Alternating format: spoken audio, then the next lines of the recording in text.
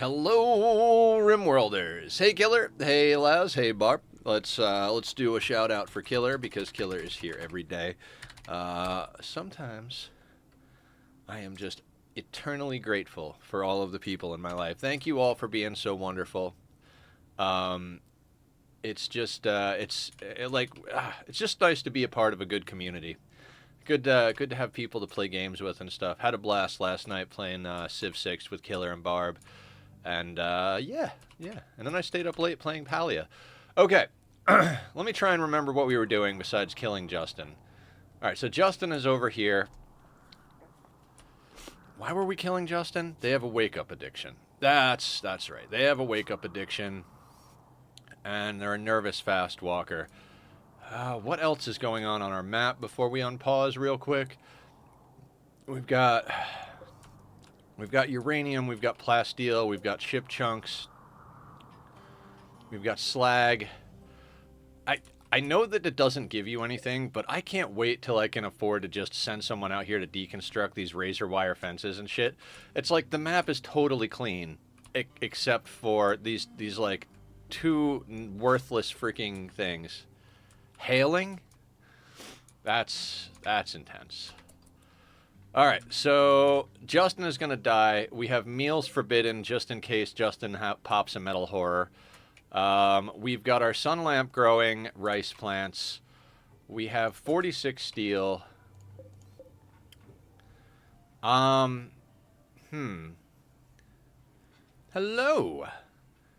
Battery is full. We've got a second solar panel. Our wealth is probably out of control, right?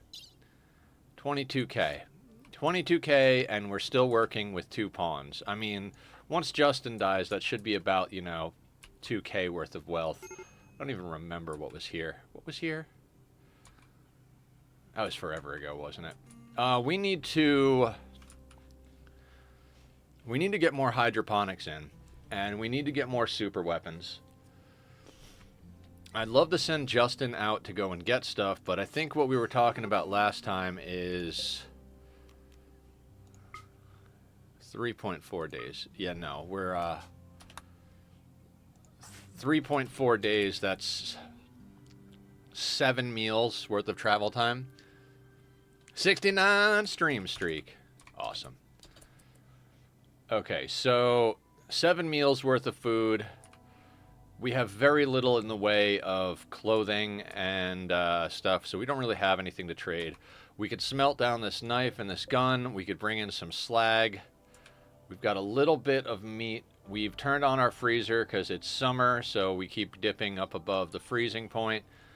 We don't have very much of anything in the way of materials. We did reinforce the walls on our main base area. I'm tempted to do these corners just so they don't burn these corners, but honestly, it's not super important.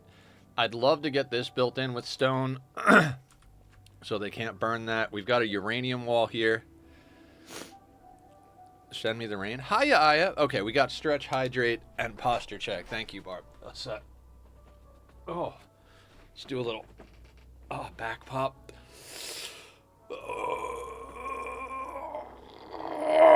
Okay. We don't have a lot of food. Cheers.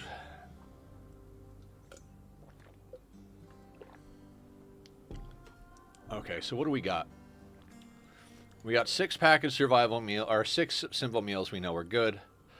Another 6 meals worth of meat. These 2 that, as long as Justin doesn't pop a metal horror, we'll eat. And then we've got 128 pemmican, which is not a lot. Do we have any wildlife on the map? No wildlife on the map. We are in summer. I don't think Nether would want to get out of bed today if it was raining.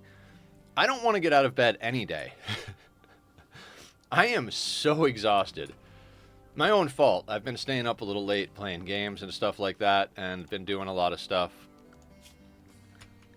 No, guys. No. Why is it that pawns want to go to the other side of the map to cloud watch? They're like in their living room here. You know what? I want to go cloud watch down here. Like, yeah, of course you do. Oh, I forgot that there's 9 steel over there. Sleep is death without commitment. I can get on board with that equation. So I did manage to finish my laundry. I do apologize for being a little late getting started today, but had to get that sorted. What are you doing, Tom? Hauling silver to stockpile. Nose is itchy today. Okay. Researching. I don't even know what we're researching. We're researching great bows, because why not? Basically, the only reason we're researching is there's nothing else to do. Tom's already at a 14. What we could do, yeah, let's get Barb training up her shooting again. Let's just shoot at Tom. Oh, you need a meal. Let's get you a meal, and then we'll have you shoot Tom. This must be all the cat kissing. Yes, my cat is adorable. Guys, I was telling Barb before stream, what are you doing? Eat at the table. Right, because I had her drafted, that's why. My fault. Always my fault. Tom, let's grab you a meal as well. Let her train her guns and vent her frustration at Tom. Right? I mean, I'm sure she's happy to be launching smoke at Tom. She is currently mind-numbed, so she's not too upset about anything at the moment. You know, you give him a serum and tell him to go. We can reform our... That's right, we can reform our ideology. Now, I don't think we're actually ready to bring on a third meme. The memes that I usually get are High Life, and I would go into Ritualist once we get some once we get some... the hell is it called? Anomaly stuff going. But we're not in a position to do that just this moment, so... yeah, basically, we reform the ideology. Yeah, we need to actually have enough infrastructure to capture an anomaly, study it for bioferret, and study it for dark research, and harvest it for bioferret. I do think we've actually unlocked a couple of researches. Yeah, like draw shambler, summon flesh beast, chronophagy, void sculptures, bioferret shaping, sleep suppressor, frenzy inducer, bioferret weaponry, serum synthesis, disruptor fares, electro harvester, generator, atmospheric heater. So we've got options once we do get into that. It's how much can we train her up on shooting?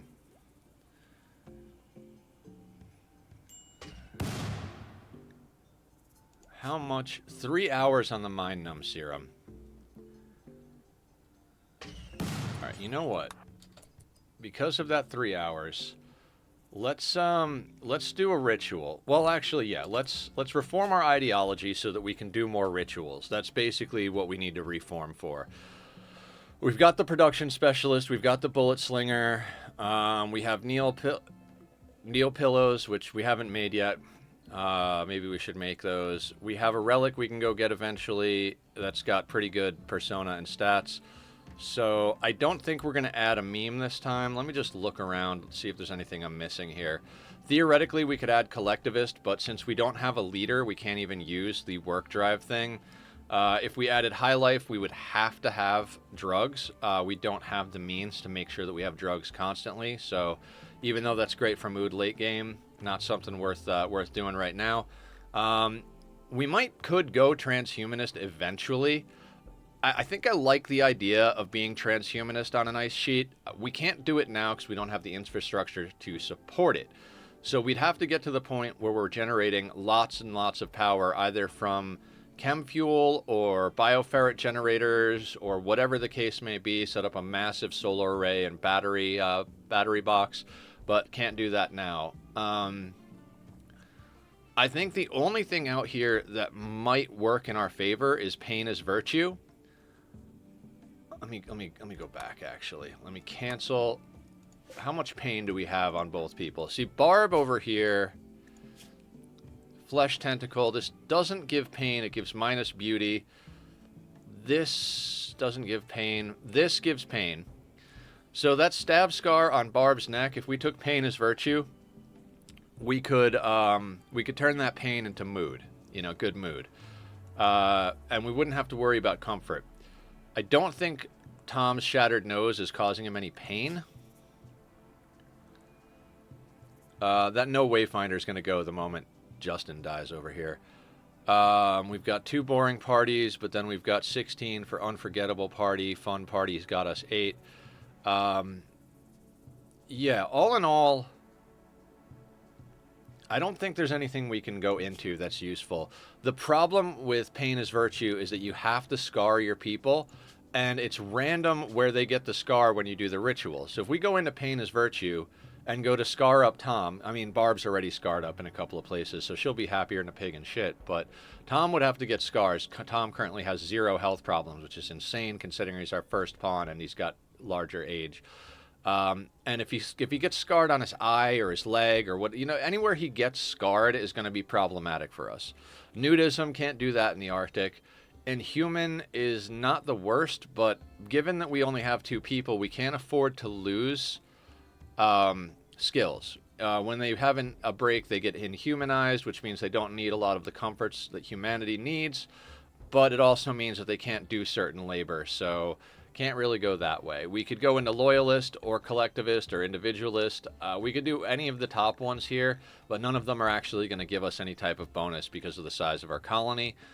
So yeah, we can't really take on any new memes. The styles, I picked the styles I like already. I don't actually even care about the styles. So let's go over to next.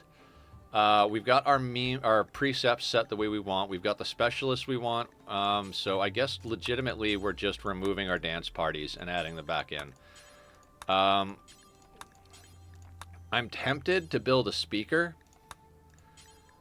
Maybe we'll do that. Maybe we'll build a single speaker, because if we build a speaker, not like a human who speaks, but a device that makes sound.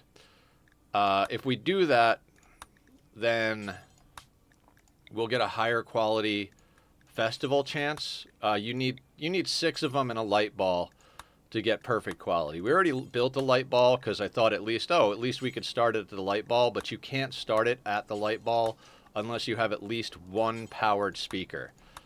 Let's see how much a powered speaker costs, because if it's like 40 steel, 50 steel, I might just make it just for the sake of making these parties more likely to do, dance party upgrades. So what do we get? We got Great Fair, Advent of Humanity, High Festival, Fluid Party, Celebration of Violence, and Fiesta of War. Sounds great. What else do we have that we need to change? We've got all the tattoos and hair and beards. We got the button down as strong. Yep, let's do it. All right, so now we can pop off more rituals if the need arises. Do we do this? You know what? I think we save these for a minute. We'll wait till Justin dies. Okay, so there's a couple of things, right? There's population intent. So the lower your population, the more the... yeah, that's fine.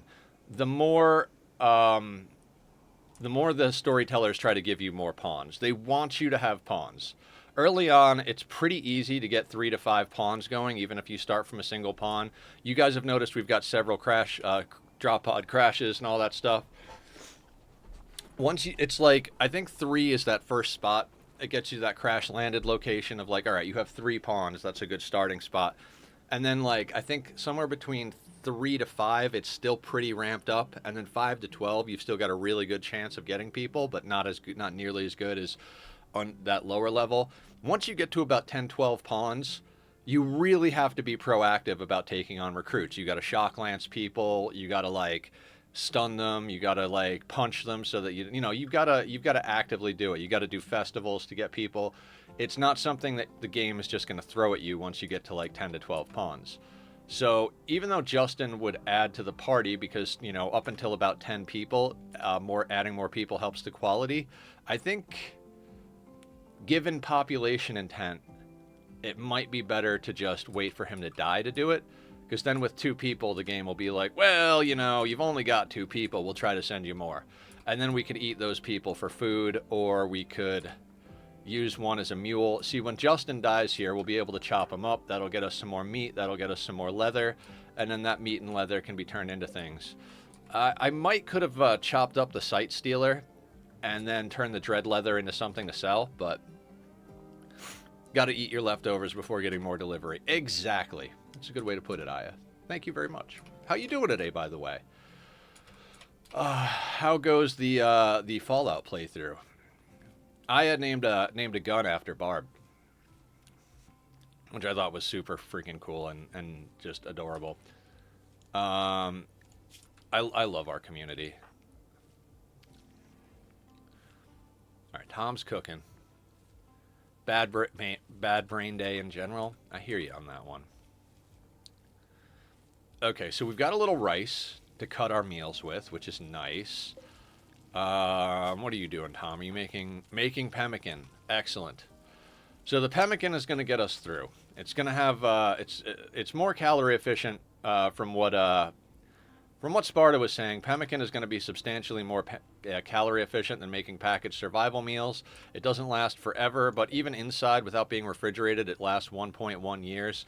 Given the history of our colony, it's quite likely that we're gonna eat it before 1.1 years is up. So let's let Tom make all the pemmican he can make right now with the meat we have, and then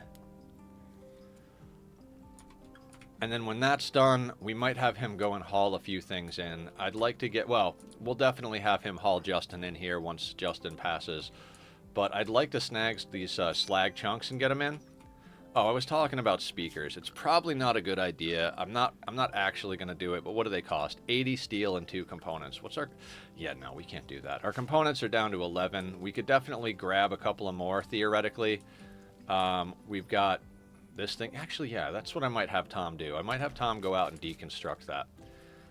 Tom's not good at construction, but we had to force him to get reasonably decent at construction just because he was our only colonist for a while. We literally had him punching benches and then repairing them to level up his I forget what we were even trying to build. We needed level 5 on something, and we were at like level 4 but had a little bit more to go. So we were like, all right, punch. I think it was the research bench. I think I had him just punching the research bench and then repairing it, and punching the research bench and repairing it.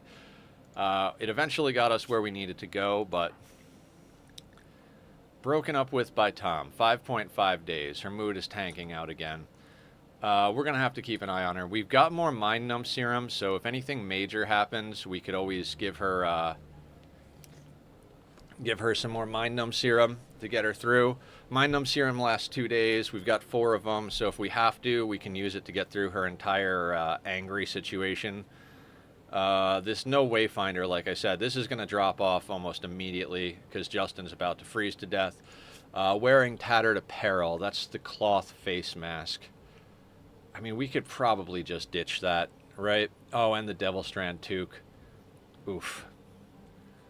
That's given her a lot of insulation. All of this. 18 degrees of insulation on the hat. Oh, 0.6, you know what? Let's get that face mask off you right now. At least that'll, like, help a little bit.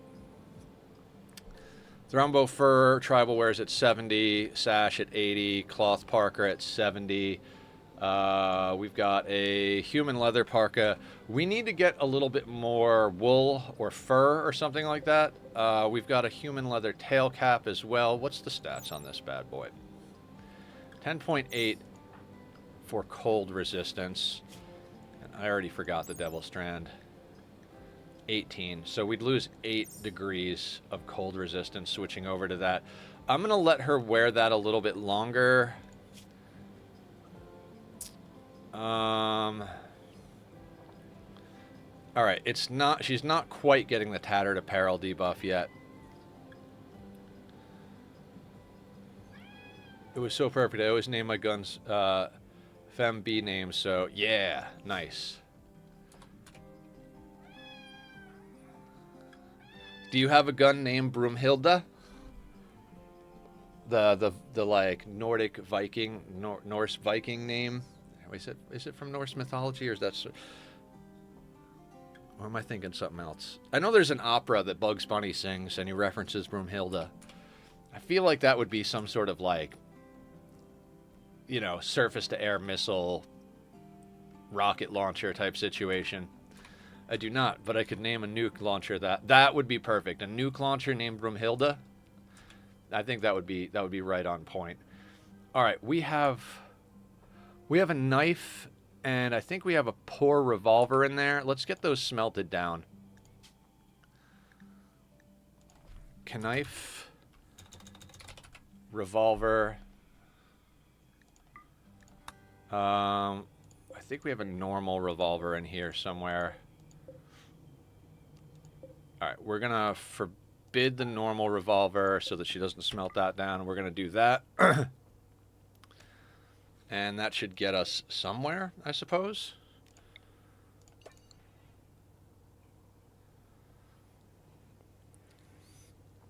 The gun is normally called a Fat Man. That's fantastic. What are you doing, Tom? You're making pemmican. I love it. I absolutely love it. How are you making pemmican, though? You have rice in your hands? Oh, there's rice on the shelf over here. I gotcha. So we're on day 6 of streaming Sea Ice. The first attempt died like an hour or two into stream, and then we got Tom here, and I was thoroughly convinced we were going to lose this run. I was like, you know what, we've probably still got a lot more to learn about how to handle it and everything. I knew from the very beginning having someone who was iron-willed was going to be very helpful. Tom was in his early, mid-40s, whatever. How many years have we been here? We've been here 189 days. 60 is a Rimworld. We've been here 3 years. So Tom was 46 when we started this whole endeavor, right? So the thing in Rimworld is once you get to a certain age, every time you have a birthday, there's the possibility that you're going to get something like frail or bad back or cataracts or something like that. Barb was a good addition since Tom's construction was Yeah, but Barb herself, she is 65 years old. So any time now, 65, 3 quadrants in 5 days.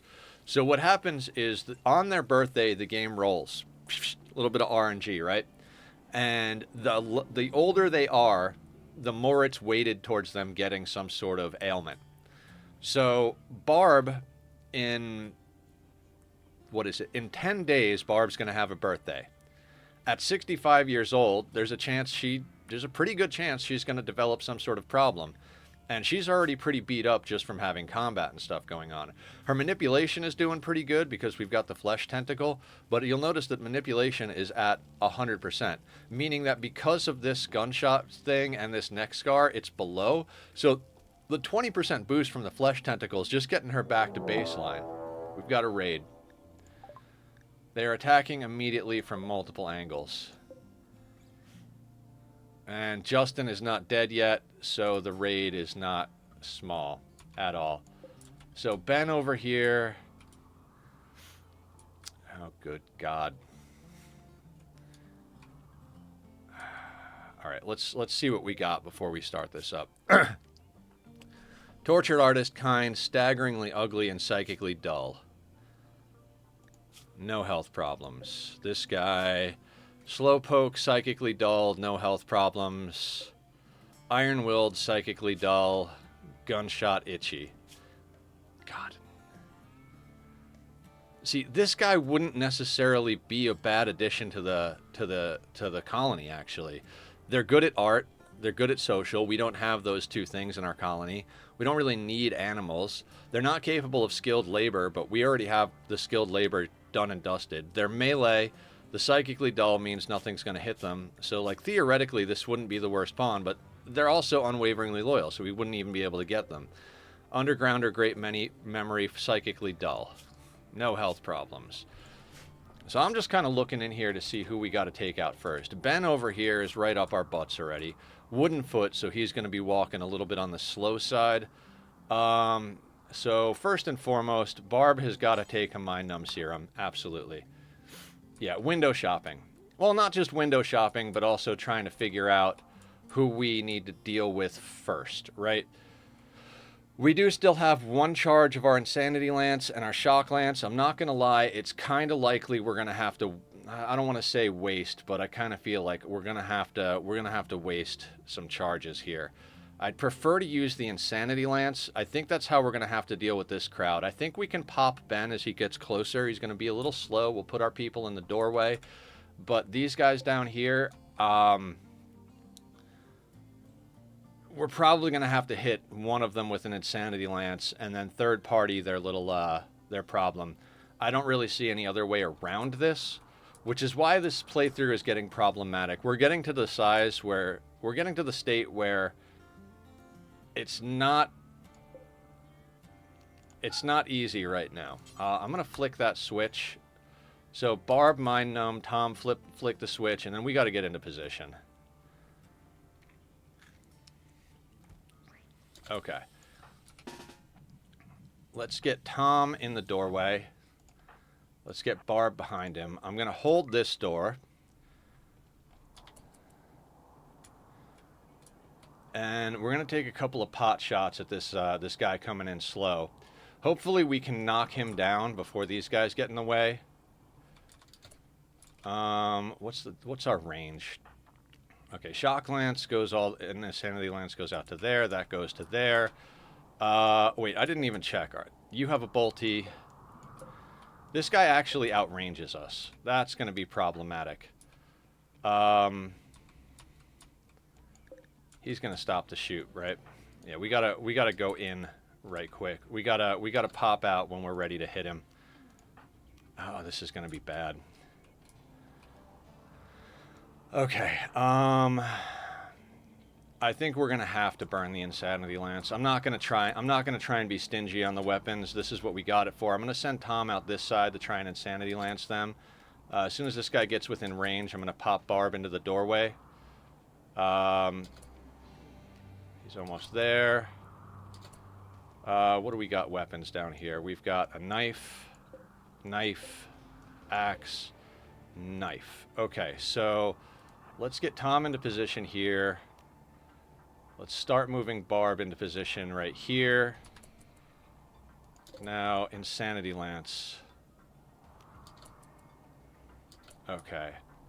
Barb, I want you to open the door, do that, and then I want you to pop this guy with a nerve spiker. I'm gonna let these guys get just a little bit closer. We're gonna hit you with the Insanity Lance.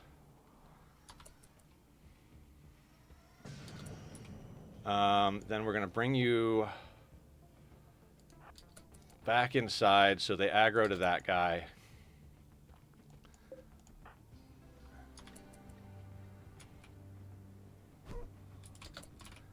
Excellent, excellent. Let's get you over there. They're all aggroing to... What are you attacking? Oh, you're going to shoot him. So let's get Barb over here to shoot you in the back of the head while you do that. Go, go, go, go, go, go, go. In. Okay.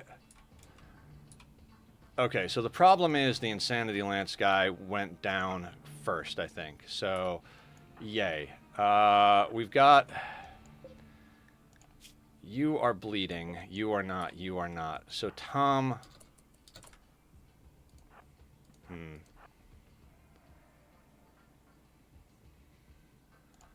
This guy is bleeding, no immediate danger. This is still steel. I bet he's going to set that on fire. I think if we move up at this angle, Tom can get a shot off. Nope, they caused problems. All right, they're going for Tom. Let's let him come inside. I'm going to have them kind of...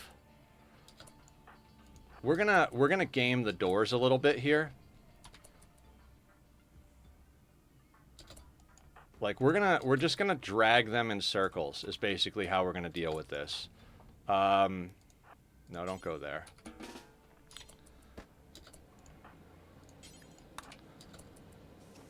That bolt action is something we got to worry about. Repair that door. Let's open this door. That should shift their aggro.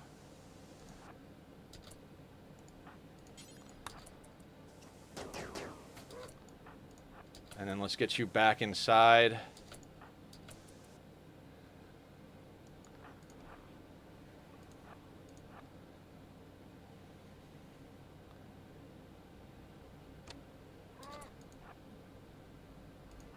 Get you back inside. is what I'm talking about. You got to play games with these guys. Now that now I'm starting to feel almost like we wasted the insanity lance, but nope, too fast. Let's get you back in.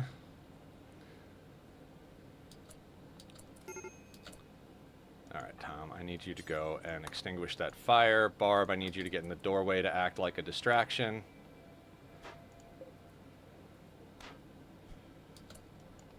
Come back down here.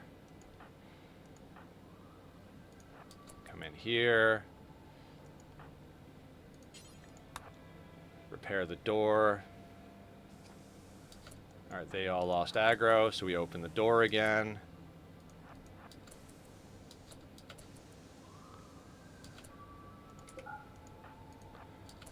Stand you there. Repair the door. Where are you guys going?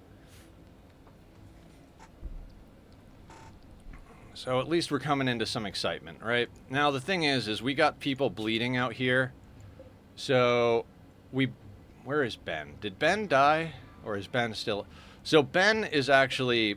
So when they have multiple angles, each group has their own threshold for breaking, right? Ben over here was on his own. So as soon as Ben takes a little bit more bleed damage, once he gets down to about 50% health, he'll break. And he'll either run or fall over. The other guy's healthy, almost. So this guy's almost done. If we could get a few more shots off on a couple of these other pawns, we should be able to...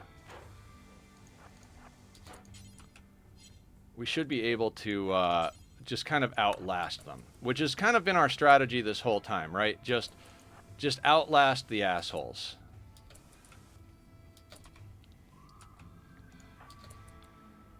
And I feel like this monkey in the middle strategy is really kind of our best bet.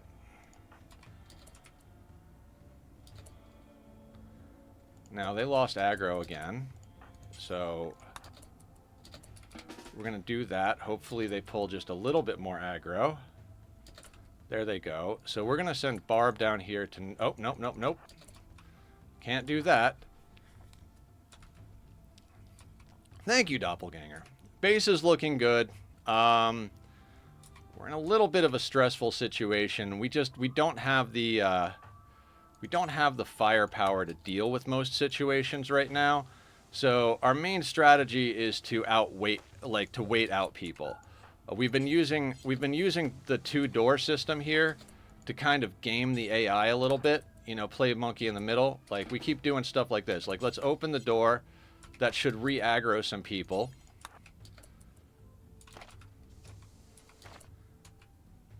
And... yeah, you set a fire, so let's go and extinguish that. You can repair the granite wall. Repair the door. Justin died. I was kind of hoping they would just kidnap Justin, but that's just not going to be a thing. We really don't have a great position going here. This is just... Tom's not really great at anything, building including. That wall is going to fucking die. Let's get you over there to repair that. I might have to actually burn the shock lance, too. I might legitimately have to burn the shock lance. I think Tom's got that. No, Tom doesn't have that. They are probably going to come in through there. Shit.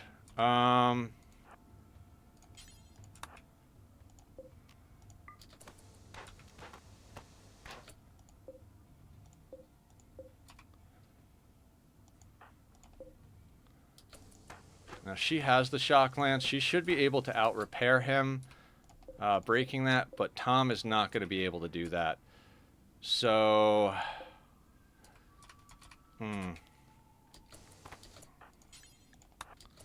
Can we game them just a little bit with that? Good shot, Barb. Great shot. Get in there, get in there, get in there.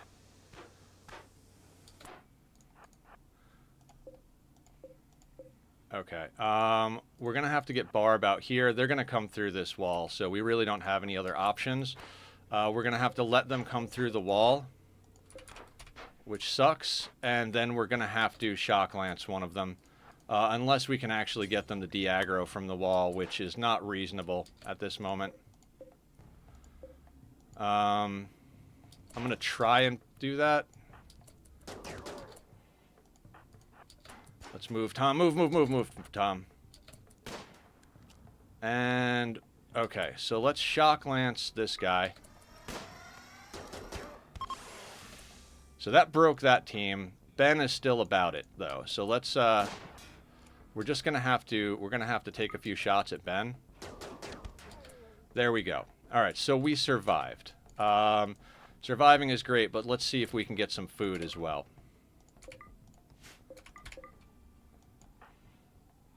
Get him, guys. All right, so we got that guy killed.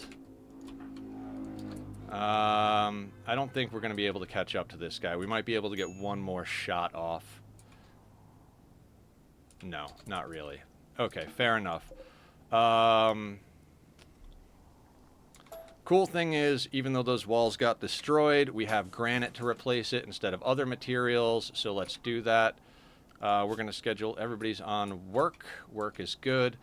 Barb is nicely mind-numbed up, so let's work on the granite wall, work on the granite wall. And then we're going to have to let them repair something. Oh, yeah, Tom, I'm going to need you to punch this guy to death before he wakes up. Actually, did he bring us any good stuff? A normal toque. Okay, so strip him and then kill him. Barb is going to rebuild the walls. Justin is dead. So we're going to have to get Justin sorted real quick. So as soon as Tom's done punching this guy to death, we'll go and haul in Justin and butcher him first. And we don't want the site stealer. And we're going to go in here and we're going to suspend the butchering.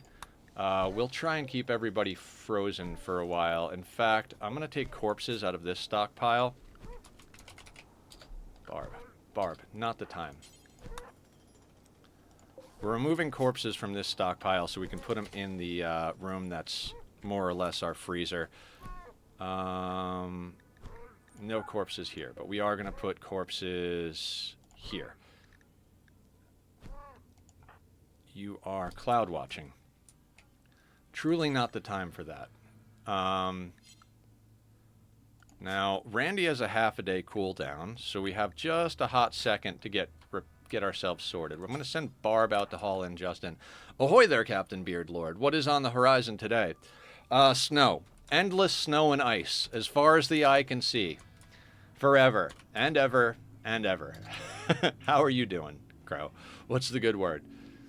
Okay. Let's have Tom haul that guy, and then haul that guy. Justin died, so these meals are reasonably likely to be okay. So that guy brought a knife. Jesus, that's loud. I still got to get the vroom vroom emote sorted so that when we have loud cars go by, you guys can spam vroom vroom. But at the moment, last night I spent most of my time working on downloading, naming, and uploading VODs because So basically what happened is I went really hard for about, I want to say 3 weeks, a month, where every day, as soon as stream ended, I would nonstop edit and upload footage. And then, and ever since then I've been kind of like, not on a break, but I've been reasonably well keeping up with the content, but at the same time it's like, it is a lot to keep up with. You know, when you're your own boss, so to speak, you know, I think a lot of people, I was talking about it with Barb this morning, I think a lot of people look at it as like, oh, you're your own boss. You could take time off, right? We're dead. We survived, but we're dead. Right? But the thing about being your own boss is you need to have the discipline to be your boss. You know, the analogy I used this morning was, if you are, let's say, running your own retail store, right?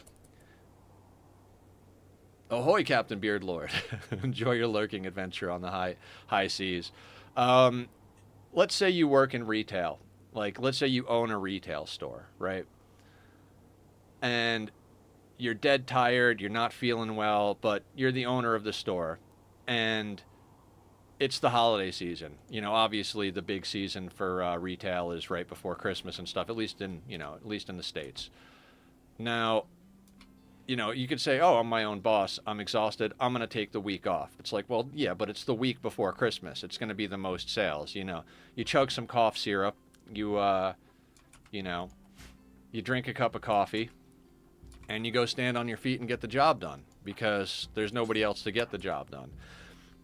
And I'm not saying that streaming is exactly like that, but there is definitely that pressure to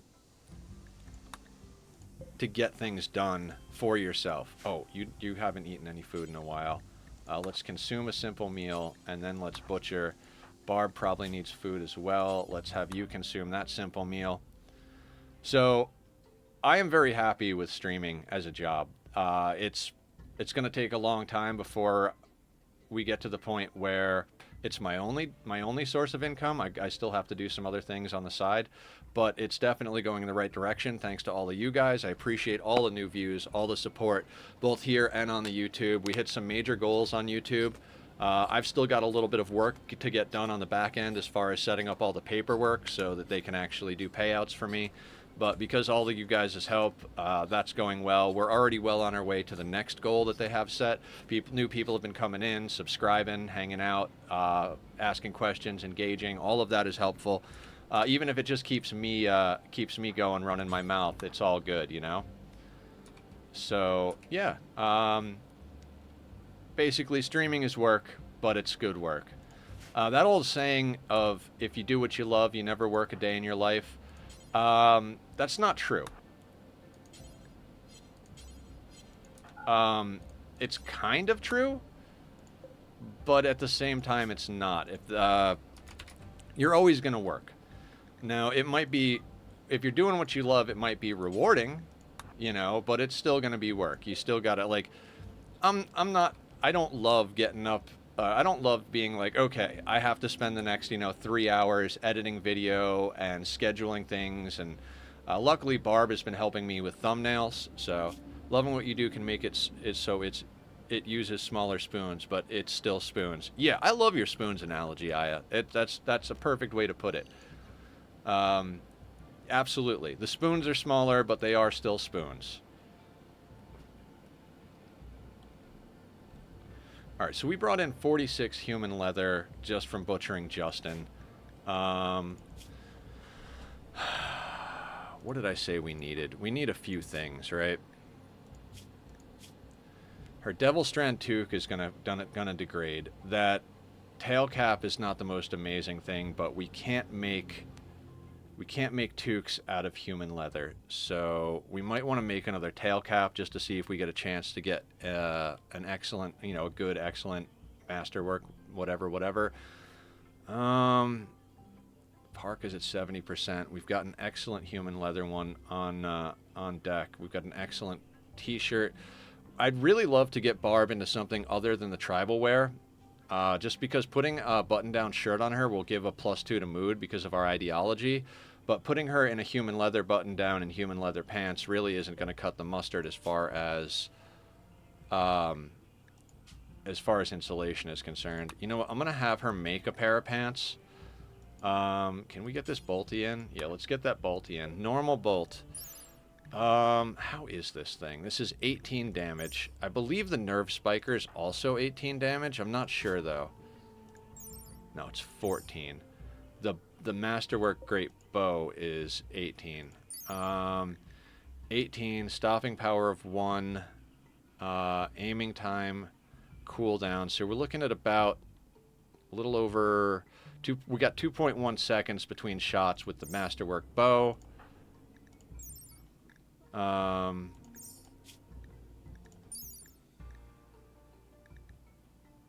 Same thing with the nerve spiker, 2.1 seconds.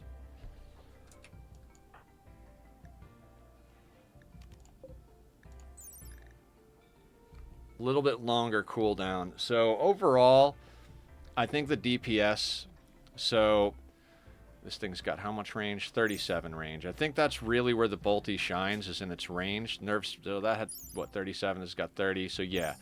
And then the bow is at 26. So yeah, I still think the nerve spikers are best bet, but I'm willing to keep the bolty in case we bring on a new pawn. Actually, I don't even know. I think I'd almost rather have the new pawn have a masterwork bow. One more thing. What's the stopping power on the bow? 1.0. What's the stopping at power on the bolty? 1.5. Bolty might be worth having. Bolt action rifle in this game is basically the poor man's sniper rifle. It doesn't quite have the distance of a sniper rifle,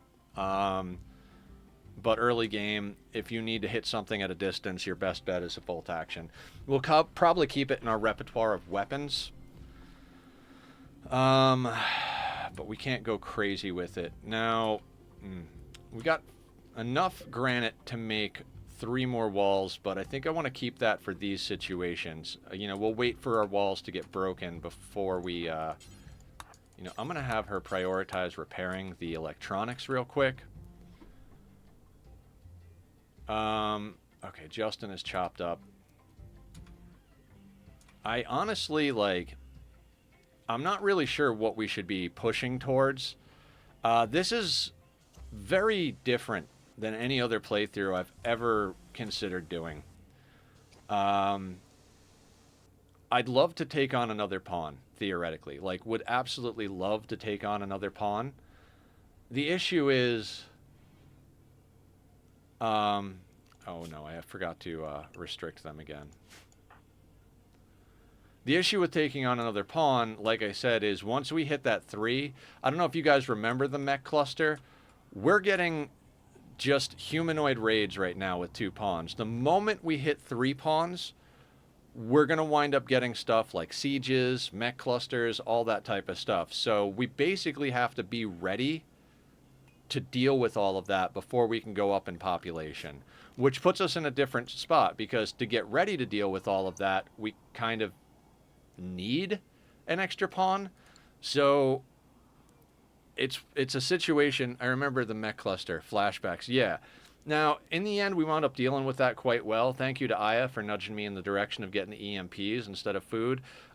I don't know. We might have been able to wait that thing out, you know. But then again, it's like, if you don't, and the bolty would have came in helpful in that whole situation too. It would have been easier to wake it up from afar, although they did have that low shield thing, which is why the EMP was so essential. So we've got an EMP, we've got a smoke launcher, we've got a bolt action for range, we've got a nerve spiker to deal with organics. Tom's charge rifle has been coming in handy since day 1. So all in all, we're doing pretty good here. It's just that, like I said, it's going to be one of those situations where we're going to have to, it's like stall, jump. Like, we're going to have to stall until we get to a certain point where we're like, okay, we've got enough weapons and enough armor that we can get someone, like, that's kind of what I'm trying to do right now, is what can we get as far as a spare set of stuff? Because if we can get a spare set of a decent weapon and a spare set of cold clothing, we could theoretically bring on another pawn. What I'd like to do is get 2 or 3 spare sets and then jump from 2 pawns to like 5. If we could do that, we'd be much better equipped to deal with all of this. Then we run into the issue of, like, if we do get something like a siege, we don't have mortars. Again, that's where that bolt action is going to come in handy, because if we can trigger the siege with the bolt action and get them to assault the colony instead, that would be a lot better for us. But it really also depends on what kind of pawns come in on the siege. If we have to get so close to it that we can't outrun them, is taking damage and is seeking a place to land. Its commander wants to land at Sea Ice 2. Neanderthals from Goldwater will attack the crash site in an attempt to kill its occupants. You must defend them. The shuttle contains Bry and 2 Janissaries. The commander must be rescued, but the Janissaries may be sacrificed. After 8 hours, a rescue shuttle will come to pick up the survivals. You need to get them all on board within 12 hours. Archetype metabolism, Glitter World, or a book. So none of these rewards are really worth it, but this is the one time I'm considering taking a quest because of the shuttle loot. The shuttle itself is going to provide us with slag and components, I think. Might also provide us with some actual steel. So it might be worth taking on. The thing is Neanderthals are pretty goddamn tough. Um,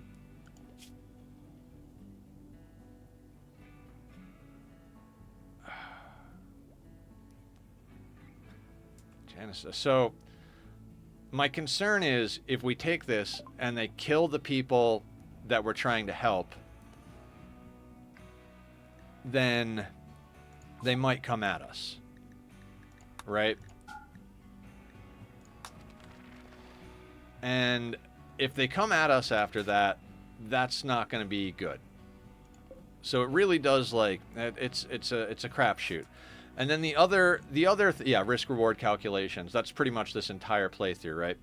The other thing to take into consideration is that these quests kind of suck because if you accidentally friendly fire somebody, that's just going to drop your reputation more. So any bonus to whatever we're doing here might actually be outweighed by the fact that our goodwill is already -12 with them. They're gradually heading towards enemies with us. That's because of our ideology. Whenever you play supremacy, you have natural goodwill of not goodwill. Everybody is going to tend towards hating you because you're a supremacist. You know, if you think you're hot shit and better than everybody else, people don't tend to like you. Same goes for real life. You know what I mean? So it's I don't think it's worth the risk at this point because we've got a good grind going here. You know, those Itakeens just brought us in some food. We've got enough power to keep our rice growing for the rest of summer. Until the solar completely dies off, we can just kind of keep this rice situation going. You know, I turned this on so you could actually smelt, and you went to bed instead. Did we miss some weapons here? I feel like we missed something. So there was a knife, there was a bolt action. What was the other thing? Oh, there's another knife out here, right? So let's do a quick work zone over there. Tom, would you go fetch that knife for me real quick? And then when you're done, I want you to clean the barracks and then eat a simple meal. After you finish that knife, I'm going to have you eat as well. That Mind Numb Serum came in clutch there. Do you have like 30 days of darkness being up north like that? I don't think it's 30 days. In the summer, we have light pretty much nonstop. In the fall, this gets chopped down to about half to a third energy. There is a little bit of up and down depending on the time of day. But basically, once we hit winter, we get no light for, I think it's like 15 days. I don't think it's not 30, but I think it's like somewhere between 15 and 20 days of no light at all. So once this dies down, once we get to winter, it's the 13th of August. Seasons are 15 days in this game. A full year in Rimworld is 60 days. So we've got 2 days until summer ends and it goes into fall. Once it goes into fall, we're going to start running into more power problems because, like I said, these will start to drop down. They do a pretty good job of transitioning so that it doesn't just immediately like fall apart. But at the same time, like I said, it's there's a reason we're trying to stockpile pemmican here. If we can get a couple of more harvests of rice and then chop these guys up and combine them into pemmican, I'd be pretty stoked about that. Right now, Barb is repairing things. In fact, let me get her schedule sorted out. I'm going to put her on anything like this for a while. Her Mind Numb Serum is going to mean that she's not going to break, so we don't have to worry too much about that. She's got 19 hours of just... if we get a quest for them, Doppelganger. Vanometric power cells, that's very much an RNG type of thing. Very good if you can get them. Same thing if you get a mech cluster where you can destroy it without blowing up the unstable power cells. Any power source that gets you stuff without having to fuel it or rely on unstable stuff like sun and wind is fantastic. A lot of times I like going into chem fuel mid to late game, but that's also on maps where you can grow a lot of organics.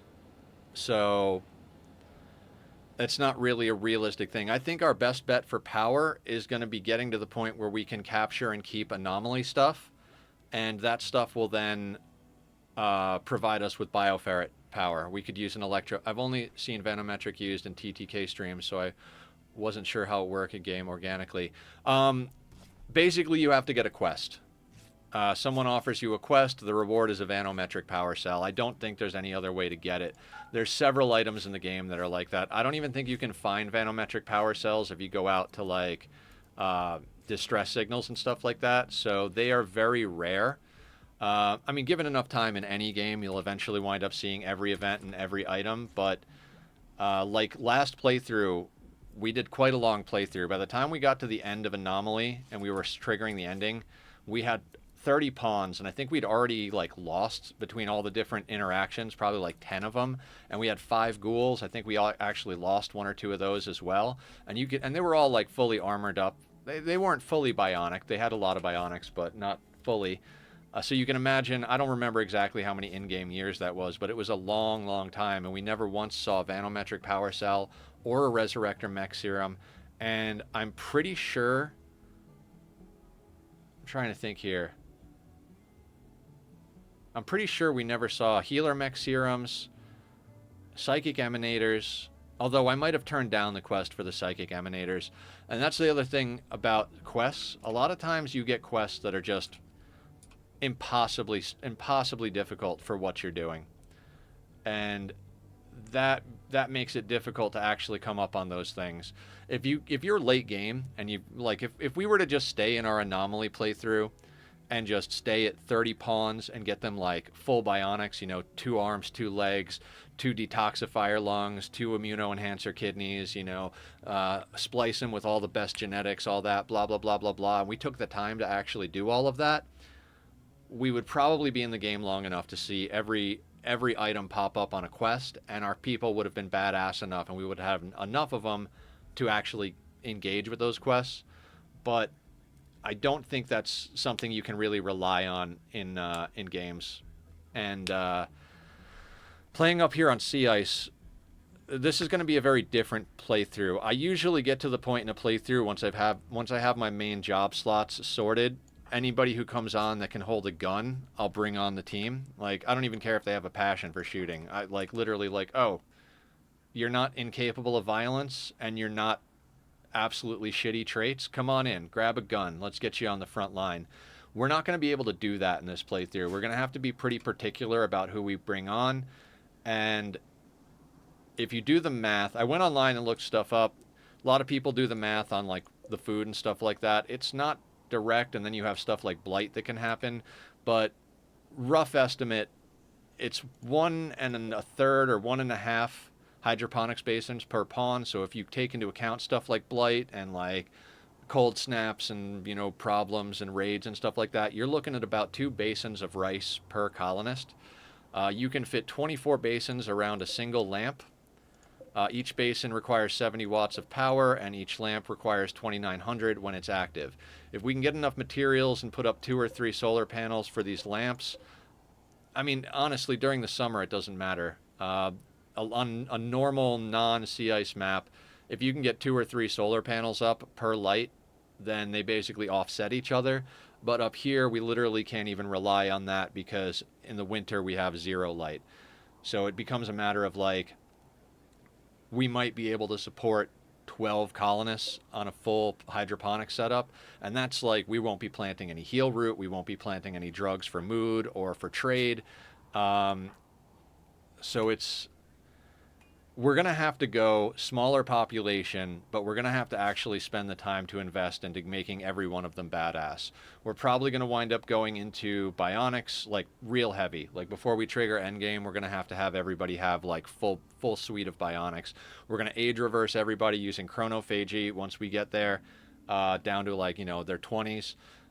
We got to make sure that we actually go shopping for genetics and splice on really good genetics for everyone. We want everybody to have robust, unstoppable, blah, blah. You know, we want everybody to be like able to just do everything and move quick and never break. So we're going to have to spend a substantial amount of time getting some really badass pawns in this playthrough. Now, being that that raid just came at us, I'm not sure it's the proper time for us to do rituals because if we get a pawn we don't want, that's just another corpse we got to keep frozen.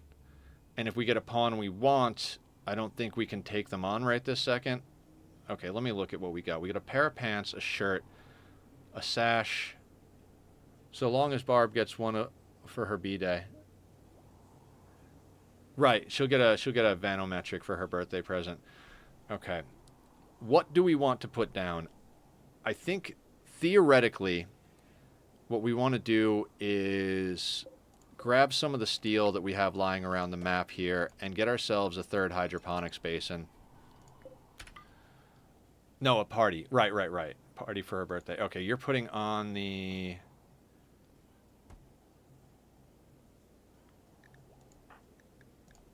Yeah, so we're also out of shock lances and insanity lances. So our get out of jail free cards are now very, very small. All right, how much steel do we have here? 78. So if we haul in 2 chunks, yeah, let's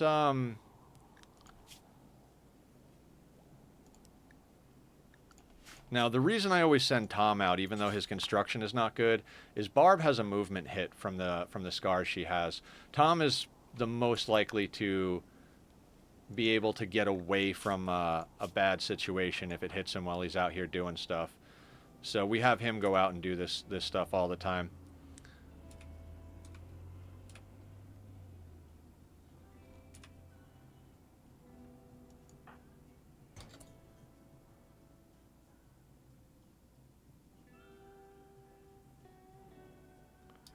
All right, yeah, let's get the components back. All right, he's queued up to make bulk pemmican. So now let's get the steel in first. 20 steel.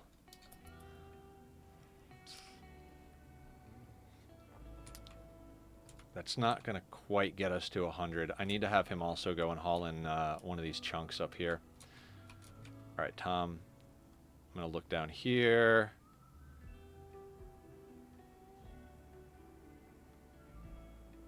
Okay, no. Let's have you... Actually, we need to get him a meal. Alright, I want you to consume a simple meal, and then I want you to come up and get that chunk. Barb probably needs a simple meal as well. Consume a simple meal.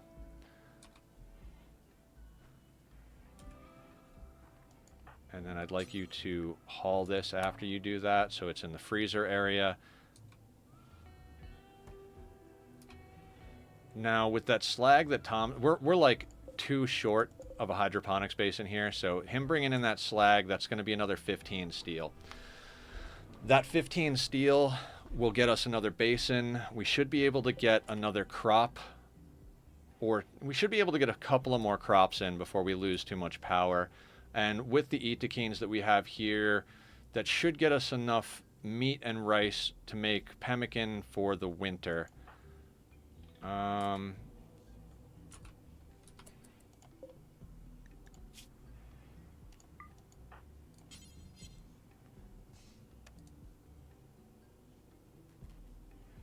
Smelting. I don't want you to cloud watch, Tom. In fact, I'm going to risk having Tom come up here to get another piece of pie. And then we've got 2 more slag chunks down here. I think one of the things I'm looking for the most when we do a ritual is a temporary miner. If we can get someone with good mining to knock out some of these things, like, as crazy as it sounds, I'm actually more excited about the sandstone than most of the stuff on the map. But if we could get someone who's real good at mining and can get this plasteel mined out, problem is plasteel has 8,000 health per tile versus like sandstone, which is at 400. Just about anybody could knock out this sandstone reasonably well. We've got 1 piece of silver over here that almost got mined out by our last mining slave, I suppose. And then down here we got uranium that's at 4,000, which is half as much as the plasteel.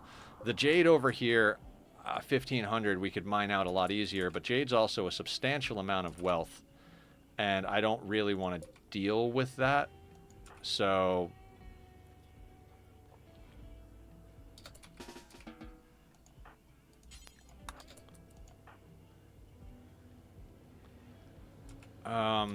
so yeah, we'll probably pop off a party here in a second, but we're also trying to outweigh a couple of mood problems. Barb is still on Mind Numb serum. Oh no, she's not. She came off the Mind Numb.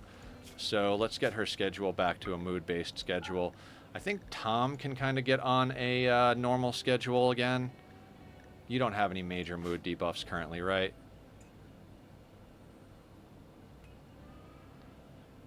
Must have a wayfinder. Can I make you a wayfinder again? I can.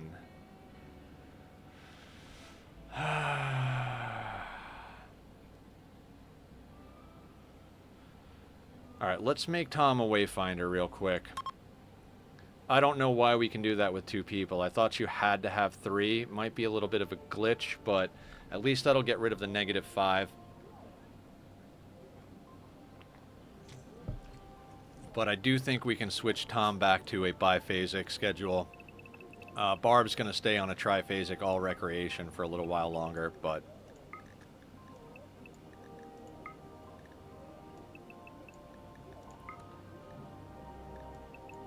yeah, those abilities are very handy. It'll actually mean we won't have to rely on the Mind Numb serum as much to get Barb through her breakup. Because we could just hit her with a counsel. Tom will be like, hey, you know how I broke up with you? It's not really that bad. I mean, I'm a terrible person. You really shouldn't worry about it so much. She's like, yeah, you're right. Screw that. I'm not upset anymore about you breaking up with me. That's not exactly what's going to go on, but, you know, part of it. Drowsy was imprisoned, is going to be up in 7.4 days. That flesh tentacle... I'm glad she grew her toe back for the movement, and that flesh tentacle does get us our manipulation back up a little bit, but God. Successful role change. So no Wayfinder is gone. She's still in an absolutely wretched mood. Tom is going to make bulk pemmican. Colonist died. Yeah, that's just going to keep happening. This is why Iron-Willed is such a good trait in here. I honestly think an Iron-Willed psychopath might be the best way to go for a start on this. I mean, there are a lot of good traits out there. A tough Iron-Willed psychopath, I think, might be an optimal situation. Back in the day before ideology was a thing, you wanted to get the cannibal trait because cannibalism was not a thing that people liked. So with ideology, you can make your ideologian be okay with cannibalism. So Iron-Willed with cooking, construction, and shooting are big ones. Cooking, construction, and shooting, yeah. Like, some people would make the argument that you need good intellectual for researching, but the thing is you're going to be researching. It doesn't matter if you're good or bad. I think a passion in researching would help with mood, because when they have a burning passion for their work, they get a mood boost, right? So if you have a passion in intellectual, but yeah, cooking, construction, and shooting. The reason Tom is doing so well on this playthrough is they have a burning passion. Also, great memory is another great trait. So, like, Iron-Willed, great memory, maybe nimble, so they don't trigger as much stuff, you know, like, because we don't get to do a lot of anything up here, and once you get past a certain point with skills, they deteriorate a lot faster. It's going to be difficult to get Tom anywhere higher than a 13 and keep him there at the rate that his skills are going to deteriorate. Barb, on the other hand, even not having a passion in a lot of stuff, isn't deteriorating because of her great memory.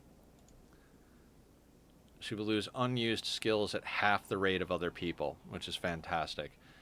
Okay, we need to go a little bit faster, so I'm going to start going a little faster here.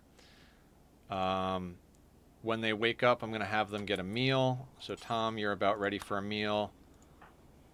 Barb's gonna get a meal, and once they're up, I'm gonna have Tom counsel Barb. It might go horribly wrong, but if it goes horribly wrong and she gets more upset, we'll just have her take another mind numb serum. When you wake up, please eat. Great memory, psychopath, cooking, building, shooting.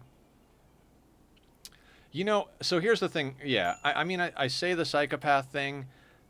I'm not 100% sure, because there are certain things that psychopaths don't care about. Like, they don't care about seeing corpses, which our people don't care about anyway because of our ideology, right? Oh shit, this needs to get turned off. I keep forgetting to turn that off. And we need to build another one of these. So let's do just a little bit of a rearrangement of our... nope, nope, nope, not a copy. Not a copy. Let's do that. Alright, she's on top of it. Let's move that there. Okay, cool. And we're going to put another one there. So, psychopaths are harder to get recreation for. You really need a lot of drugs for psychopaths to be happy. So that can be a problem. But early on, like, it basically... like everything stacks with expectations. The lower your expectations, the easier it's going to be to keep anybody happy, including a psychopath. But psychopaths don't get any recreation for social engagement. So that whole relaxing socially recreation that some of them get, psychopaths don't get that. But before ideology, it used to be very useful to have a functioning psychopath in your colony. You basically had them do all of the corpse management, like they did all of the cremating. If you had to butcher people for a cannibal, you had the psychopath butcher people for being a cannibal. Because I think cannibals still get upset about butchering people. They'll eat people, but they get upset about having to butcher them. It's a whole ridiculous, nonsensical thing, right?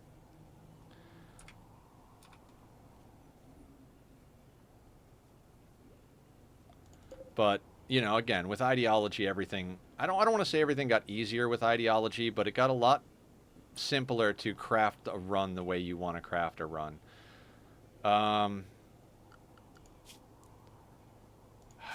We are really battling wealth right now. We kind of do need to bring on a third colonist. Since regular meat-eating, humans have no issues with that, right? Alright, so what I need to do is go in here.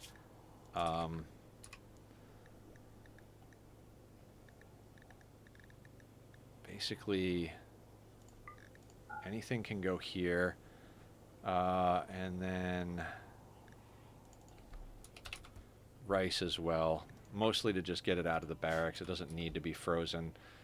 I'm tempted to keep chopping up corpses, but I think it's actually better to keep them as corpses for the sake of wealth for as long as we can.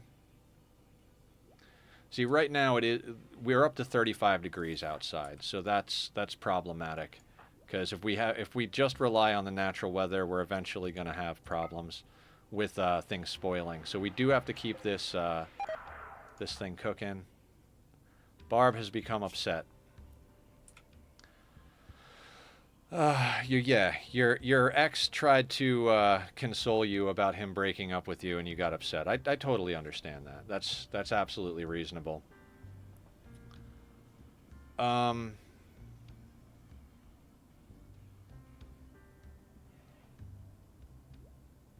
Okay, I think we got to do a festival. And you guys have eaten. You're okay. Okay. We got to do a festival, and we've got enough food now that we could actually... We've got enough food, and if we chop up the other 3 corpses, we could send someone out to go trade, which might get us another shock lance or insanity lance or something like that. You know, basically give us a better chance at surviving whatever the next threat is that comes at us. So I think that's worth doing. That's kind of what we're hoping for. If it's a miner, we'll have them mine up stuff on the map. If it's an actual good pawn, we might keep them. I was just about to say, provided we actually get someone 41-year-old, great memory, steadfast, bisexual, who's good at shooting, melee, and construction. God, this is a pretty good pawn. Health problems? Oh my god. Bite, scar, asthma. Ugh.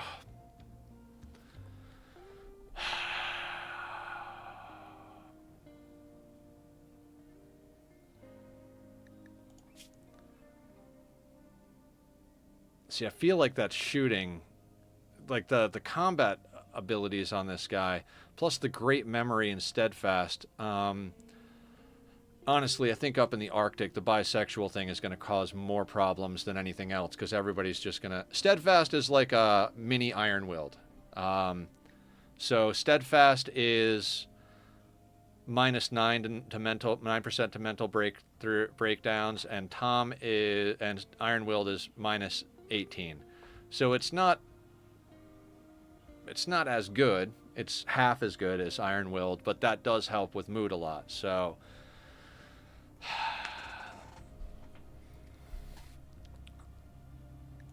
this whole asthma thing is going to be problematic. Yeah. I think we might keep him.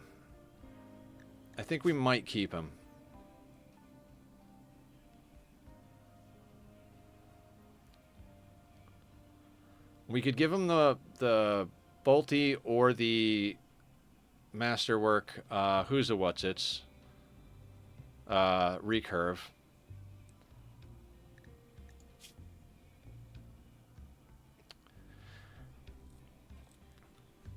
We gotta pull the trigger on more pawns eventually, right? And I think somebody who's good at shooting and isn't likely to break.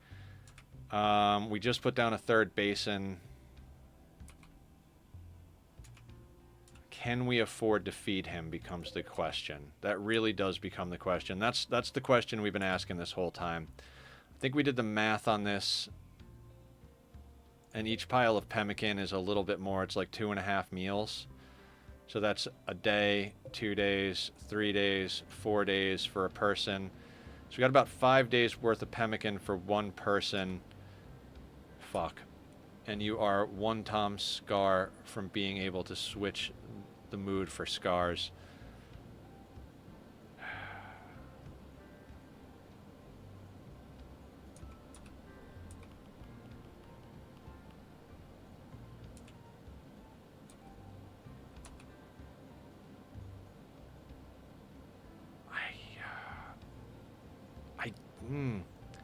I feel like it's time.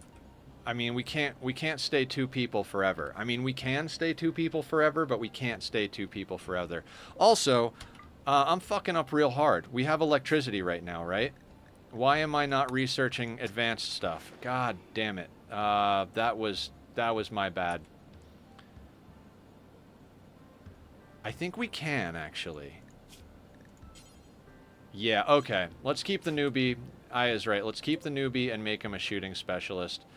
Let's also chop up another one of these Itakines. Let's get him a proper schedule. We'll get him on this. We'll get him over here on work.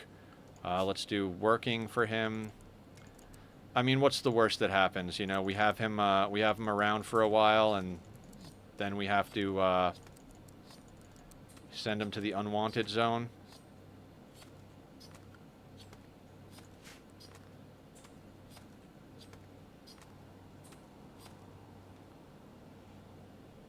Okay, so let's, what does he need? Poor. So he's going to come in, put on the pants, the shirt, the parka, and the toque, and a sash. So, okay, so let's let him do that. Yeah, that's exactly what I was thinking too, Aya, is like, if we have to, we can just do a lung transplant the next time we have somebody else come in. Whether it's someone we get from a joint event or someone we get that gets knocked down from a raid. Like, we had a raider get knocked down last time. We could have yanked a lung out of him and given it to Singleton over here. I can't believe his name is Singleton. Like, Because I've been playing a lot of Magic lately, right?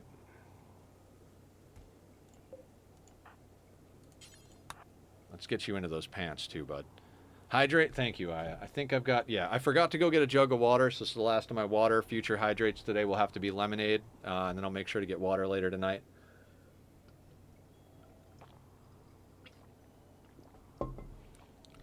Okay, and then weapon-wise, I'm going to give him the bolt action for now. And then... Cloud watching. Are you set to work? Okay, fine. You can cloud watch out there. Okay. We need to plan for our next person. I think we've got 54 human leather. We've got a normal shirt, poor parka, poor shirt. We could really, okay, so let's have Barb make another pair of pants. And after that, we'll have her make another tail cap. So we need 40 and another 20. So we're going to have him do that. All right, we are going to have to continue to micromanage food. I know I'm playing on a 1, and I do apologize to anybody who's who wants to see me go faster. The thing is if I go faster, I'm going to screw up. So we're gonna take it slow and steady. I think that's the best way to get through this. And once we get a little bit more established, we'll go from there. The other thing is if we bring another person on, we're gonna need another bedroll.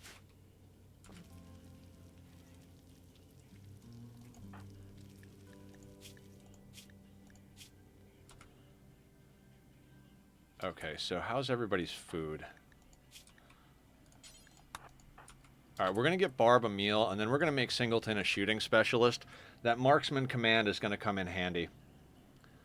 That's going to make everybody shoot a lot better, and I do believe no matter where he stands in the base, I think the entire base is going to be within range.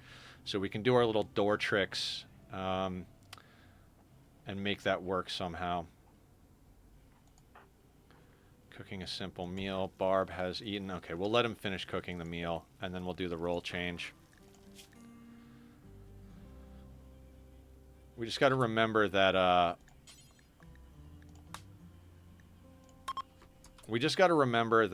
it's not just about whether we have the space to do this.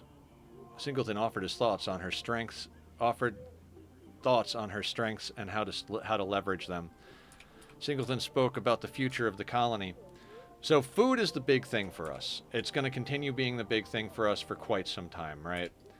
Like, upon being good versus the amount of food it'll take to keep them fed is the big problem in our colony right now.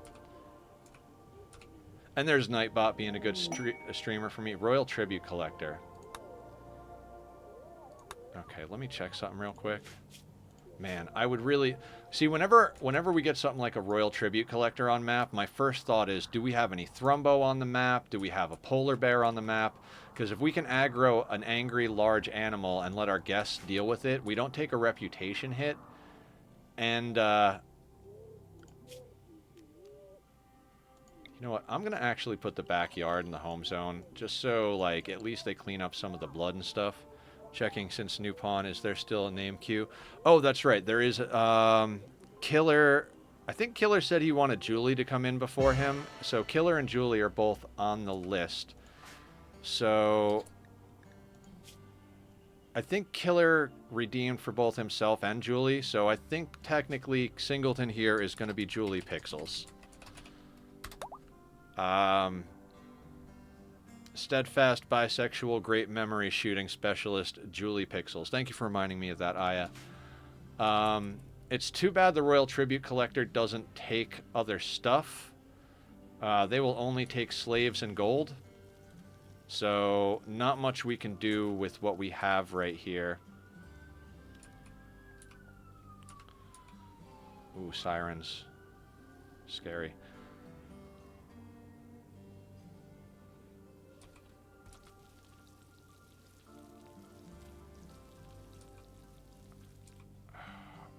really wish we had wildlife on the map.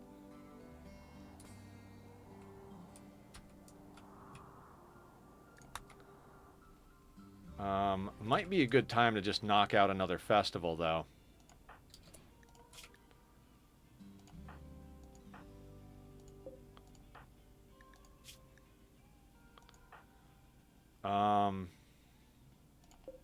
Yeah, let's do another festival while they're here. I can't start this at the light ball, right? No powered speakers. Literally need one powered speaker. So if we started at the light ball, we get a percentage increase, and then we have up to 30% additional for loudspeakers. If we got down 6 loudspeakers, we'd have the 100% expected quality. It's never actually 100%, but let's do this. Then we'll get Julie a meal, because Julie's going to get a little hungry, but, you know, that's fine. And let's see what we can roll here. If we can get a pawn that we can send out for a mule, I'd be pretty happy about that. I'd chop up the rest of these guys and then send them out with whatever clothing. Boring. Okay. Julie, after you do that, please eat a meal. We'll do another festival. It always is a big kick in the teeth whenever you get a bad festival like that. It's like something that would normally help a lot with mood, but then you get a mood debuff instead of a mood buff. So anyway, man, I feel like my voice is getting a little hoarse. By the time we get to Friday or Saturday, mysterious cargo. The cube? You guys ready for the cube? It could also be a revenant spine or any number of other things.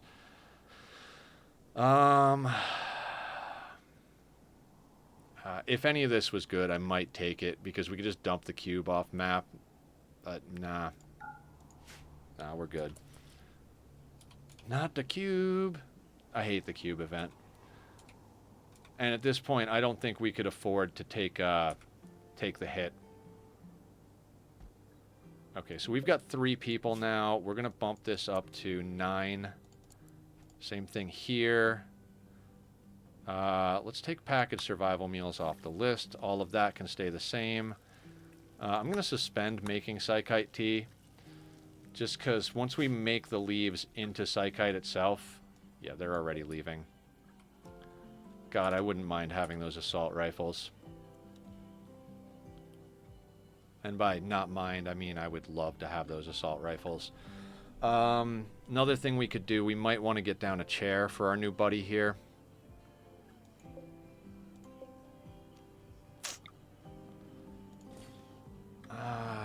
I think they can... well, we're micromanaging food, so we don't technically need another chair, right?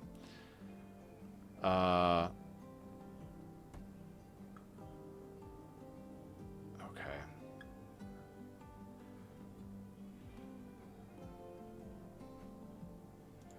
Julie.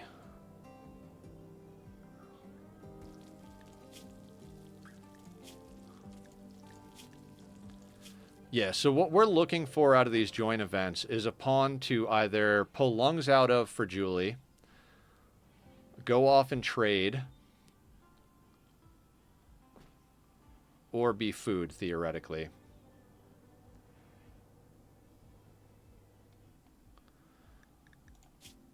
Yeah, that marksman command's going to help. I have more coffee. I do have more coffee. Cheers, everybody. Hey, yesterday was amazing, guys. I'm absolutely loving the current Oxygen Not Included playthrough. I like the balance we have with stream right now. This is an extreme challenge. We're taking it slow and steady. It's very like, you know, we got to do whatever we got to do to get this going, right? But the Ani playthrough is very like, although it has its own stresses, like yesterday I screwed up. Totally at the end I figured it out, right? I didn't insulate the petroleum pipe, and so the petroleum was cooking the polluted water.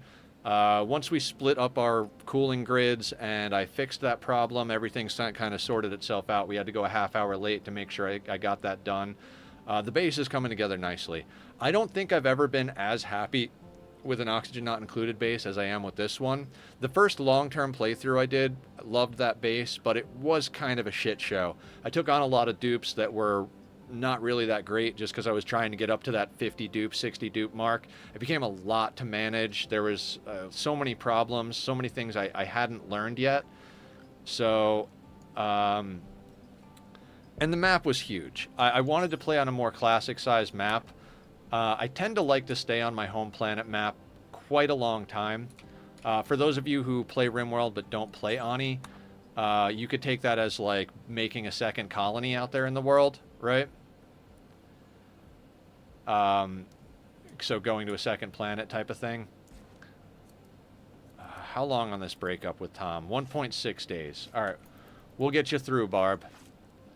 Tom, Barb, and Julie out here in the Arctic.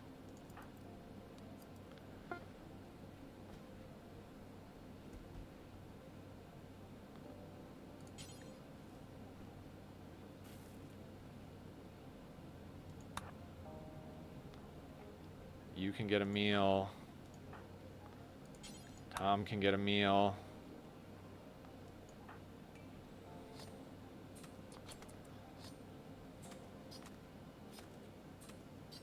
Can I get lungs and food? Yeah, it's time. It's probably time to do a party over here. Did I queue a tail cap? I did queue a tail cap, so she's probably going to do a tail cap here in a second.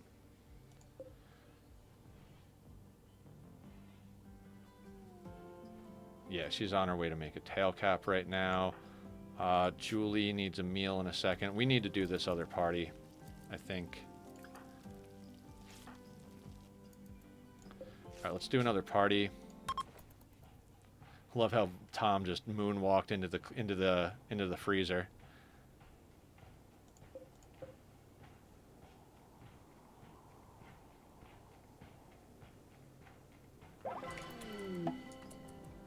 All right, what do we got? Bicep. All right, bud. What are you? Optimist, jogger, cannibal. Good at crafting and intellectual. Not a dance party without some dancing. Absolutely. God, that is pretty good. Goddamn fucking scars. We really should get into. I guess we're gonna go pain as virtue. Next time we can reform. If we take on bicep here, that like solidifies it right there. Is like, God, that is just a thing, isn't it? All right, so we need to get bicep.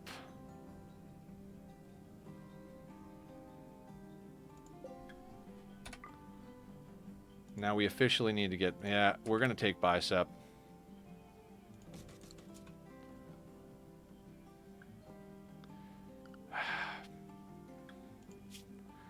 I don't honestly think we can afford to feed all of these people, but I'm getting to the point where I'm like, you know what, if we don't start making some progress towards like a larger colony, I'm just going to get bored with this playthrough. So I think 7 and you're at an 8. So Barb, we can leave her on crafting. I'm going to take him off tailoring for a hot second. I'm going to let Barb finish that because the other person can't finish the project for them. We'll try it. We'll try it.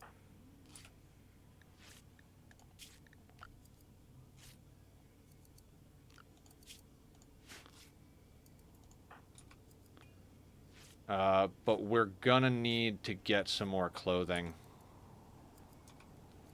What'd you come with? A knife?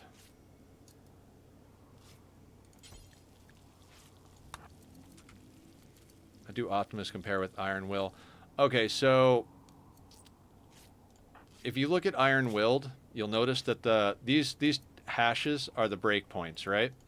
So this is a normal pawn, this is an Iron Willed pawn, and this is a Steadfast pawn.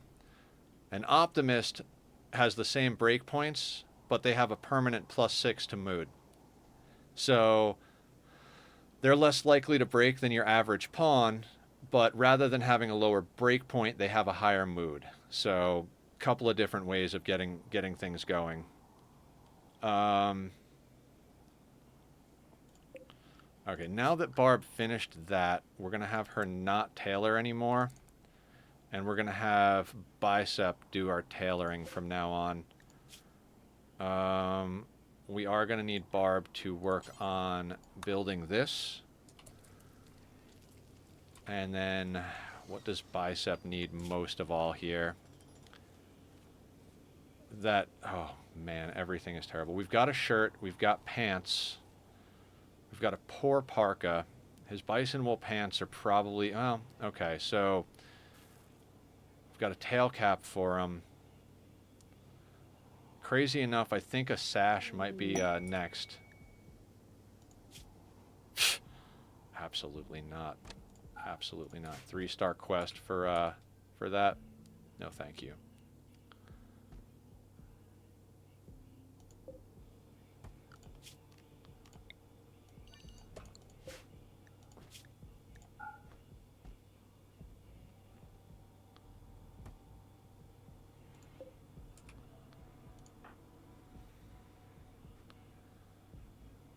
Alright, so what is your toque doing for you? That is 14.6 insulation. This is 10.8. So yeah, his toque, even being poor, is doing more than the tail cap would do for him. Okay, fair enough. Also, do you have relationships with anybody? Theo is dead. Shoot Frenzy Tom. It is going to get harder and harder to micromanage food. When you wake up, get a meal. You're good. You're good. It's going to get harder to micro... Yeah. So Killer is the last one to get a name. So that's... I guess Bicep is now Killer. And the queue is officially up. No more queue, guys. If anybody redeems point redemptions and we don't have someone to name, I'm going to refund the points until we get someone. Our group is polite enough that if someone really wants a name, I know that you guys will be cool with, like, okay, you wanted the name, you had the points. We don't have to worry about rushing through this right now, so...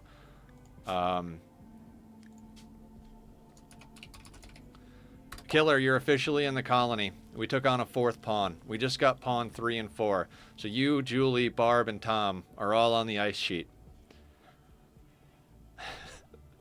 Welcome, welcome to the madhouse. And I think Tom is the best, or no. Killer's not as good at as Tom is at research.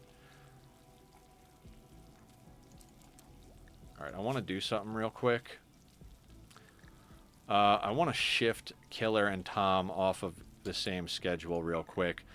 We could have someone researching basically round the clock. So, we're going to put this...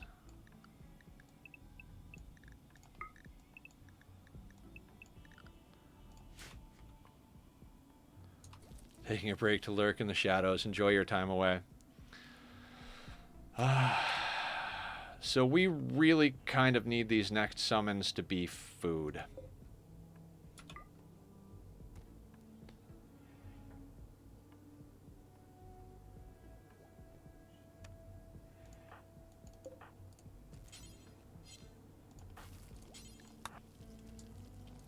Actually, right. Consume and then work at the refinery.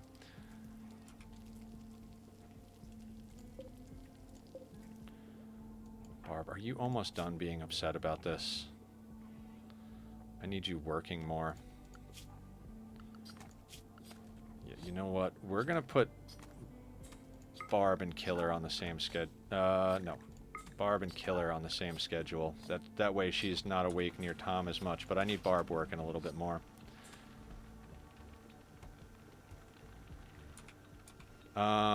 Okay, so we got beds for everybody. Killer needs some better stuff, right? They got a light leather sash. Poor sheep wool parka. What kind of insulation are we looking at there? 84.2 because it's sheep wool. So yeah, makes sense for them to keep that on board. those fine meals. I'm going to need you to take those out of your pockets.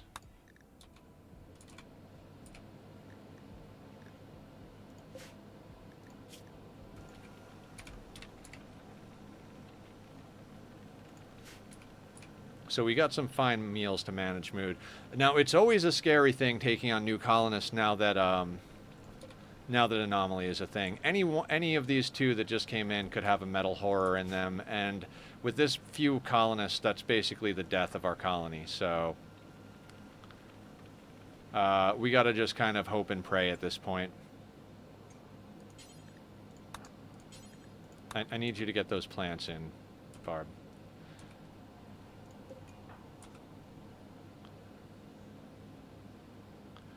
Can joiners from festivals be mutual metal horrors? I thought it was just creeps. No, no. Anybody can be. Basically, the way it works is if the storyteller decides you're going to get a metal horror, it'll just invent a backstory for someone in your colony. Like, it'll be like, Julie was infected with a metal horror before she came to the colony. You know, that becomes part of their backstory, basically. So, no matter who it is, there's a chance they're going to be metal horrors. So, danger, Will Robinson. This all being said, we've got colonists, right? Julie, let's get you to haul in this slag over here. And I think we'll do the same thing with Tom. I think Tom is researching, but Killer's better at it. So we're going to send those two down to grab those chunks. That's more smelting we can get done. Power's good enough that I can leave that on. We still don't have a good miner.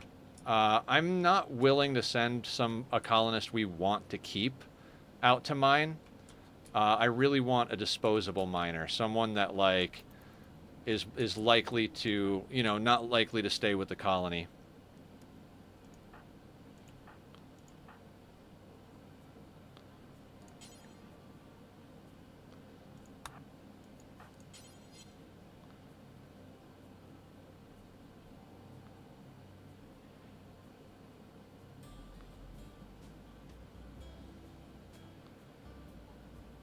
So, we'll pop off another couple of parties as soon as everybody gets home, basically. Once we get everybody fed and doing what they need to do.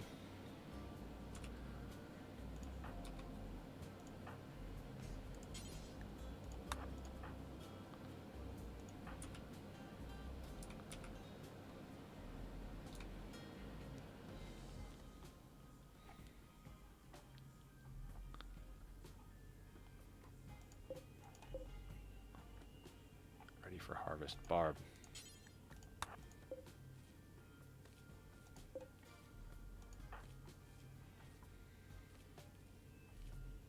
Let's not slack here, Barb. We really need that rice.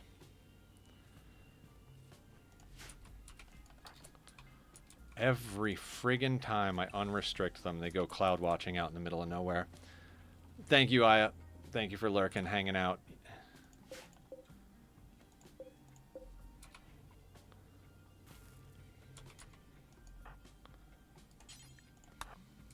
Get you cooking. We do need to up our meal count then, so we're going up to 12.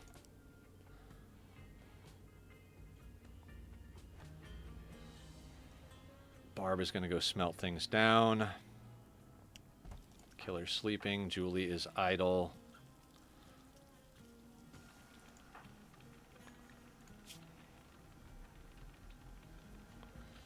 Could we make you a crafting specialist, actually? We could. What would you lose? Handle, cook, grow, mine, plant, cut, haul, and clean. Yeah, not necessarily loving that idea. Although we don't really need too much dumb labor. I mean, basically there's not that much to do in the colony. But I mean, it's good to have everybody be able to haul and clean, because those are like useful things across the board. But at the same time, yeah, I think the next time we're going to queue something up to be crafted here, which is going to... Yeah, I think we got to make... What was it, Killer?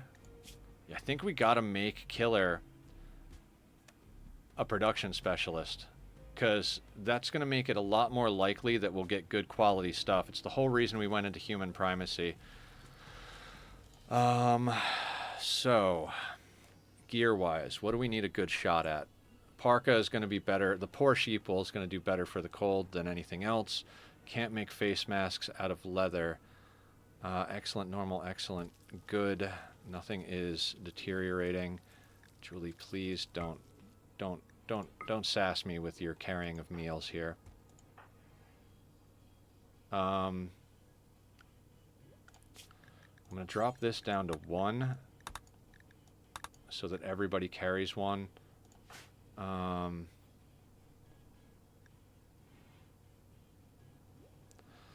Normal cloth parka, 64.8 versus... Who has the normal human leather one on? I think that's Julie. 51.8. Not terrible.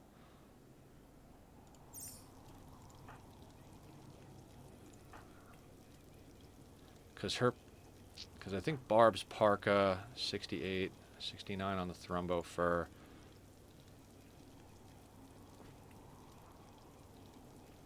Yeah. Tom is going to need a new parka. Killer. Time to become a crafting specialist. And we're going to go in here and queue up another parka. Because I think we have just enough. What is the parka? Is it 45 if I remember correctly? 80. Shit, we don't have enough for that. It's okay. We're going to have to do another ritual to bring people on anyway, so... should get us there if it's a bad pawn. I don't even know what to do if we have a good pawn come in this time around.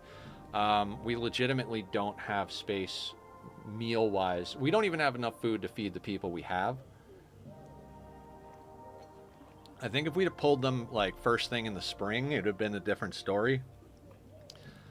But yeah, we need to we're going to have to expand the base soon as well if we're going to keep down this path, which is not the worst thing in the world, but materials, you know. So we're going to make Killer a production specialist. And then we're gonna micromanage our food a little bit here because a few people need a meal. And then we're gonna try and do another festival, see if we can get ourselves either a mule or a temporary miner.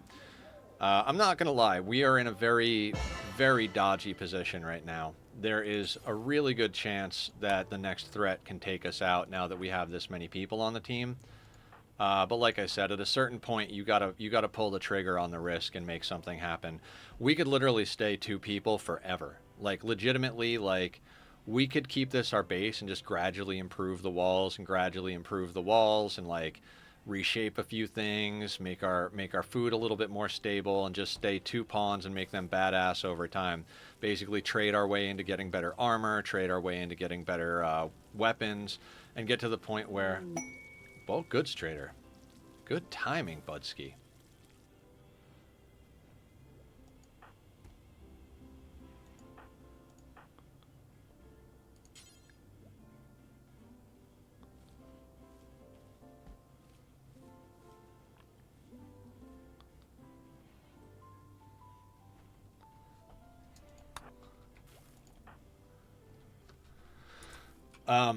I'm not from Canada. I say bud and budski and all those things all the time. I'm not actually Canadian. I'm just a child of the internet. So, you know, I live in the States, but I feel like I have no actual nationality.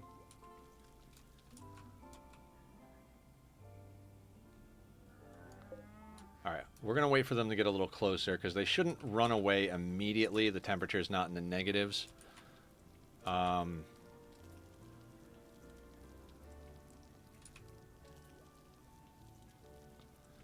This is good, though. We can sell off all the poor random garbage that we had lying around the map.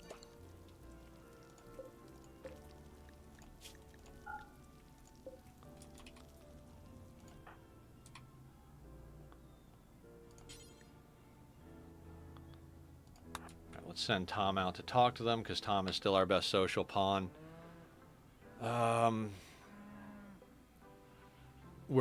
Whatever they have, we're most likely going to end up having to buy food off of them.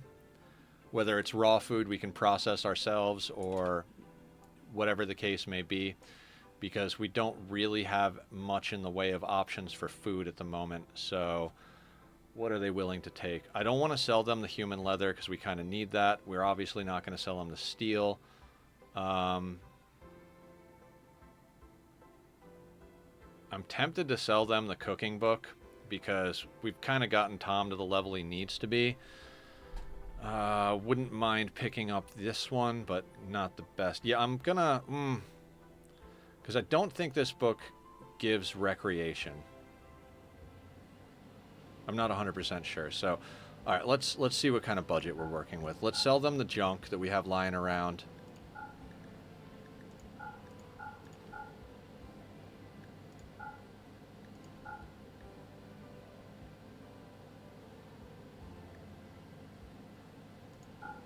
I might keep that button down. That's normal. All right, really doesn't give us much of a budget. 143 silver is not really much of anything. They do seem to read the book for recreation. I think that does qualify recreation-wise. Ducks, dromedaries. So realistically, we can buy meat. What is the cheapest meat? I think it's got to be the human meat at $1.18 a pop. Right? So I think we buy as much of this as we can.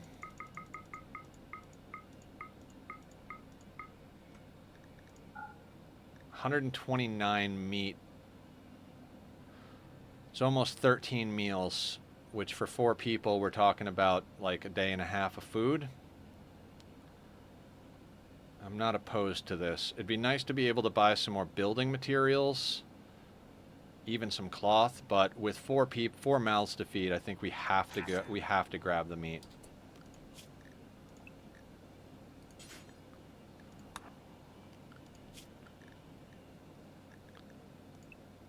I don't think Julie will haul, right? No, she will. Cool.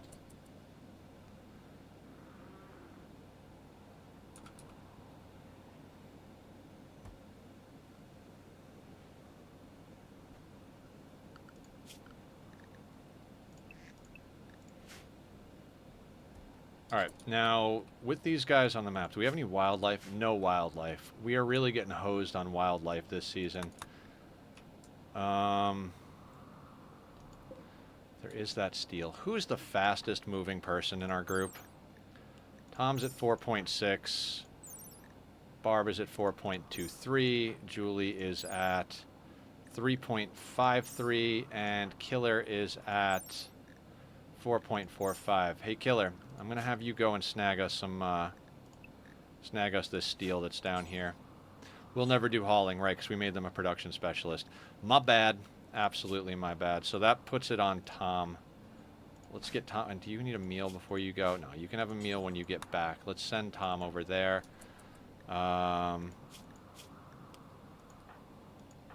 Food levels. Keep an eye on that.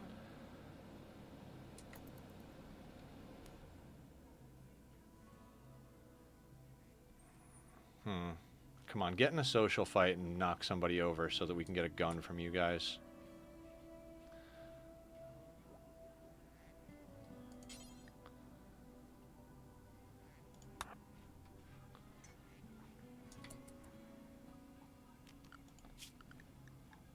All right, Tom's back in here.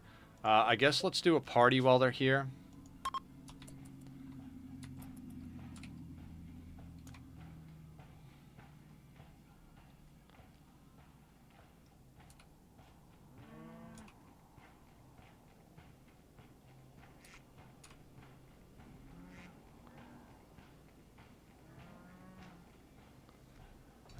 A little bit of coffee left here.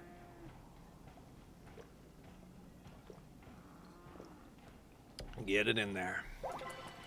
Fun. Not fun enough to get a person in here, but that's okay. At least we get a mood boost out of it. Tom, time for you to eat. After Tom eats, we'll do another party.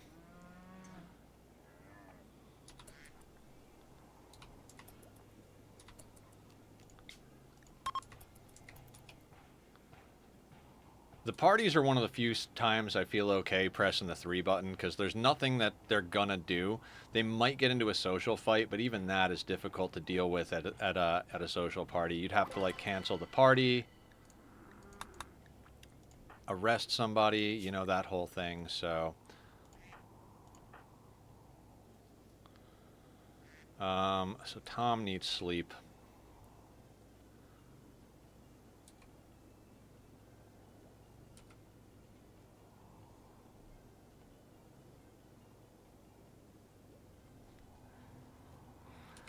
All right, I'm going to take a sip of my lemonade. I didn't even open it yet. Again, guys, I appreciate you all being here every day.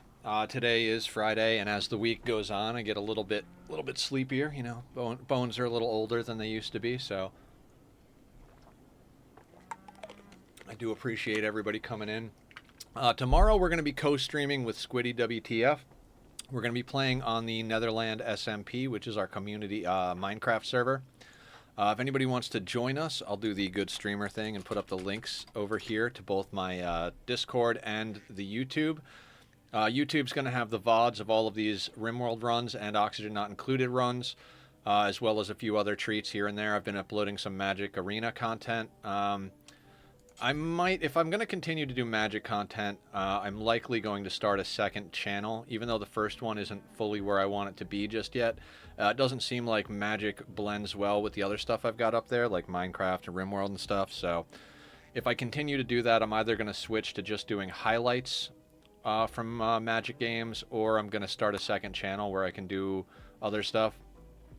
Your Muffalo are going to come into my living room? Really? Really? This is how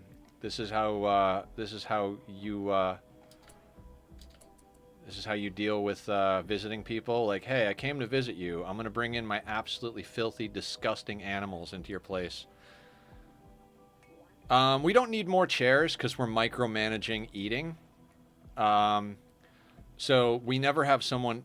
The main reason you need chairs at a table is so that people don't get the ate without a table debuff. And so if we're micromanaging their food and only making them eat once at a time, we don't actually need more chairs. That's why I haven't built more chairs. Barb is finally over Tom breaking up with her.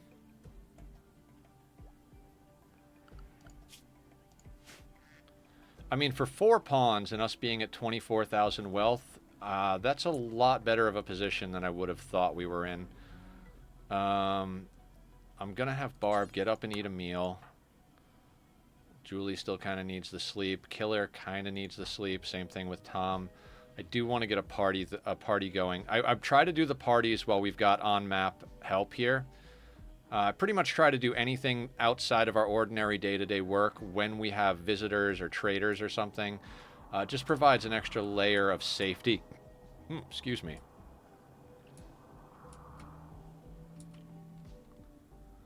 Okay, so even though everybody's sleeping, we got one more party to do, so let's do that real quick. Running out of parties does mean that we don't have a way to try and boost mood, but it's a crapshoot anyway with the fact that our parties don't have as high a quality, so might as well do it and see what we get out of it. Gift, what'd you give us? Short bow and a nerve spiker. Tom, can you catch them? I don't want that short bow. Like, I legitimately don't want that short bow, so...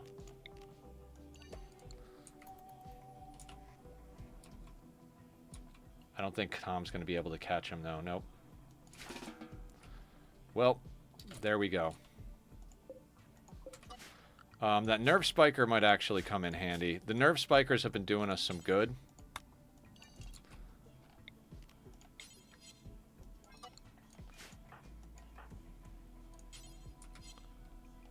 let's give a spot for the nerve spiker on the shelf over here.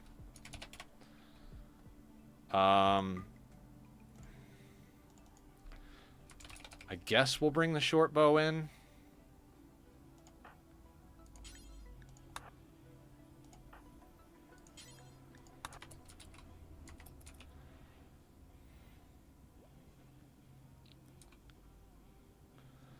Okay, so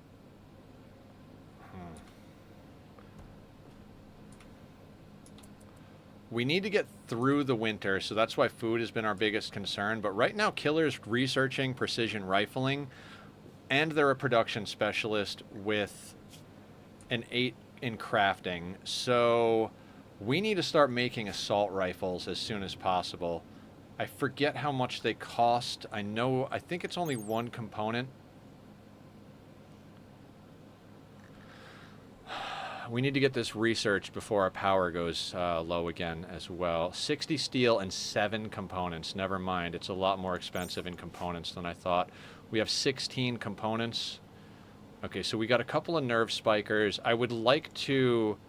If we could make an assault rifle, and we could go charge rifle, masterwork nerve spiker, normal bolty, and then ditch the masterwork recurve for an assault rifle, preferably, you know, masterwork, but we'll see what we get. Remember that other magic account I made? Yes, I do.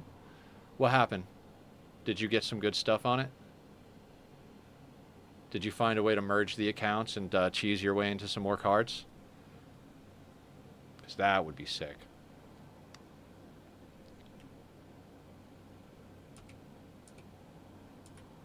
How old is Killer? 41, 41, 65, and 49 are the ages of our colonists. We're definitely running an older colony. I did the jump-in thing. It gives you 6 random cards to choose. Yeah, jump-in events are very helpful. If you can do jump-in events, you can actually get some good cards out of it. I think they actually give you the whole deck, but I think it's also built from a lot of cards that you probably already have. How's Randy treating you today? Killer, we're up to 4 colonists, so I think he's treating us reasonably well. We dealt with the last raid, but we did have to burn our low shield. We had to burn our insanity and charge lance. You are a production specialist, crafter, and researcher. Julie is our marksman, and Barb is over her breakup with Tom. So I think we're doing good.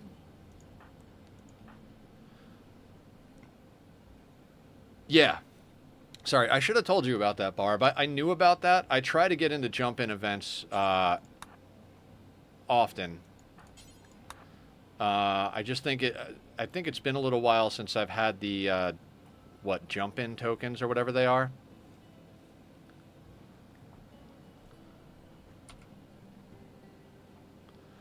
We would also... Oh, man, it's really just too bad we didn't get someone to pull lungs out of for Julie. Oh, you knew about... Okay, cool, cool.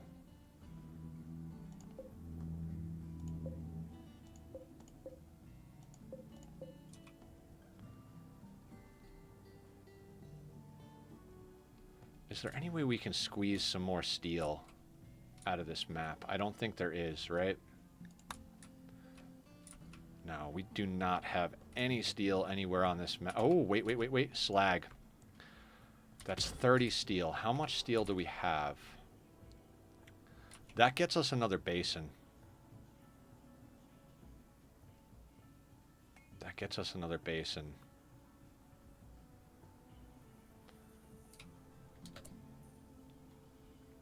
I think we have to. So Tom and I guess Julie? Yeah, we're going to unrestrict them.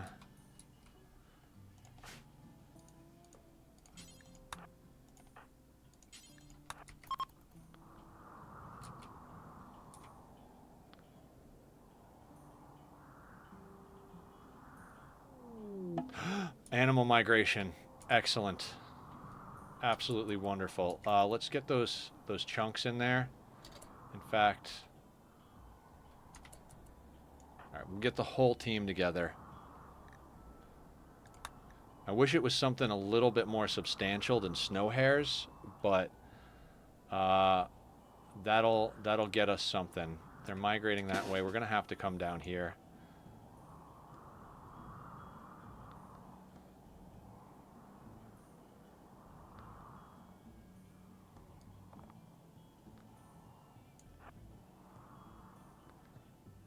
I mean, this is a little dangerous, but that's living in the Arctic, right?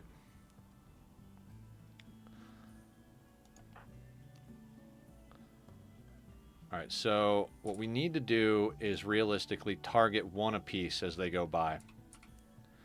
So we have the best chance of getting a lot of them.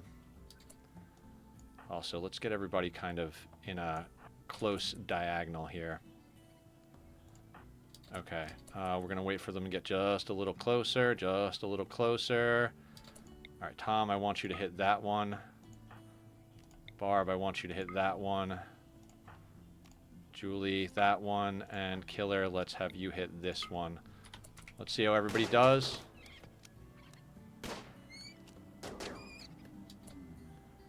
Alright, Tom, let's have you attack that guy.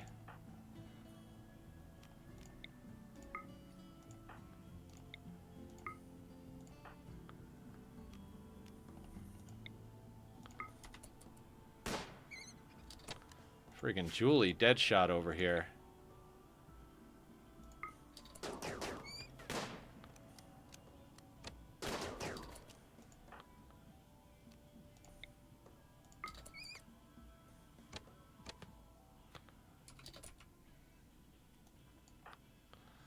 Alright. That's 4 rabbits. They're spread out.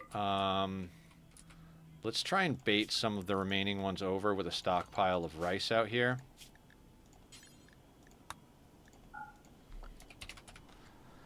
Because that seems to be a reasonably good strategy. Let's unrestrict everybody except Killer, because Killer can't haul.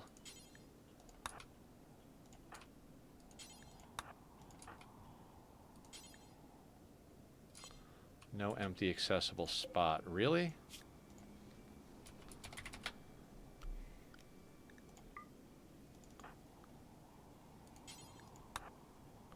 Oh, shit. There are more resources out here. I did not realize that.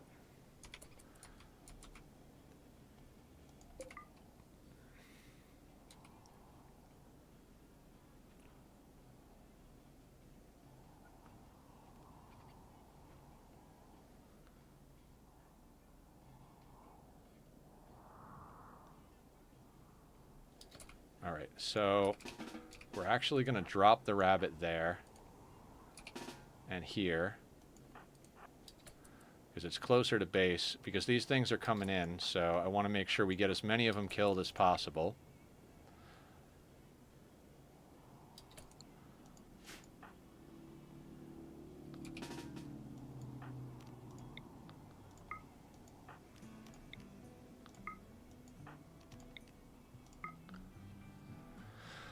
I care about backseating because I got a good solution for killing all the bunnies. You can follow the path of the bunnies to see where they exit the map. Since that's now a fixed location, just set your pawns there to shoot at bunnies. They run away, sure, but...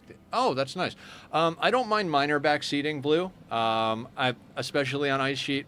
You know, there's a lot of things that can go wrong and a lot of different ways to deal with it.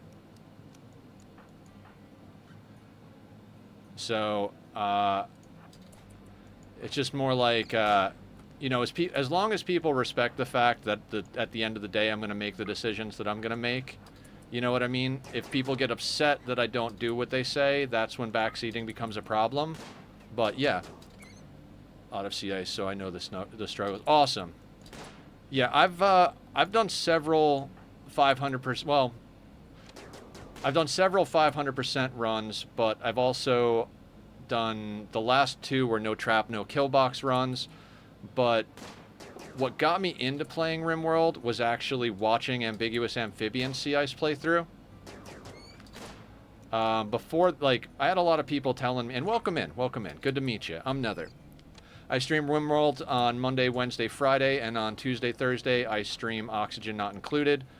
On the weekends, we kind of do like a wild card day. So...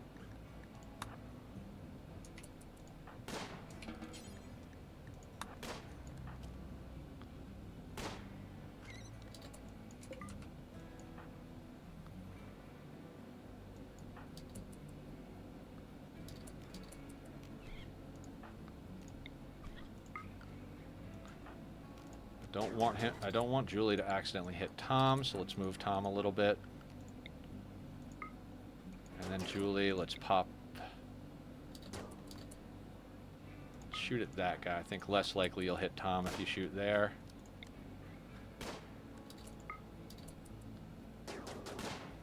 Come on, Tom. It's right there.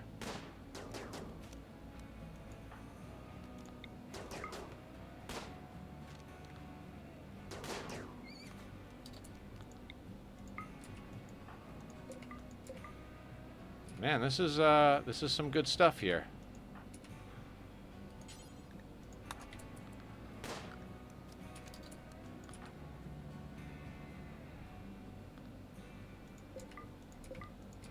I guess we could let some of the rabbits just bleed to death.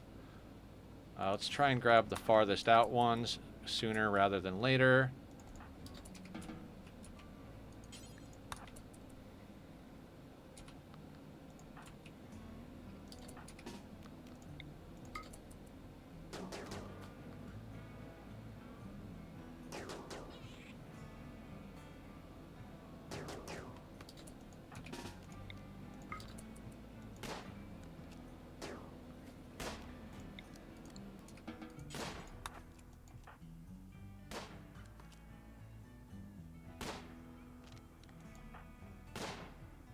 But yeah, thank you for the advice. I mean, we're already in the midst of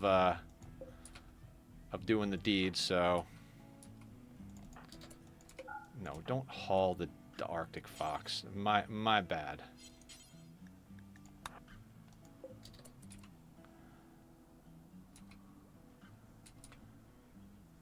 Yeah, I played a lot of CSO. Yeah. Okay.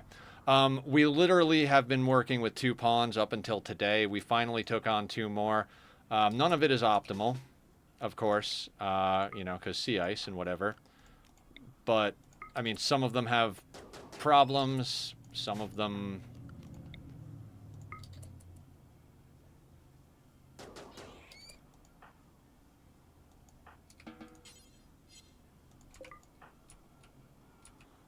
Again, I'm trying to haul from further away if I can.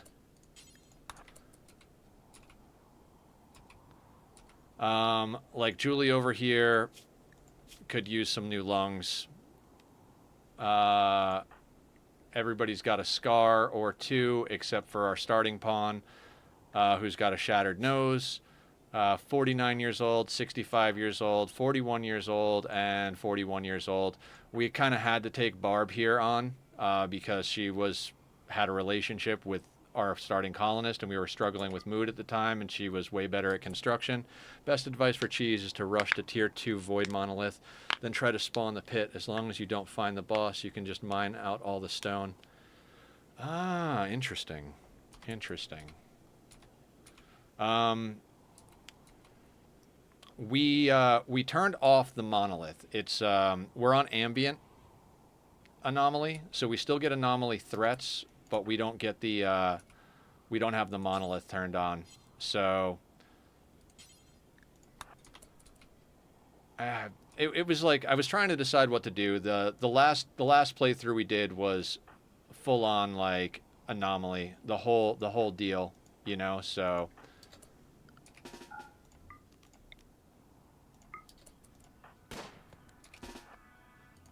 I was like, you know what, let's do sea ice. I was kind of like, I want to do like, not necessarily a more traditional, because obviously we still have it on, so whatever it is, but also it's just like, you know, let me put it on ambient.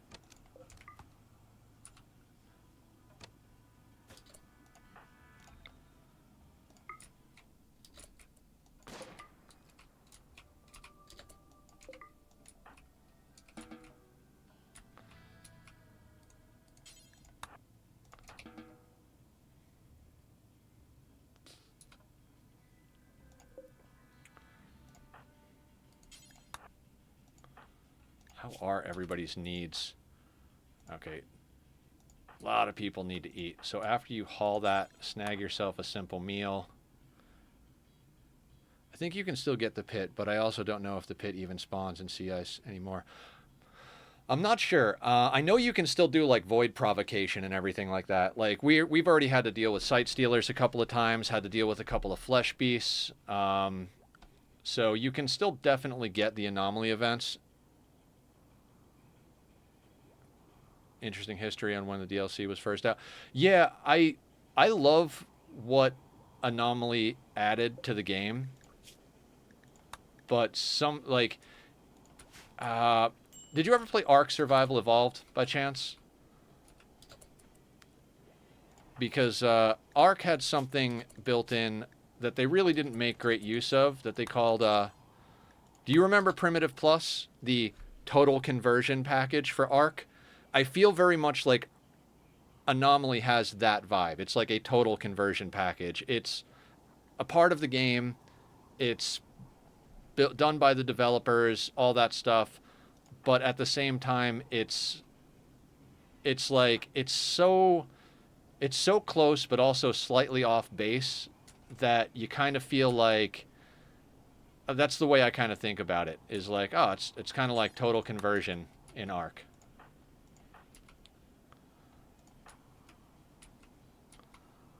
Um, and I like the fact that they went back in and made adjustments to how you can have the game interact.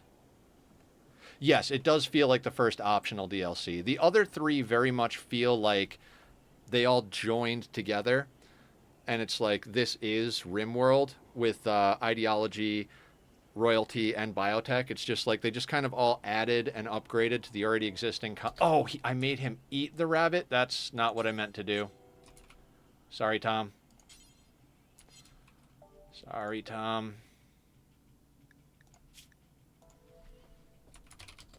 Yeah, he's iron-willed. He'll get over it.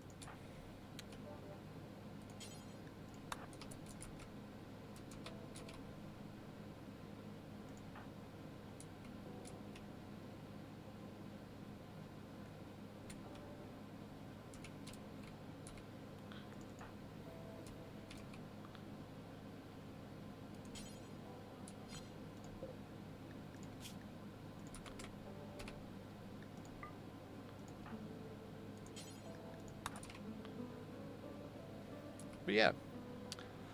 Hydrate. Thank you, Aya. Like I said, unfortunately, I'm out of actual water, so cheers with some lemonade.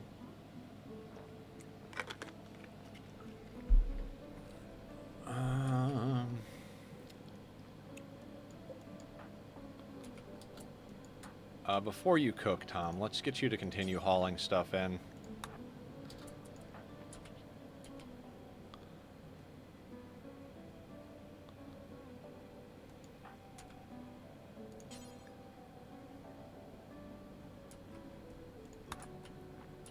How's our power looking? Okay. How long do you bleed out? You're taking a long time to bleed out, buddy. 3 hours. Okay.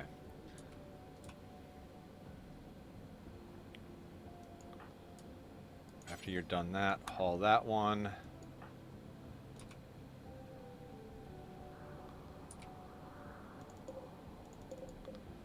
Okay, so we got one bleeding out down there. Tom's going to haul that one. Let's have Julie punch this thing to death and then haul it in. So yeah, what are you playing right now, Bleed Tracking? Are you got a good colony going? Yeah, tell us a little bit about your colony and your situation. I always like to hear other people's stories on Rimworld. You know, it's Friday. I've been streaming 5 days in a row, and I only take Sundays off. So, hospitality run. Oh, so like kind of a good guy run type of thing. Take all visitors type of vibe.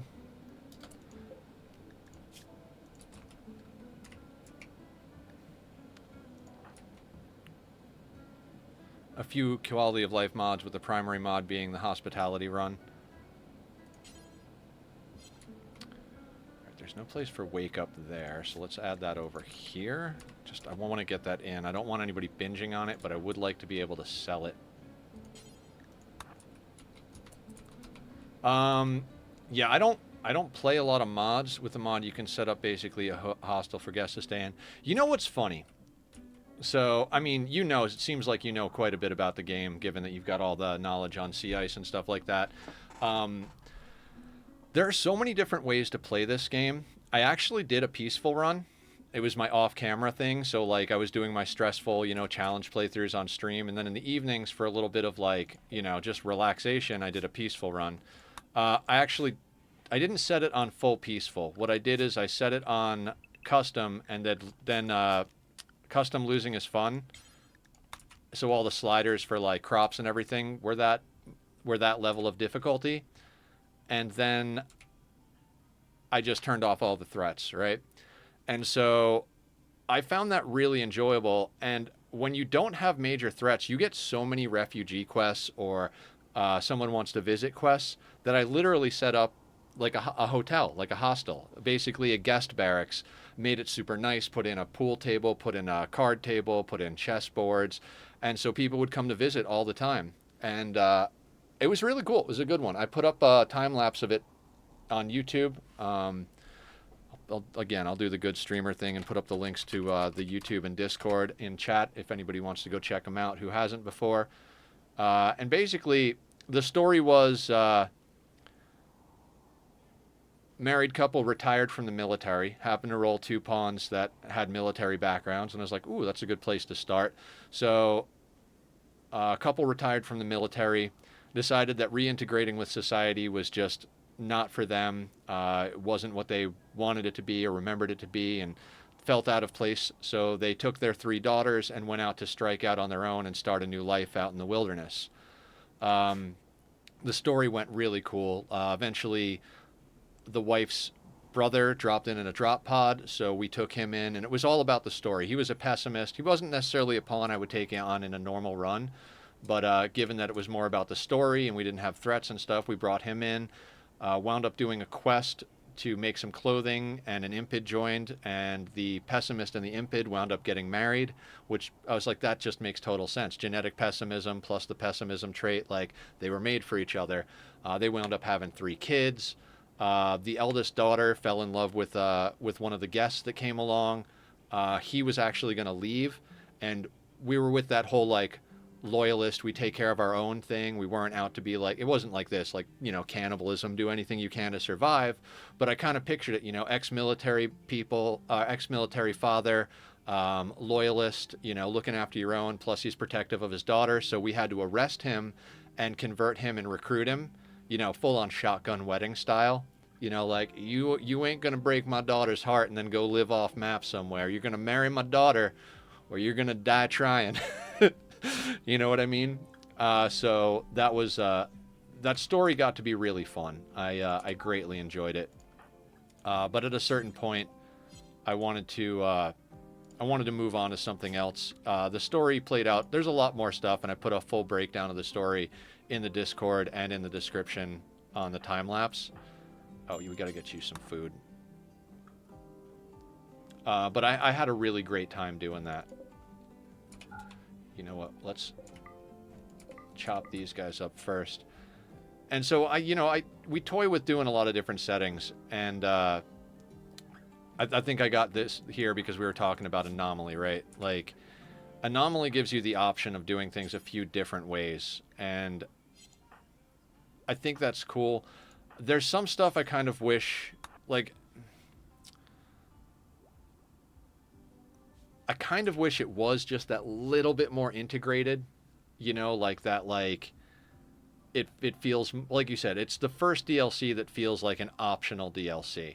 If someone is like, if someone's newer to the game and they have core and they're like, what DLC should I get first? I don't know that I would, I don't think I would recommend Oxygen, or I don't think I would recommend Anomaly as the first DLC, even remotely. I think Biotech is probably the one I would recommend as the first DLC, because Biotech, I feel like ideology can be a little bit overwhelming with all of the way the religion works. I know that I couldn't even function. I had no idea what I was doing with ideology when I got it. I wound up doing these fixed ideologies that were just like impossibly difficult early on because I didn't understand the concept of it. And then maybe royalty, actually.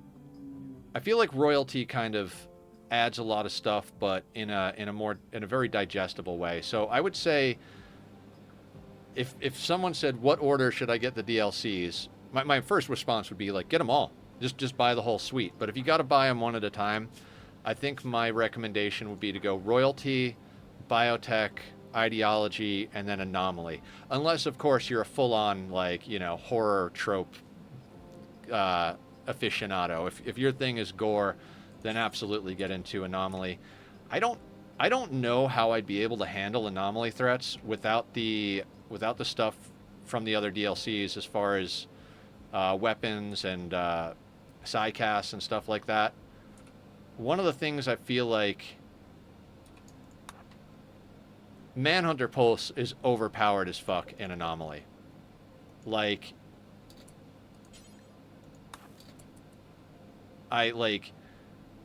if you've got a pawn that has Manhunter Pulse, you can pretty much do an infinite amount of Flesh Beast stuff. Like you were talking about the pit gate, you can absolutely just leave the pit gate open and just hit things with Manhunter Pulse and just non-stop farm Twisted Meat. Oh shit, I don't actually want this stuff out there.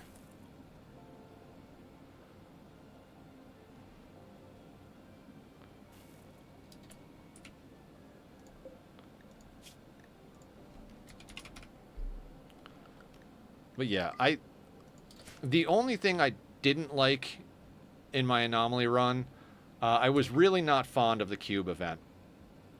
I know it just kind of felt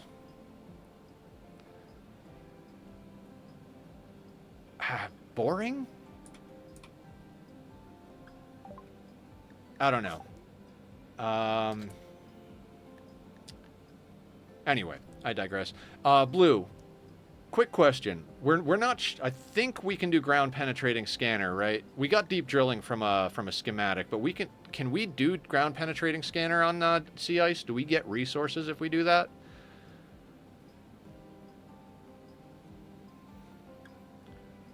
Biotech is the first DLC I want to get. 7, given the opportunity. When the get 7, the opportunity rises. I think that auto corrected. I don't think 7 is the word.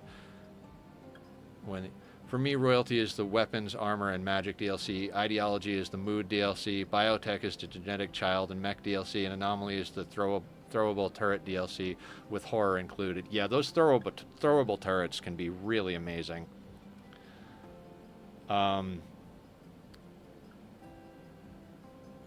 I really love that you can kind of use anomaly to summon threats to hurt each other. You cannot deep drill for stone. You can deep drill for resources once found. Okay. Is there anything more important at the moment? We don't have a lot of sun left. Once we get towards the end of fall and get into winter, our power's going to drop, so we're not going to be able to do advanced research. Is there anything we want to get into before that? I mean, we don't have the resources for pretty much anything, but let's just go into ground penetrating scanner. Speaking of resources, we got to take the paths that lead us in the direction of resources first, right?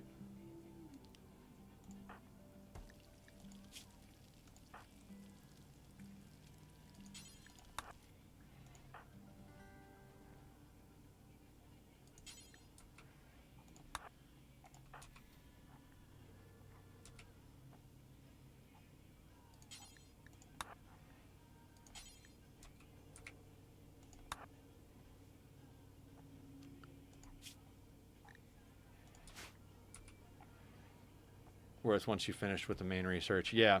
I mean, we have finished pretty much all of the basic research. I mean, to the point where I had them researching carpet making, which, whatever. Watermill generator, worthless on this map. Geothermal, worthless on this map. We have the mech link, so maybe we should be researching this.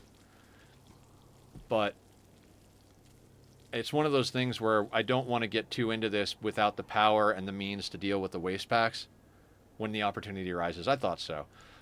We haven't gone into tox gas because tox gas, right? Like, it could possibly be helpful at one point, but I think we'd wind up just gassing ourselves more than anything else with that.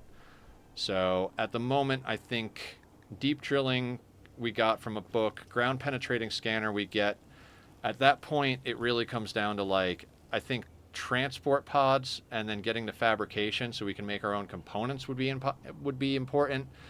I don't think it's going to take a long time before medicine production becomes relevant. Long range mineral scanner sounds reasonable, but at the same time, it's like we can't really afford to be sending pawns off the map to go mine. Plus, we're in the Arctic, so sending them off map to go mine, like, the cold and everything is going to make that pretty unreasonable. Moisture pumps, there's a couple of spots we could moisture pump on the map, but the center of our map is not a problem. I generally wind up buying televisions. Shields might be good to go into, actually, because we could theoretically get low shield packs and shield belts. We have a low shield pack that we bought, but we don't have materials. Power problem still. Yeah, it really does come down to power and food this entire playthrough. I was trying to get some steel so we can get an additional hydroponics basin going.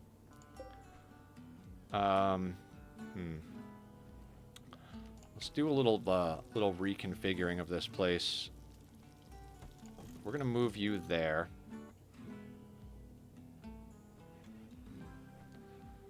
I'm tempted to actually just deconstruct the simple research bench.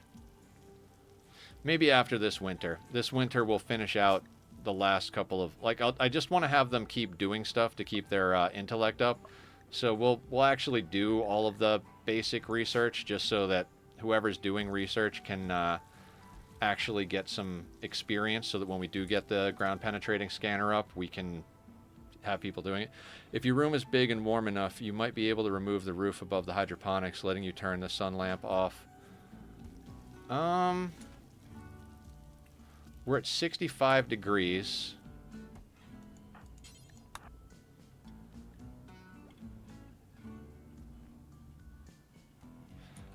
As far as, like, right now, since we have these on, the sun lamp hasn't been a problem to keep going, nor has any of the other stuff that we're running. But once we hit winter, at that point it's going to be too cold to remove the roof. And on top of that,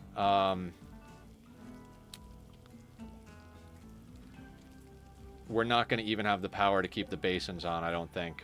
You know, one windmill is not going to keep 3 basins going full time. We're going to be lucky to keep the heat on. Maybe the tile open? What do you mean, Eileen?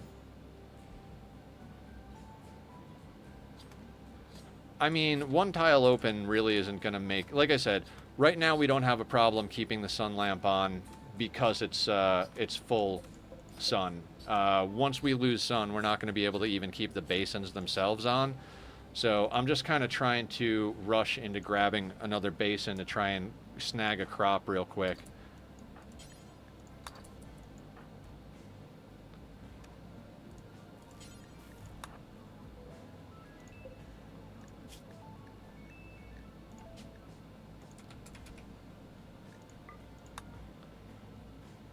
Console Craft, raiding with a party of 8. How you doing, Console? I know Console from playing Bedrock Minecraft, which I've only done a little bit of, but it's all been on Console server. Dive into the world of Console Craft, where the blocks are for grown-ups and the adventures are endless. Established in 2013, this private Bedrock Minecraft realm is home to around 30 players who love to craft and chat. From testing new streams to sharing the latest builds, they're all about that SMP life. Join their adult community for some truly epic builds and good vibes. How you doing, Console? Welcome on in. When Console's thing says adult, they don't mean the adult time. It's like, it's a mature group of builders. So it's a good time. Met Console. I think did you wind up raiding into me? I forget how we actually met back in the day. It's been long enough that I can't quite remember how we met, but playing Minecraft, obviously. I used to do Minecraft exclusively on the channel. I streamed mostly from my single-player long-term world, and then eventually wound up going over and doing a server tour with console and joining the server. I didn't play a ton, but it was a nice experience, and they are all very wonderful people, so if you guys like Minecraft, definitely go check console out. Welcome on in, console crafters. I know Rimworld is not Minecraft, but, you know, I will actually be playing Minecraft tomorrow from our community SMP. If anybody plays Java and wants to join, I'll go ahead and put those links up another time. All you got to do is thumbs up the rules. That'll unlock all the other categories, and you can add your name to the whitelist. Then myself or one of the other admins will get you sorted out with getting whitelisted on the server. Our rules are very just don't be a jerk type rules. So, very accepting community. Let's get that flicked off. And yeah. So, yeah, speaking of that, tomorrow we're going to be co-streaming with Squiddy WTF, who is the main reason that we have a community server. Squiddy came to me one night and was like, hey, Nether, how would you feel about having a community SMP? And I was like, I would feel like that's something I've always wanted to get going, but didn't have the know-how and resources to achieve. And he's like, I got you, dude. Parker Keogh, hello, I just was close to losing my 5-week Rimworld world on a drop pod raid of 11 in my power room. Yeah, that'll do it right there. Drop pod raids are nasty. One of the things I learned about drop pod raids is, are you bleeding? Interesting. One of the things I learned about drop pod raids is it's good to have a powered turret somewhere. Don't have wood walls. Yeah, don't have wood walls is definitely up there. Don't have flammable walls. Steel can even be set on fire in this game. Steel will burn in the real world. We were talking about that the other day, but it burns at like 2,000 degrees or something ridiculous like that. But what I was saying about the turrets is, let's say we had a powered turret over here and a drop pod fell on our base. You hold a door, run out, and get like around this corner, and they will all pathfind to the turret first as the threat. And then you can gun them down as they come around the corner. They won't set fire or smash anything up. Basically, they'll only see the turret until you take your first shot. So that's the best way I've found to deal with turrets. I learned that from watching Adam vs. Everything. Phenomenal player. Anyway, welcome in, Parker. I'm Nethercloud. I stream Monday through Saturday, noon to 6 Pacific Standard Time. Monday, Wednesday, Friday are Rimworld days. Tuesday, Thursday is Oxygen Not Included. And then Saturday is kind of our wild card day. I was just saying how tomorrow I'm going to be co-streaming Minecraft with our friend and community member, Squiddy WTF. We're going to be working on doing kind of a graffiti event. Him and a few of the other players built a metro from a section of the world over to Spawn. And we're going to be decorating it tomorrow on stream. I might start early or go late or whatever. It's going to be the first time I've actually sat down and done a decent amount of Minecraft in a while. And yeah, that is the jam. Prior to this, we were playing Myst for a while on Saturdays. This last Saturday, we started a playthrough of Hollow Knight. I was apprehensive about starting it because I knew we were going to be doing Minecraft tomorrow, so it's going to be like a full 2 weeks between when we started that playthrough and the next time we get at it. But I think it'll be okay. So, welcome on in. Sorry, that's a lot, but I've just kind of gotten used to the whole run your mouth as long and as and efficiently as possible. New lovers, what do we got? Julian Killer. 41 years old. All right, let me see something real quick. Can you guys get pregnant? I don't want you getting pregnant. I think we have fertility procedures. I think it might be time for Killer to get a snip. So we're going to set Killer and Julie to this bed. We're going to set, I think Tom needs a bed now. So Tom can get set to this bed. Oh, I meant to put Killer here. Killer, Julie there. Tom on that bed. Let's set this for medical. And Killer needs a quick little operation just to make life a little easier. Let's get him going with a vasectomy. Yeah, we'll do industrial medicine because we have that on hand. Ooh, good thing we still got that bed. Yep. Well, I made another bed, actually. I wound up selling 2 of them. Got a new phone. That's awesome. I got a new phone, I want to say like 5 months ago or so, when I was in my last hospital stay, because you guys might have noticed the chronic health tag. Over the last 5 years, I've had 6 surgeries on my stomach, several trips to the emergency room. Last time I was in for pneumonia, which was a complication of my from healing back up from the previous surgery. So, luckily, my phone died right after I got out of the hospital and not when I was in it. So, pretty grateful for that, but it had been quite some time since I was able to get a new phone, and it's nice to have. You lost yours?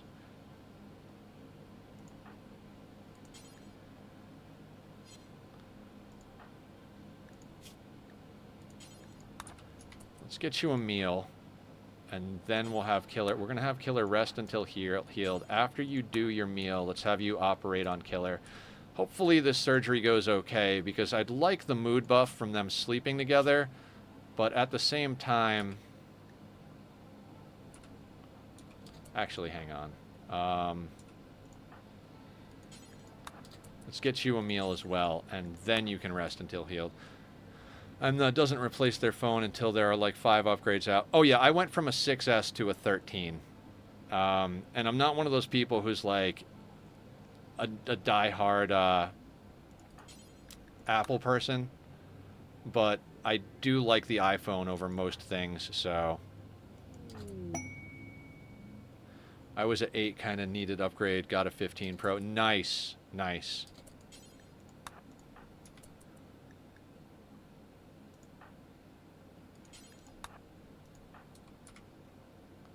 .3A to a 7 pixel. Looks like we're all similar people here. Alright, we'll have Tom get food when he's done recreating. In fact, we'll just queue that up.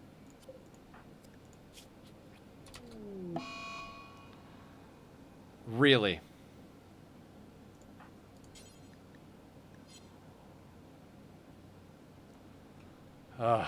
You failed that bad. What nonsense. What absolute fucking nonsense.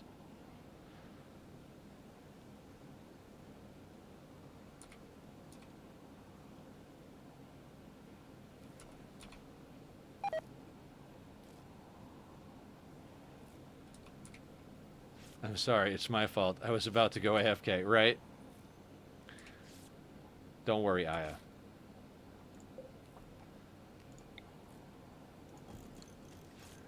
Gonna get another one of these in real quick. I was like, yeah, how hard could it be to do a vasectomy? We should be fine, right?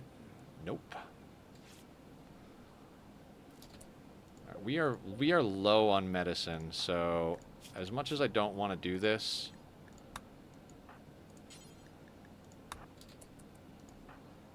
he's not going to die if we switch over to lesser medicine.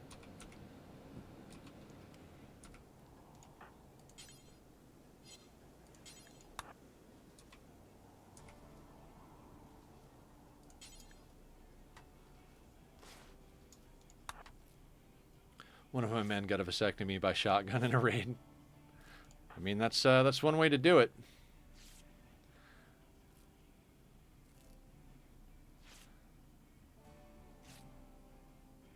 I am so sorry, Killer. We don't have a really good doctor. That's still one thing we're lacking here, so we'll have to deal with Barb handling it.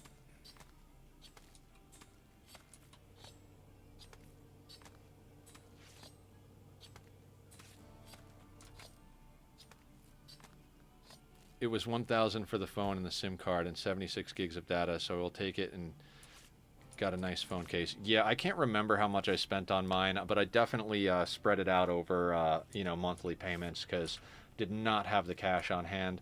As I mentioned, I've been in and out of the hospital for the last 5 years. I'm finally starting to get reasonably well healed up, but I haven't worked a normal job in that whole time.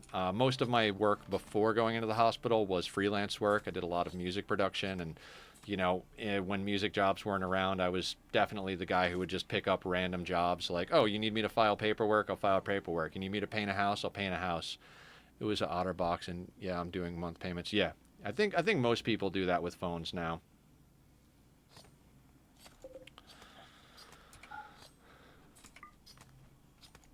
All right, after he butchers this one, I'm going to clear it and let him butcher at his own pace. But we've got light leather coming in. Thank you for the follow, Parker. Much appreciated. Let's preach health on Killer real quick. And Barb's building another basin, so four is still not enough to support 4 colonists full time, but we're cutting our meal with rabbit and human, so we should be okay. Thank you for the follow, Parker. Woohoo! Squiddy, what's going on? Let's do a shout out for Squiddy over here. Squiddy, WTF. I was talking about you, my dude. I don't know if you were lurking out there, but we're talking about how we're going to be streaming from the Minecraft server tomorrow. Looking forward to it. I want to say that I'll get up early. Do I take a carver? Shoutouts are on cooldown. Let me fix that. Just came in. How's the game been going? Going pretty good. Barb just botched a surgery trying to give Killer a vasectomy. But, you know, it is what it is.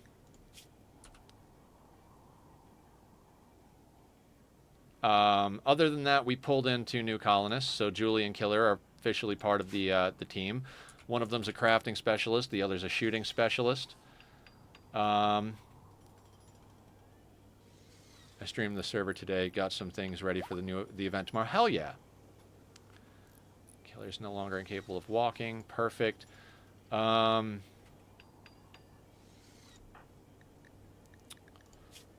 else do we need? What did I say we need? Did we make an extra parka? I don't think we made an extra parka. It is on the list though. So whenever Killer gets up and is starting to work again. Yeah, I want to say that I'll get on early tomorrow to get prepped. But I'm actually, you know me, I'm pretty well prepped. I've got shulker boxes full of just about every resource. So I think I'll be okay to just jump in. I'm not really sure what I want to do on stuff, but you know my style. Whatever. So yeah, if anybody wants to join us, come on over, play with us. I've been spamming the socials all day, but why not? Why not? One good turn deserves another status here. It is gonna take a while for Killer to actually heal up. He is sterilized though. She managed to cut every part of his body, but at least she also cut the part that we wanted her to cut. So that's a thing. And what's our wealth looking like? 24.6k. Yeah, we're getting a little out of control here.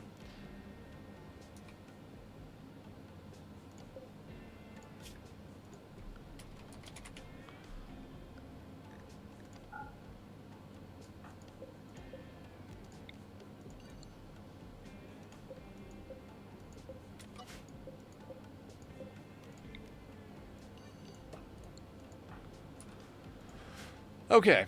Yeah, so this is day 6 on Sea Ice. We started last Monday. As I mentioned several times, I play on Monday, Wednesday, Friday. So day 6. It really feels like not only have we been...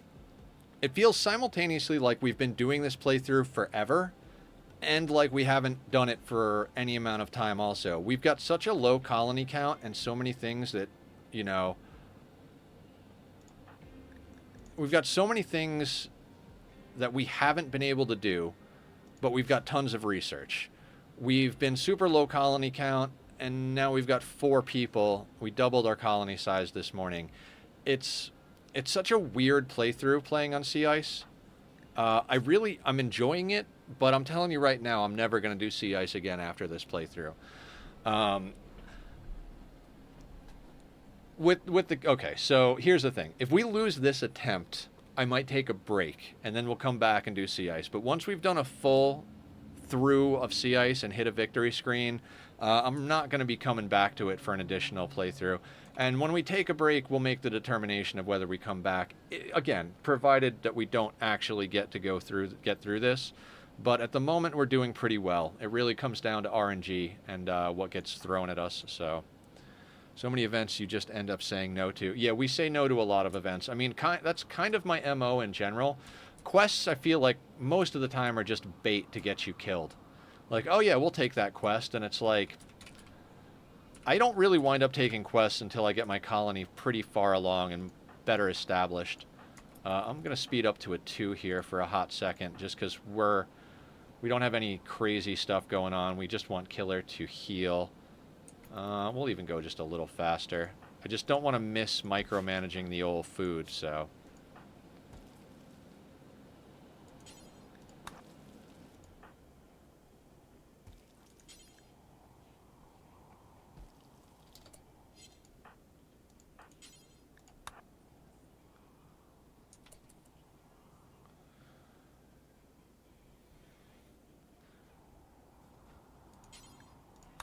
Get you a meal. Tom can cook that one, then we'll get him one.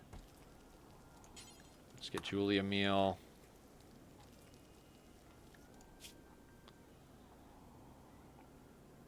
God, I feel bad that Killer got chopped up, but I'm not about to try raising kids on an ice sheet. That's just asking for trouble.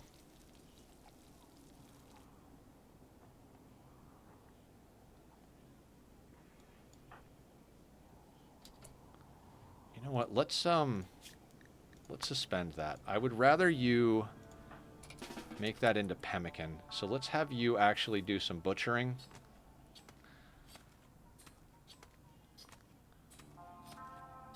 Yeah, most events just aren't worth taking. They're just really not balanced well. The ones that you're capable of doing have terrible rewards. And the ones that have good rewards are just obscenely difficult when they get offered to you. Unless you're, like, I don't even know. Unless you're like a super top tier player, I generally just, forced weather events, I don't mind a lot of. We have Heatwave of 38 IRL, found a big fan for 23 bucks. Hell yeah.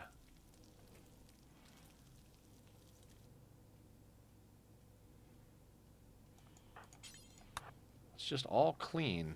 I'm not sure why you people are idling around. You know what? We're gonna go back. Everybody is set to clean as a 1.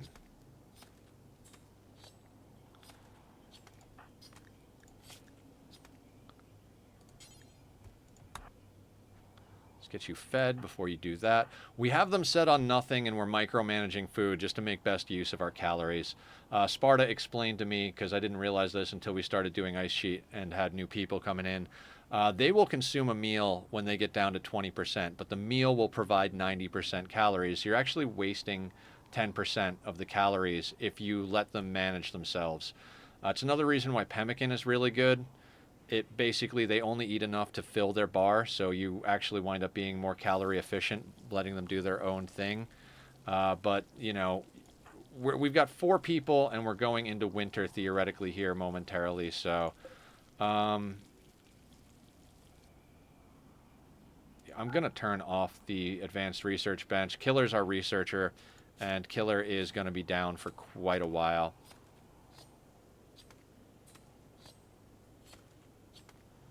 Damn, she really tore him up good.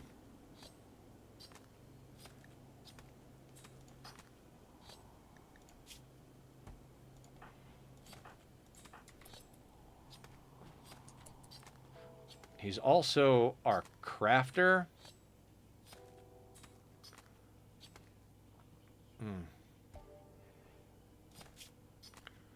Yeah, his manipulation is going to be trash, so... I guess we just put juice on it and keep an eye on food. Because we need Killer up before we can do much of anything.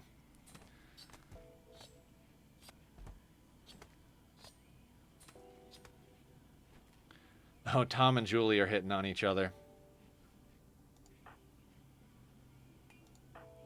ridiculous colony. Absolutely ridiculous. Gotta stop letting the docks use butter knives. Yeah. I could have theoretically used Glitter World medicine, but I was like, yeah, no, industrial medicine should be fine to do a vasectomy. It's not like a difficult surgery.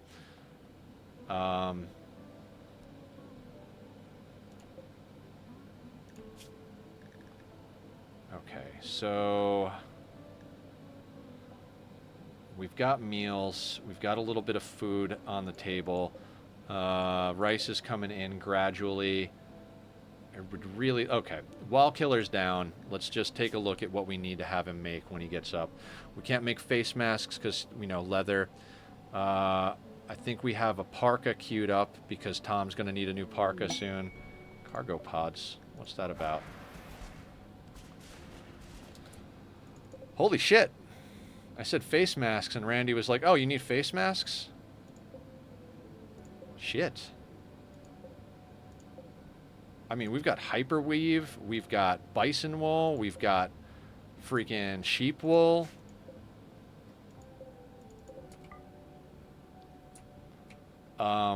Yes, please. Yeah, 7 steel chunks and some face masks for extra warmth. We're doing all right. So I'm going to have Tom here drop his face mask. Because we are. Let's make a stockpile zone so we can get all of them in here.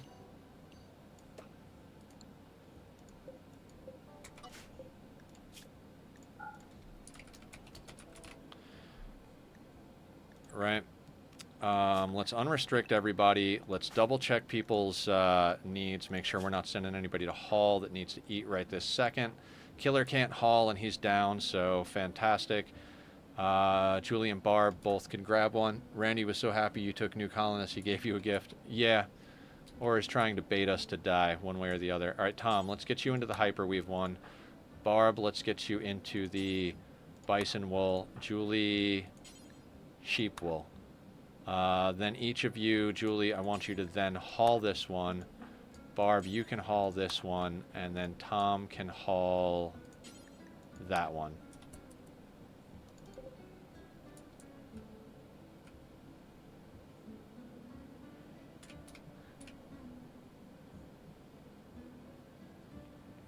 Got it for you. We got what? Squiddy, we don't allow links in chat. It's nothing against you personally, but we've had so many people coming in trying to spam links and everything. I have it shut off. Having a mech raid? Oh no. Mech raids are freaking intense in this game. Yeah, I mean, you know, you're a streamer.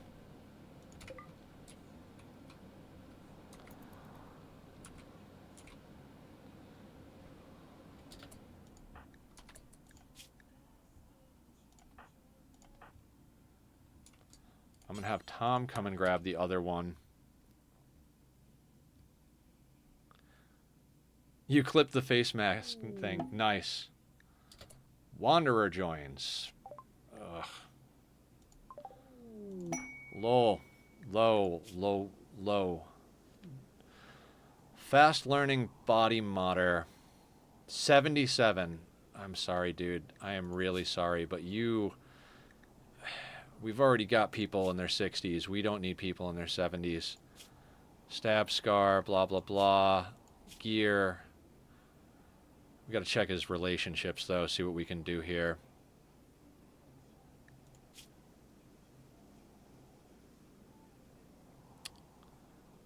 Acquaintance, rival. Okay, so let's get you inside and stripped. Yeah, lung delivery. Absolutely. Provided Barb doesn't screw up the lung removal.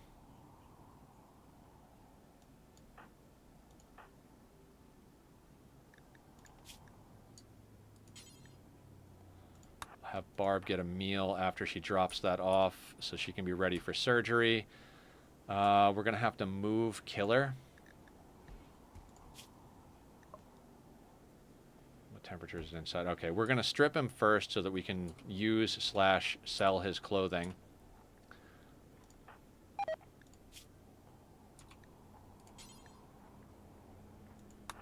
Julie, let's get you down there and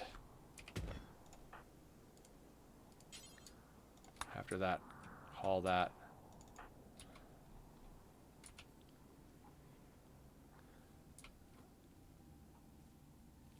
War trader at base. Okay, at least you've got help. One of our people came in with asthma. I think it was Julie. Yeah, Julie has asthma, so we're gonna try and pull some lungs out of Low here, and get Julie some new lungs.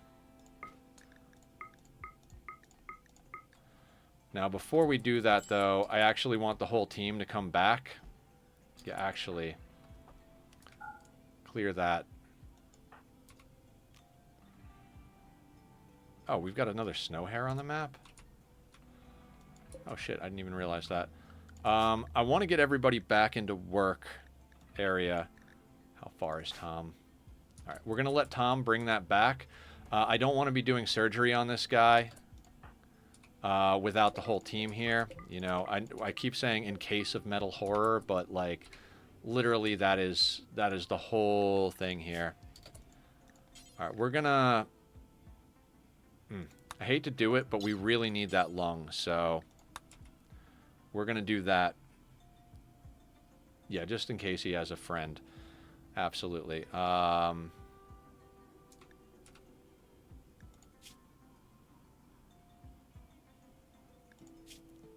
He doesn't have any surgical scars, but let's get Tom back here.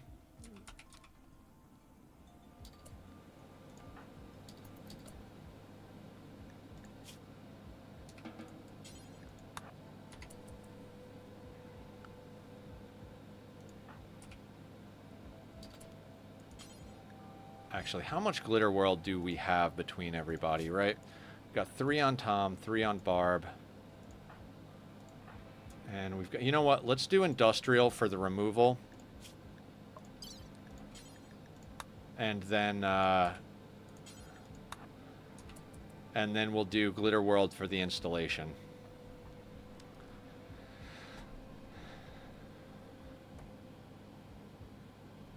Yeah. I'd rather botch pulling it than botch installing it. If, you know. Looks, yeah, Tom and Barb are arguing again, because that's what they do. Or was it Killer? Killer compared Barb to a Jaguar.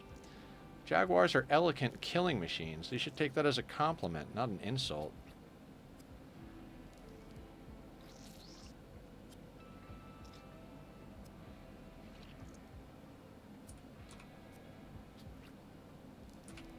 Calling her a cougar. I mean, if the shoe fits, right?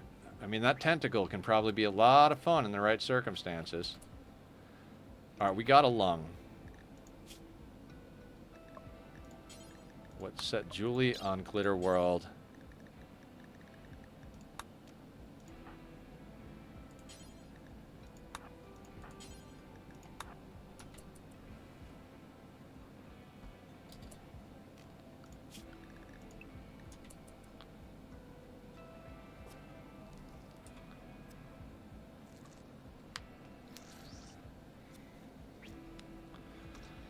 Oh my god. And then Barb is also our planter, so we're going to have to get her to harvest this stuff as soon as we're done with these surgeries. Technically in barracks, Tom is older, so it's not even true. True. Chronologically, Tom is older, so...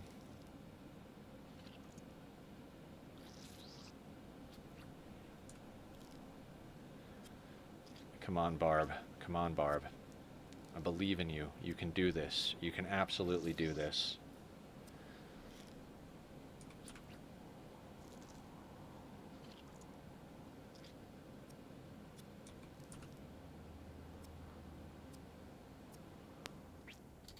Yes. Awesome.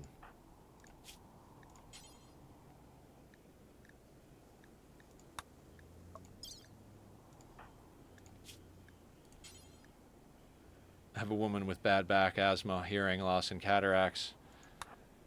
give her a pet dog, put some food in her room, and let her just be the mascot of the colony.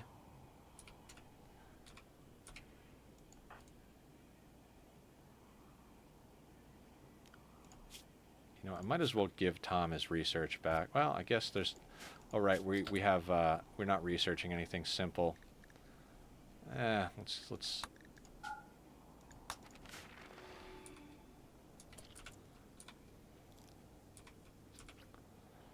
God, this place is an absolute shit show.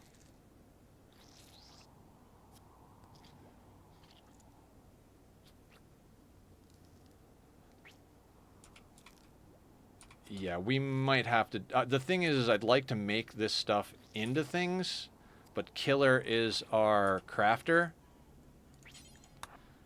And his manipulation is only at 56% because of his problems.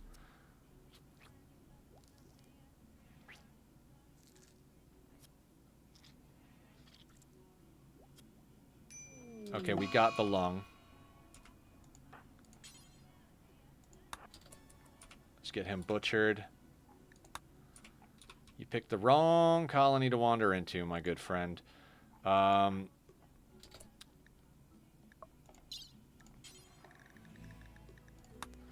right, Barb, I need you to be on this.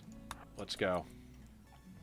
I would wait until she was healed from the last surgery, because this is risky, but at the same time, it's also risky to keep a lung as wealth on our map.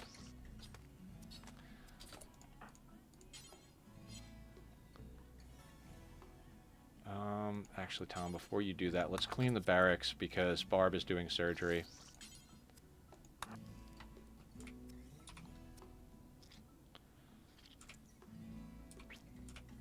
Oh no, they died. Anyway.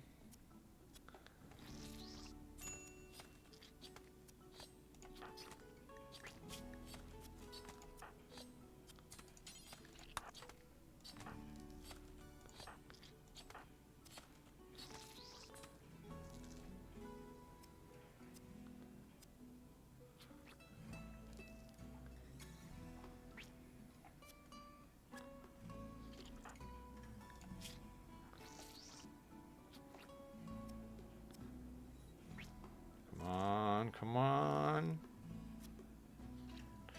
Okay, sweet. Okay, so Julie can breathe. Killer is halfway healed up. Excellent. So freaking good. So freaking good. Okay. Let's do that. Okay, guys. Surgery success. Rice is going to come in. I need to take a quick restroom break. You know, liquid equals liquid out, as I always say. So I will be right back. I'm going to post the links to Bobby's music page. If you like the Be Right Back music, that's the guy who does it. Go show him some love. I'll see everybody back here in a couple of minutes, and we'll see what other trouble we can get into here.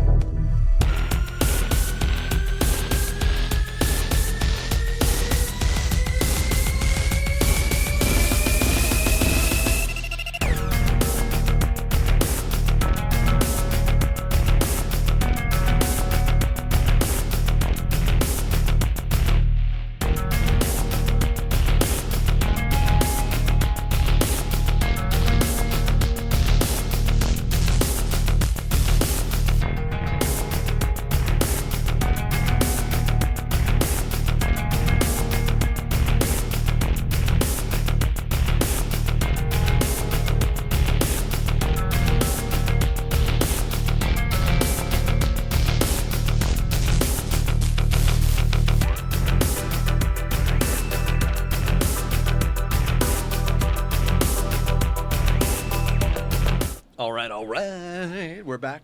Made it a quick one. It really didn't need to do anything other than relieve some pressure.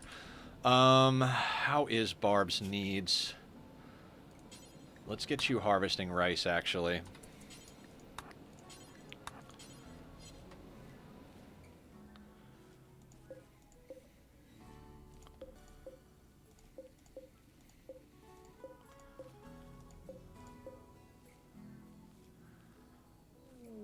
Rare thrombos. Ooh, ooh. Any of them have health problems? No. Okay. We really don't have the team to do this. We've got 2 people down who are injured. Would have been wonderful if they came on the map. Trying to give her new lungs? Are you talking about your colonists? Or the surgery we just did? Yeah, we just got real lucky right there. We managed to pull both lungs out and install both lungs without botching the surgery, so pretty happy about that. Plus, Killer wound up sterilized, so when they're sleeping together, we should be able to get the love-in bonus for mood without the risk of having children that we don't want to deal with. I really need Killer to get up and start making clothing. Because if he doesn't do that soon, we just have too much wealth. It's not that bad. It's not that bad. It's only gone off by like $1,000, maybe 1,500 since we started pulling in the leather and stuff. So maybe it's not the worst thing in the world. He's not able to do all of them. He failed his left lung. I'm sorry. Was it asthma? Oh, it was asthma. You were talking about your elderly colonist as well. That's right. Sorry, I don't always have the greatest memory. A little bit of ADHD action going on.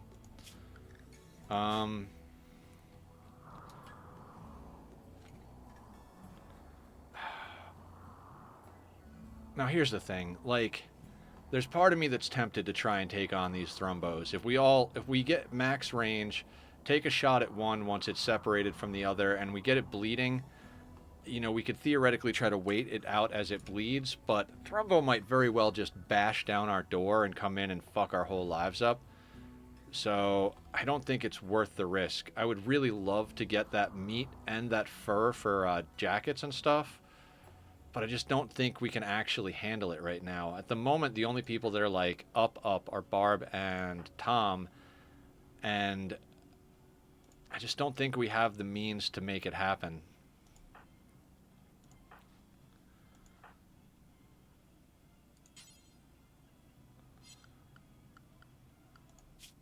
Okay, so we're gonna have to give Julie actual food and have Barb feed her.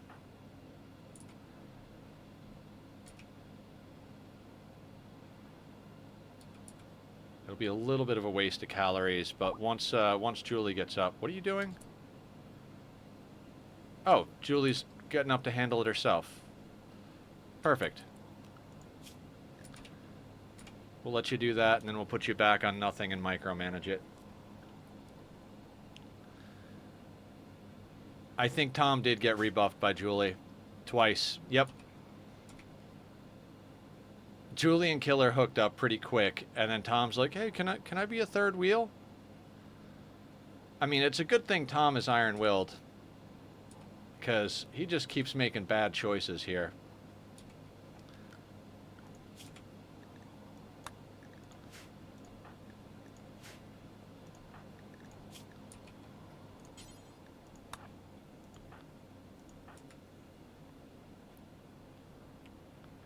Intense pain. Yeah, that'll happen.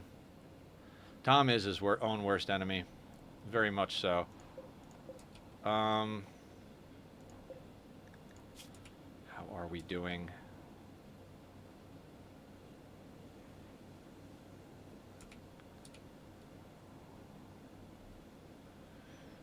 With those two feeling not so great from surgeries, I'm hesitant to risk sending anybody out here to actually snag these. Although there was a snow hare somewhere.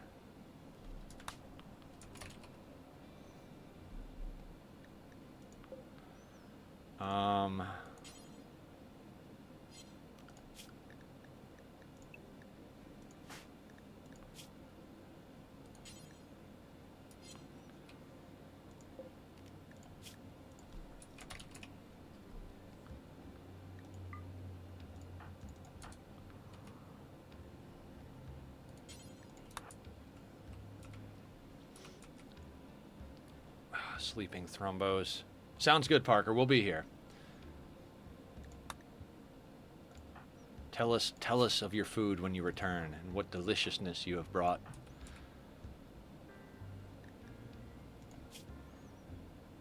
All right, some of his stuff is healing up.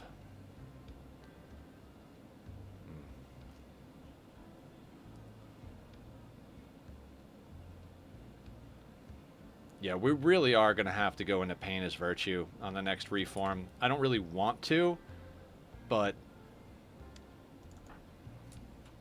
the fur would be so good, though. But yeah, not with half the colony down. Yeah, exactly. What I would do is if we had a raid come on map, I would actually take a few shots at them to try and anger them so that the thrombos actually dealt with the raid. That would be my best use of them at the moment, and then hopefully, and then the raid and the thrombos would kind of even it out, and we would just third party the whole thing and have a meal afterwards.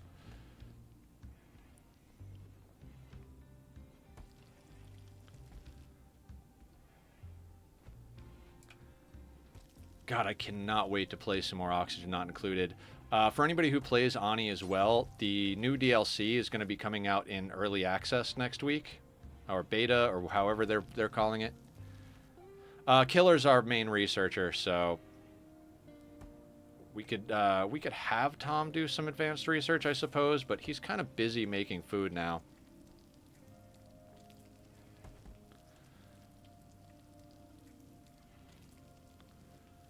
I might actually change a couple of things in the food bills now that we've got a larger colony. Yeah, let's do that. I'm going to go in here. Let's suspend this. Let's add simple meal 4. Suspend.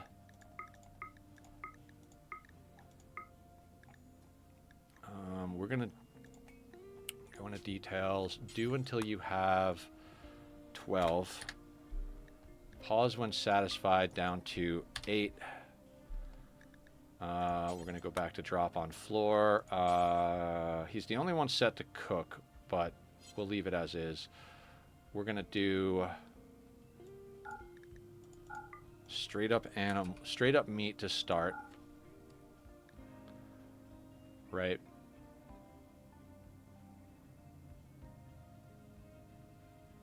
Yeah. Then we are going to unsuspend. We are going to copy and paste. Bring this guy up.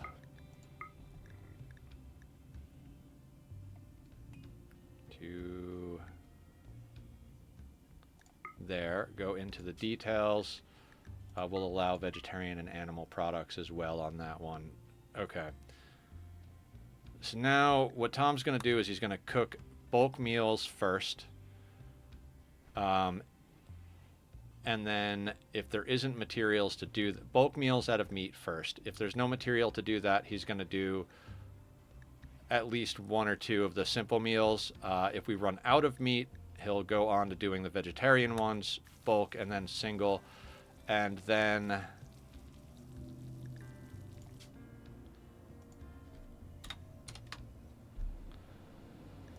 let's just make sure all these are set up. 8. And then if he's got plenty of meals on deck for everybody, then he will go into doing pemmican. I just wanted a bowl of cereal. Welcome in, Fwap. Fwapak? Fwapak! Sounds like attack. How you doing today? Welcome in, first-time chatter. I'm Nethercloud. I'm a little sleepy because it's Friday, but we're on sea ice. This is day 6 of our colony. When we started today, we only had these 2 colonists. We've had some ups and downs and some swings back and forth. Today we did our, ideology rituals and got Julie and Killer here, who are named after our community members. We have a point redemption for naming colonists. Since we're doing these smaller runs, both on this and Oxygen Not Included, I've decided there is no longer going to be a queue. If anybody decides they want to redeem points to name a colonist, I'm going to do that and let Killer go sleep with Julie. He doesn't need to be in that bed. But if anybody does want to name a colonist when we get a new one, the queue that it did exist has now been fully exhausted, so all the current pawns are named, yes. We will be getting new pawns eventually. We're going into winter here shortly, so So we got to, we can't, we're going into winter and we're out of ideology rituals. So we're not going to be bringing anybody on anytime soon, but we're finally getting to that stage where we've got a few people here. Once Julie and Tom are both fully healed up from their surgery issues, we're going to get Killer. Sorry, Julie and Killer are healed up. We're going to get Killer making stuff at the tailoring bench, and we're going to get Julie's just going to be Julie, but at that point, we could start having some people go out and haul some things in. Julie's still willing to haul, even though she's a shooting specialist. Killer won't do dumb labor now that they're a crafting specialist, but that crafting specialist situation is definitely going to hook us up with some way better items. So we're willing to do that. We're a small enough colony that I don't need every single person capable of hauling, but it is nice when everybody can haul, because when stuff is far out, you could send everybody out one time instead of having to send one or two people out 4 times type of thing. But at this point, I think it's better to get quality items than it is to worry that much about everybody being able to haul. We've got 4 basins. We started the day with 2. We've gotten enough food to cut our, enough meat coming in to cut our food. So yeah, we're doing all right. Doing all right. And again, thank you all for hanging out. I know I say that a lot, but I mean it from the bottom of my heart.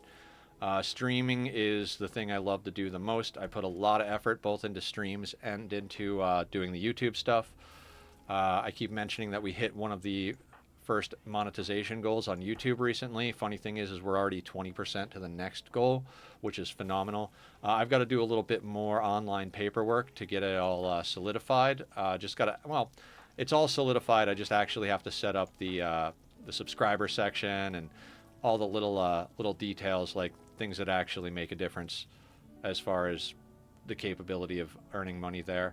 Money is not the first and foremost thing on my mind when it comes to streaming and YouTube, but it would be nice to actually make it a career one day. That's why I've been putting so much work into it. I've told the story many times, but we've got a lot of new viewers in here today, so I'll tell it again. When I first started streaming, the main reason I started streaming was, hey, I think I'm pretty good at video games and pretty good at running my mouth. So streaming seems like a good middle ground for both of those skills. Good place to try that out. I was like, let me take a stab at it. Why not, right? Well, as I was streaming very early on, I forget it was in the first few weeks or first few months. Doesn't really matter. But early on in my streaming, thank you for the follow, TW Pack. Much appreciated. Thank you so much. So early on in my streaming, I had someone come in, and it was literally just like me and them all day. I forget what I was playing Minecraft. I know that much because that's all I used to stream back in the day. And we were just talking back and forth about life, about games, about everything. And then it got close to the end of stream, and they're like, "Hey, I got to head out for the night. I just wanted to really thank you and let you know that I struggle with depression. You know, I've dealt with like really low lows where like I've thought about the darkest of stuff, like, you know, and, you know, I don't want to go into the details because, you know, it's not necessary, but they basically were like, you saved my life a little bit today because I didn't think about all of that horrible stuff. I wasn't depressed. I wasn't, you know, suicidal or thinking about harming myself. And, you know, they basically were like, hey, thank you for making the world a little less shitty, was the general gist of it. And ever since then, I've been like, that is fucking awesome. You know, even if I never made a career out of doing this, it's nice to know that you can do something you love and be able to help people. I think that's always been something I've always liked doing, is bringing people together and being able to help people get through things. I've talked a lot about my upbringing. I'll try not to go into too much of it right now, but I had a pretty shitty upbringing. I don't talk to any of my family anymore, like legitimately not a single one of them. So that'll give you an indication right there of how bad that went. But so to be able to provide a good place for community, to be able to promote taking care of each other and kindness and support and respect, that means a whole hell of a lot to me. So, you know, stream, play the games you love, meet cool people, help people get through times in their life that are difficult, and all of that's just fantastic for me. Plus, you know, I never understood, to put it that way, but I never realized until now just how many things keep me going from day to day. You got to find those little things that help you. I find that helping others is very much like helping myself too. Like, where are you going, Tom? Of course, every time I unrestrict Tom to do even the smallest of goddamn tasks, he wanders off to go cloud watching on the opposite side of the map. Let's smelt down that poor gun. Yeah, let's smelt that poor gun down. And is there a piece of slag? I think we might have already gotten the slag.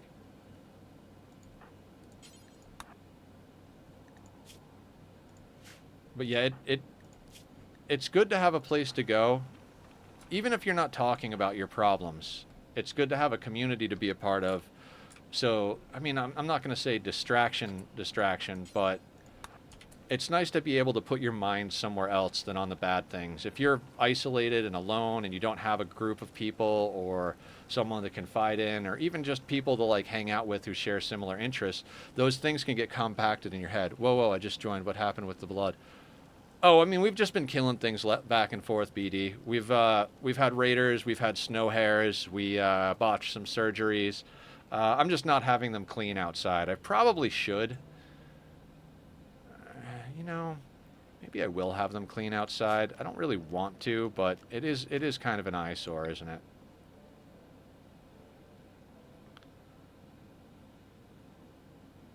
I feel like loneliness is a never-ending loop in itself, hard to get out of. Absolutely, Fwap. How do you pronounce your name? Is it Fwapak? Oh, okay. Are we saving the other two pawns since we named them? Yes, we are. We now have a shooting specialist and a crafting specialist. And they fell in love, and we did a vasectomy. So we have two people that are capable of getting a loving bonus. Yeah, doubled the pawns. Interesting day. And doubled the hydroponics basins. Killed an entire flock of migrating snow hares and chopped up some raiders, as well as buying some food from some traders. As soon as Killer gets out of bed, we're going to see what we can make out of all of this random leather that we've now accumulated, so we can get it into useful stuff instead of just random wealth sitting on the map. And we're stockpiling pemmican while we can harvest rice. We're halfway through fall, so coming into winter, we're going to start having the hard times. But yeah, welcome in, BD. Yeah, once we can reform again, I think we're going to go into pain as virtue, because literally everybody except Tom already has scars. So,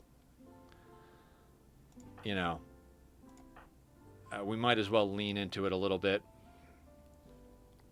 That'll also remove their comfort bar, so we won't have to worry about making them comfortable. I just don't want to have to scar Tom up, because if he accidentally gets scarred in the wrong place, it's just going to be a whole shit show. I love the new DLC. Absolutely. We were talking about it earlier. It is kind of the first DLC, as Blue was saying, that feels kind of optional. We have it turned on as ambient threat. We don't have the monolith on map. God, I want to kill those thrumboles. It's just not worth the risk. Killer is fully healed. Excellent. Let's take a quick pause and see what we got to have him make. We did a full playthrough of Anomaly with the monolith active, went for the Anomaly ending. We finished that run exactly 2 weeks ago today. All of the VODs are up online. The end game is absolutely insane. But honestly, I've done end game like ship launches and stuff that took 2 full streams to do, or like eight hours of like, you know, a long stream. We did the entire Anomaly ending in under 5.5 hours. So it was intense, though. I legitimately thought we had lost the colony several times during that end game. I was like, I have no idea how we're coming back from this nonsense. All right, Killer is going to be making a parka. Perfect. All right, so we've got you making a parka. Let's go down the line. Manhunter Pulse. Yeah, if it wasn't for Manhunter Pulse, I feel like we wouldn't even remotely have done as well as we did without Manhunter Pulse. That shit's OP as hell. We're also going to throw another tail cap in the mix here, because Barb's going to need a new hat sooner rather than later. What does Julie need? Julie is in need of nothing. She's coming in pretty good. Excellent, normal, excellent, good, normal. Okay. Killer over here is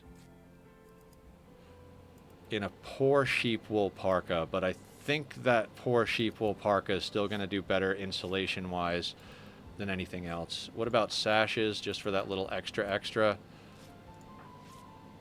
Not doing too bad at all. All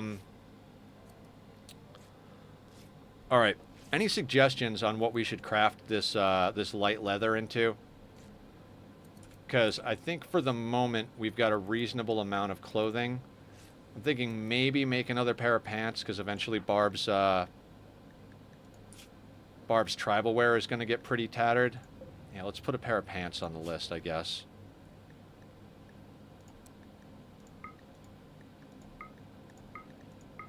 Other than that...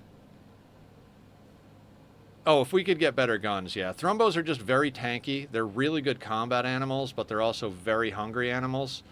I know we pulled some shenanigans earlier in the playthrough to get some Thrumbo meat on there. Their fur is like one of the most top-tier things you can make stuff out of. Synthread and Hyperweave, I think, are the best materials, but you can't actually produce those yourself. You got to get them trading. And then as far as stuff you can grow, Devil Strand, and stuff you can hunt, Thrumbo. So those are your top 4 materials right there. Maybe make leather corsets, sashes, and go sell. Yeah, that's kind of what I was thinking, is like... I think sashes would be the way to go. Remember we were talking earlier about the different ways we play, and I was talking about how I did that peaceful run just for fun, for the story's sake, which was really fun. I want to do that again. If you want defense, you can make some animal flaps dotted around the base. Make a giant standalone roof. Shoot out the animal flap, and you have a large AoE damage. Chimera's approach. Interesting. Okay. Looks like we're going to be hanging out inside. You know, we could do that, Blue, but I feel like that would be against the spirit of the no traps, no kill boxes. I mean, we're essentially building our own trap at that point, so I like where your head's at, but I think that would I think we're gonna forego that just so that we can, you know, keep it in spirit. I don't know if the Thrumbo... Yeah, no traps, no kill boxes. So that kind of, you know, gets in the way of the spirit of the playthrough. But I like where your head's at. If we anger the Thrumbo, will they fight the Chimera? Or will they just make everything a problem? I don't know. So I think we lock the door. I gotta remember to get that that emote on there for everything. All right, let's zone everybody to walls, I suppose.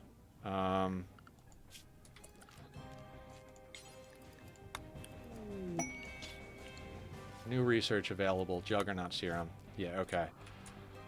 Oh, it's Chimera's approach. So they're just going to mill around down here on the bottom of the map. I don't think they'll leave, is the problem. But Chimeras also won't just, like, straight up attack. So... From what I've heard, cowboy hats are best for vanilla, but if you research noble apparel, then I think corsets... Yeah, corsets are the best. Here is the problem with corsets. I got distracted by the chimeras. What I figured out in my peaceful playthrough is that combat suppliers will buy sashes, but they won't buy corsets. You have to sell corsets to a bulk goods trader, whereas sashes can be sold... I think even exotic goods traders will buy sashes, but I'm not 100% on that.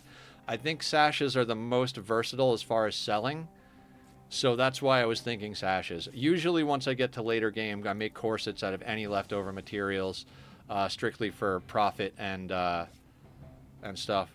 Yeah. So that's why I tend to lean in that direction.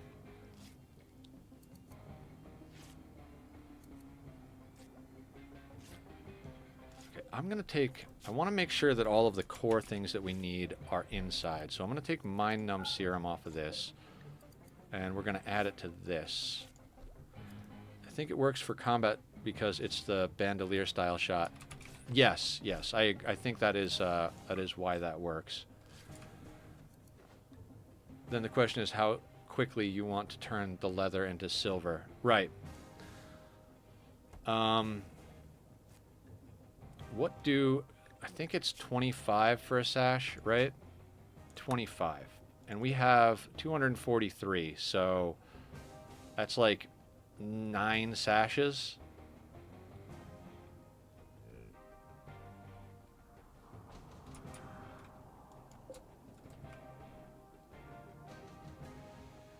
Don't hunt anything over 50% attack rate after being attacked.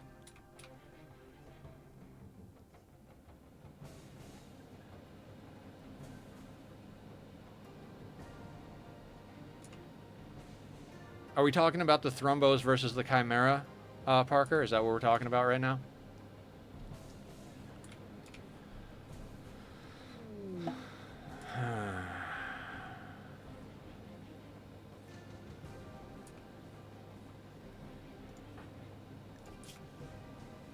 Our big problem is that we don't really have a way to make things happen, right? Like, we basically have to luck up on either a ship or an on-map trader coming to trade with us.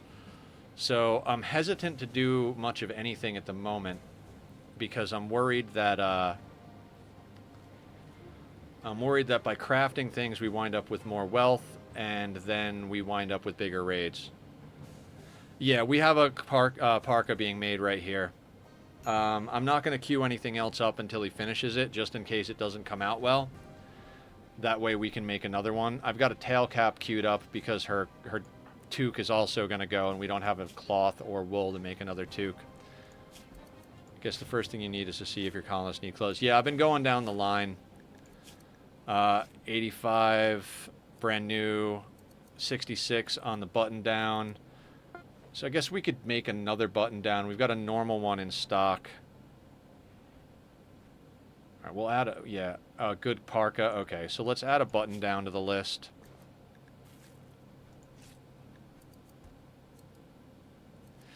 I don't think it's worth the attempt.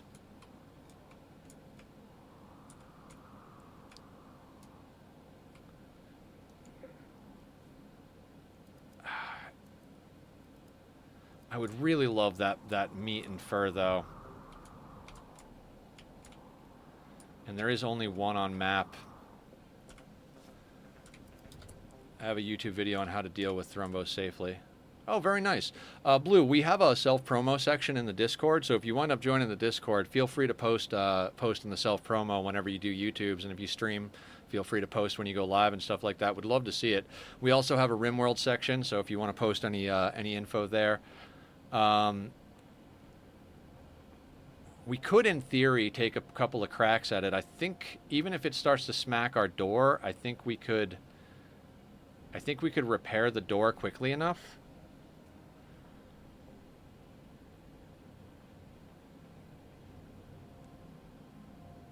Power line explode? Parker, I'm not even sure if you're talking about Rimworld. Yeah, I'm not even sure if you're talking about Rimworld or real life. You've had some very Rimworld. Okay. I no longer use the regular power lines. The hidden ones cost twice as much, but they also can't have Zist events. So I've been using the hidden ones.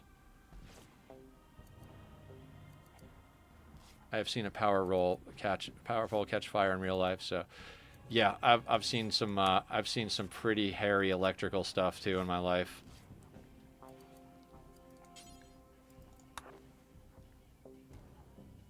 I don't think ever that specifically.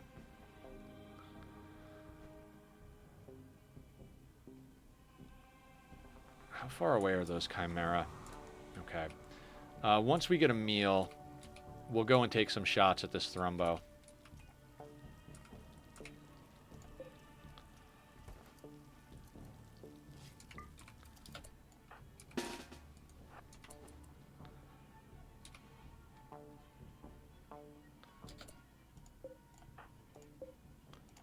Hold door for right now.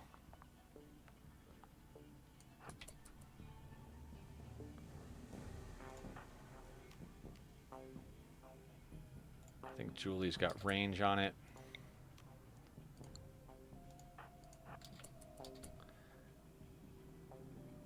You can easily deal with it solo. Yeah, we took one on pretty solo status earlier on in this playthrough, but...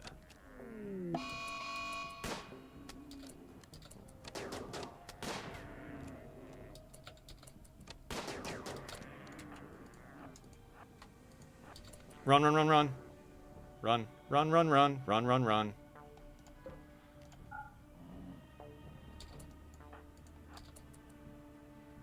Quick, quick, quick, quick, quick, quick. No, no, no, no, no, no. There we go. Okay, good shit. Barb is our best builder.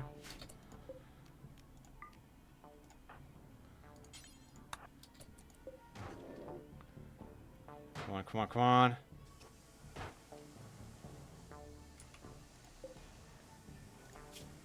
No immediate danger.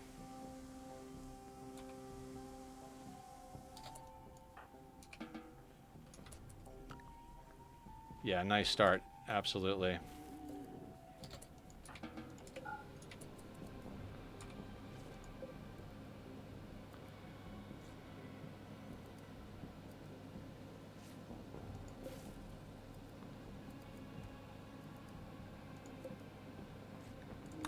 Are you still maddened? You are still maddened.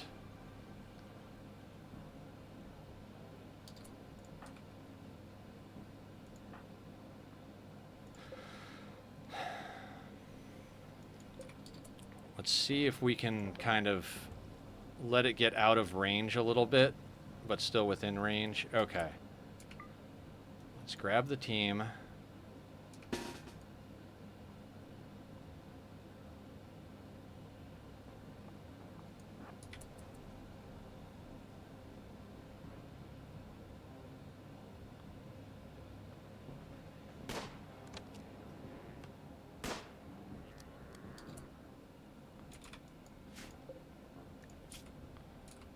Death in 13 hours. Doesn't seem to be turning.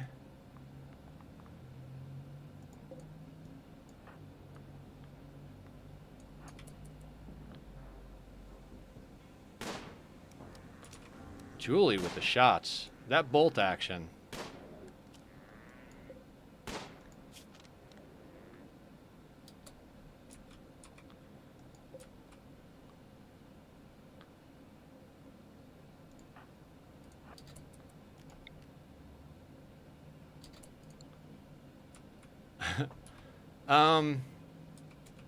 You see how the Thrumbo is just kind of making a trail of blood? I'm not gonna clean the whole map, so more or less that's why. Yeah, big things do have a lot of blood.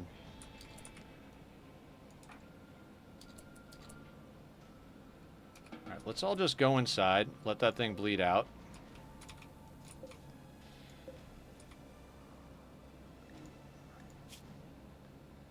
It might be trying to get off map, though.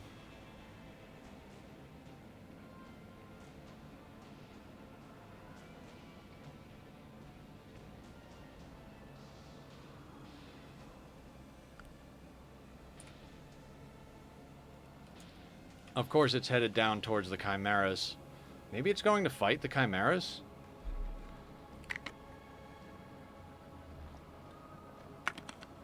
Well, whatever happens, happens, I guess. I'm not willing to chase it down that close to the Chimeras anyway.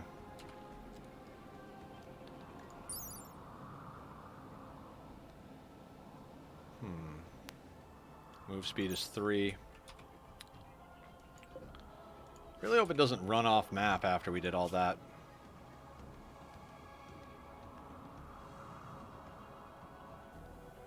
Yeah, them fighting could be ideal. Although I think the Thrumbo is just going to walk off map. I mean, nice to get a couple of shots for training. Blue, thank you for following. Much appreciated. And appreciate all the tips and thoughts and ideas on the game, too. If anybody has thoughts, suggestions, ideas, any of that... Yeah, Thrumbo's leaving the map. Oh, no. Maybe he's not. Yeah, he is. That sucks. Well, at least we got a couple of shots off for training purposes.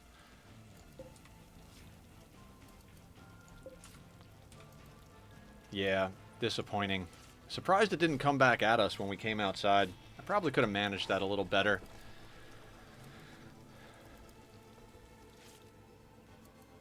You should play Rimworld. Who? Aya?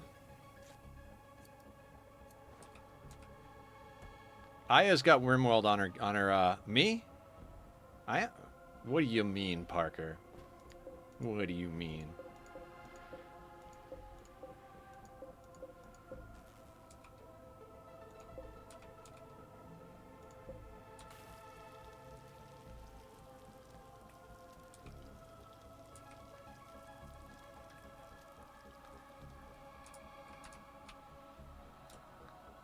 I'm a very slow and steady, low-risk type of player. I've grinded my way to victory numerous times. It's not necessarily the most exciting way to play the game, but I definitely get my wins.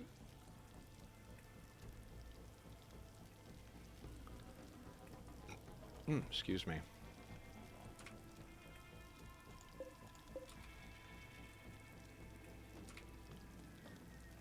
Alright, back to micromanaging food.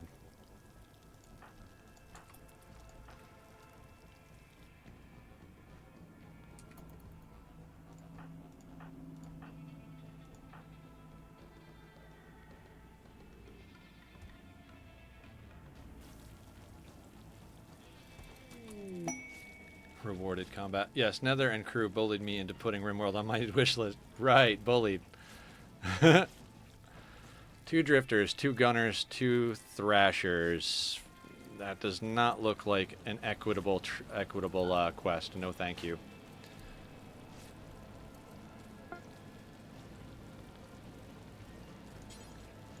Get you. Actually, no. Let's not get you a meal just yet. I think we put on the advanced research bench again, switch over to ground penetrating scanners. I have a man with a architect right arm and no left arm. So it all balances out then, right?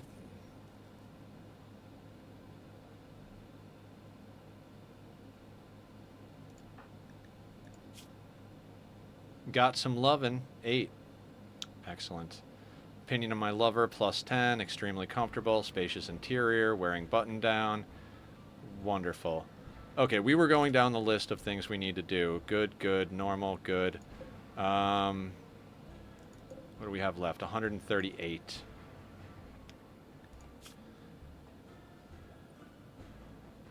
I think maybe we just try for a better tail cap. I mean, most places will buy tail caps as well, so... How much are they? 20, and they're only 20 leather. Alright, one sec. Let's just take a quick look through again. I know I keep doing this. Might also want to put another parka on the list. Why is Barb upset? Hungry and insulted. Alright, let's... It's a little early for you to have a meal, but let's get you a meal. Who insulted you? Julie Pixels? You guys need to be nicer to each other. Kind of hoping Tom gets into some more scuffles so he gets a scar more organically. I mean, please don't.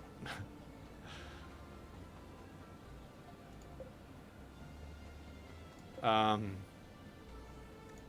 yeah. Okay. Basically, I think we're just in make backup gear situation.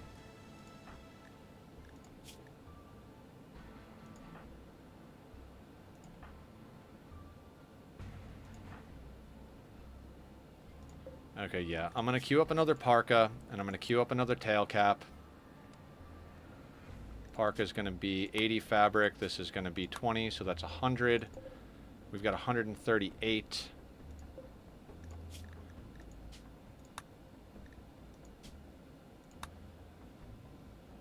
Plus the human leather. Okay. I'm going to disallow the human leather because we're going to get more of that, so I'd rather them use the light leather to start, because then when we chop up this guy, we can get some more leather on the thing. Now, I don't think the Chimera ever actually go away. So this becomes a whole situation. I don't think we can get Barb a new arm. I'm going to say quite a while. I mean, how far off is Bionics, actually?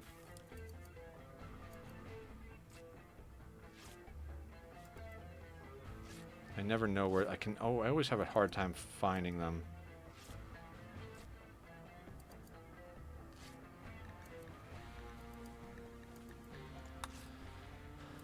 So we have to research multi-analyzer, put one down, research fabrication, then research bionic replacements, and then have enough materials to make the bionic replacement. So really it comes down to whether or not we can get one off of a trader, because it's going to be quite some time before we can produce one ourselves, is the problem.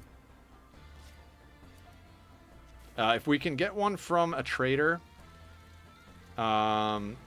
Barb's medicine is not great, but, you know, at a 6, she's done a few surgeries now that have come across pretty good.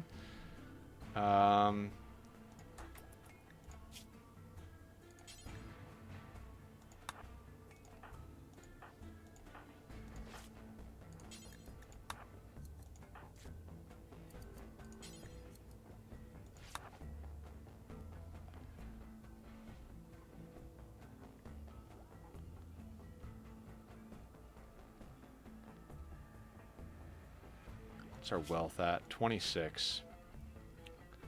It's getting a little out of hand for the weapons we have.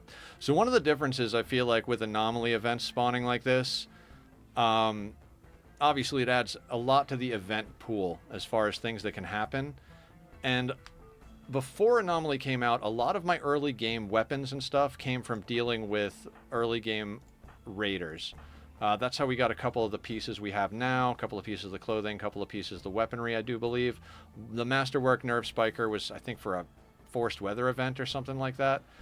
But all in all, it's a little bit more difficult to come up on weapons when you've got things like Chimeras coming in. It's not like Chimeras actually have weapons on them, right?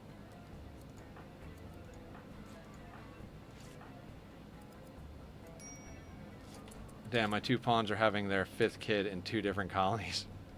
That's awesome, Killer. That is awesome.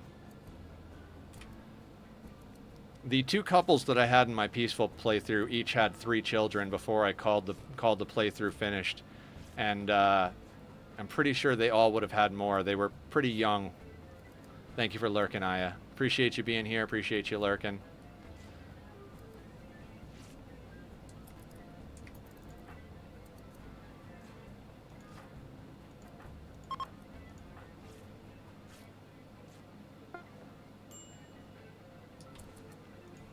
Minor break risk on Barb. All right, we're gonna have to put Barb back on a more mood-based schedule.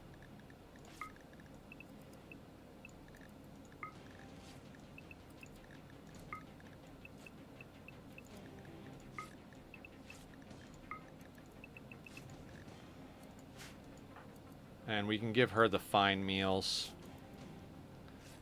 My 2 colonists have 4 kids. Oh, no, wait, that's BD. Sorry. For some reason, I thought that was Killer. Sometimes I do that. I'll read somebody's comment, and then I'll just keep reading comments going down. I apologize, BD. 2 colonists have 4 kids now. I kind of like... Oh, wait. Wait, did Killer say the... Oh, Killer did say that, and then BD added... Okay. I'm all over the place. Do it. Do I do it 8 lions for a skill trainer? Oh, like the animals? Manhunter stuff I will take all the time. Because you can just close your doors and wait it out. Once they get hungry enough and fall asleep, they'll just stop being angry and leave, so... Let's give Barb a fine meal, because she is just not having a good time.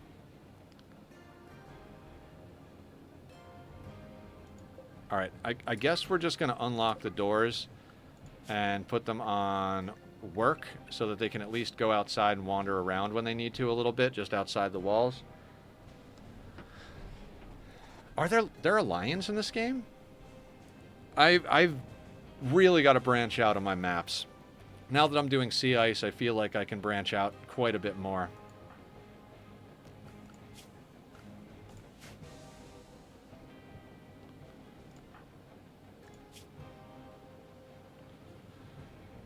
No, a quest where I go to a place with them. Ooh. I'm not a big fan of going off map, and it also depends. What are you playing against, Randy or Cassandra or Phoebe or a modded storyteller? So for me, going off map when I play against Randy is a hard no until I have enough colonists to split. You know, like if I can leave half the colony home and send half the colony there, and I'm confident in my ability to defend the base, then I'll start doing it. Randy's cooldown is only half a day. So when Randy hits you, half a day later he can hit you again and hit you again. He can also go to sleep for long periods of time.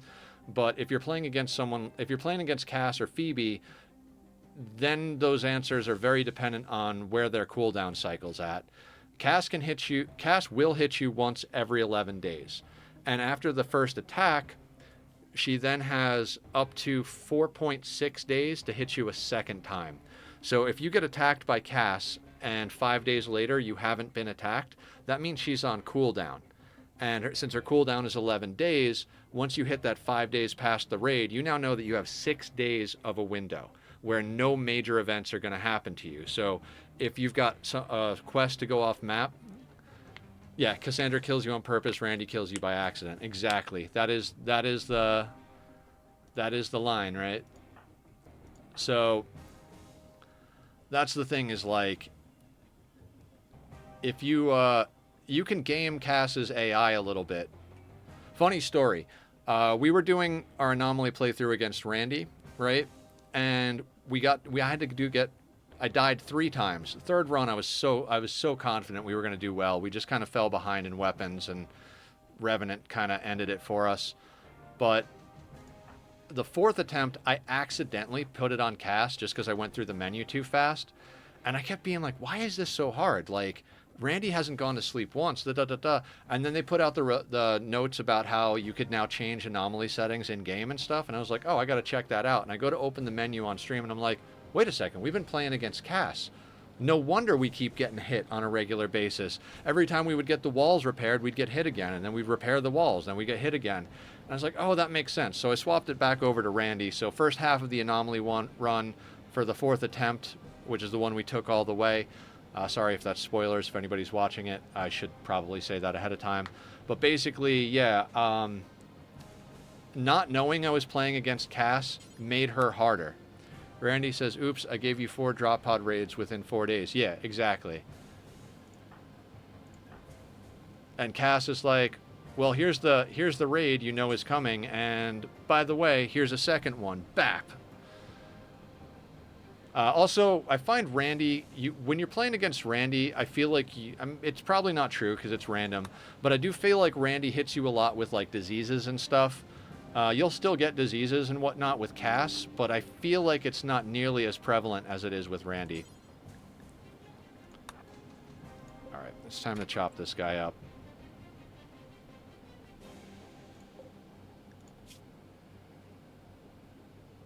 We've got 2 good parkas, a good button down, good pants, a good and a normal tail cap. And our wealth is just below 27.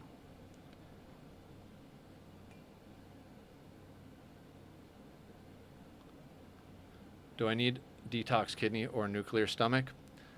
Detoxifier kidneys are good because it makes it so your colonists can deal with toxic fallout and such, and tox grenade gas better. They don't get sick off of it as quick. You get yourself a couple of detoxifier kidneys and antitoxic lungs, and you're going to have a much easier time dealing with all that nonsense. Nuclear stomachs are a double-edged sword. When you put in... Randy felt like giving my fighter an infection, then a raid. Yep, that'll do it. Nuclear stomachs are going to make you... To be fair, it's possible for Randy to hit you with a disease day 1, hour 1. Yes. Randy can do a lot with a little, so to speak. Chimera's attacking. Okay, so we are now officially kind of locked in here. New lovers, Tom and Julie, of course. So we got a little bit of a love triangle here.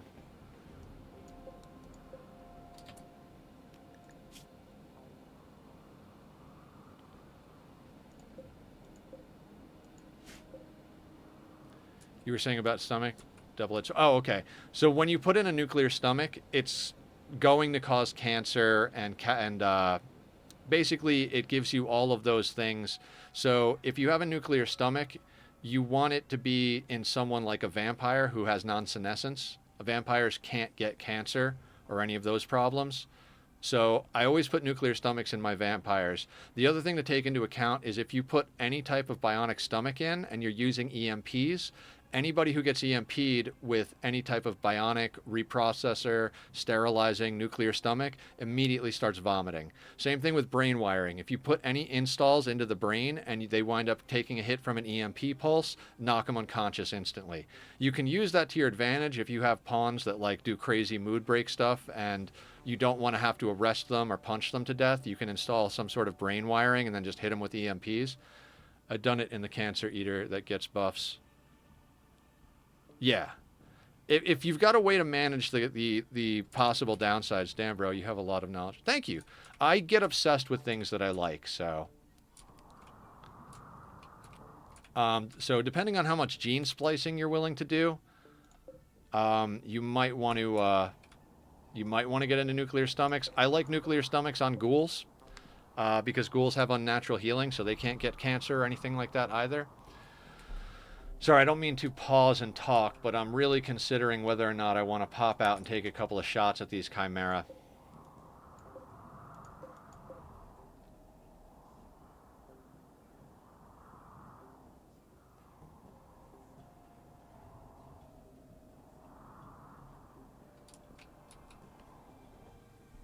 I've also think I'm coming up on about 1,800 hours of playtime on this game, so between playing, watching, and researching, I've learned quite a bit about what works and doesn't work in this game. I get a little obsessed with game mechanics when I find something I like. So even when the Chimeras attack, they're not going to smash at our doors, but if we shoot at them, they might start smacking on the doors, right?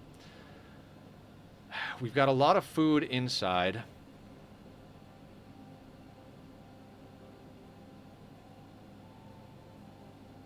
Lulu, thank you very much, and welcome in. How you doing?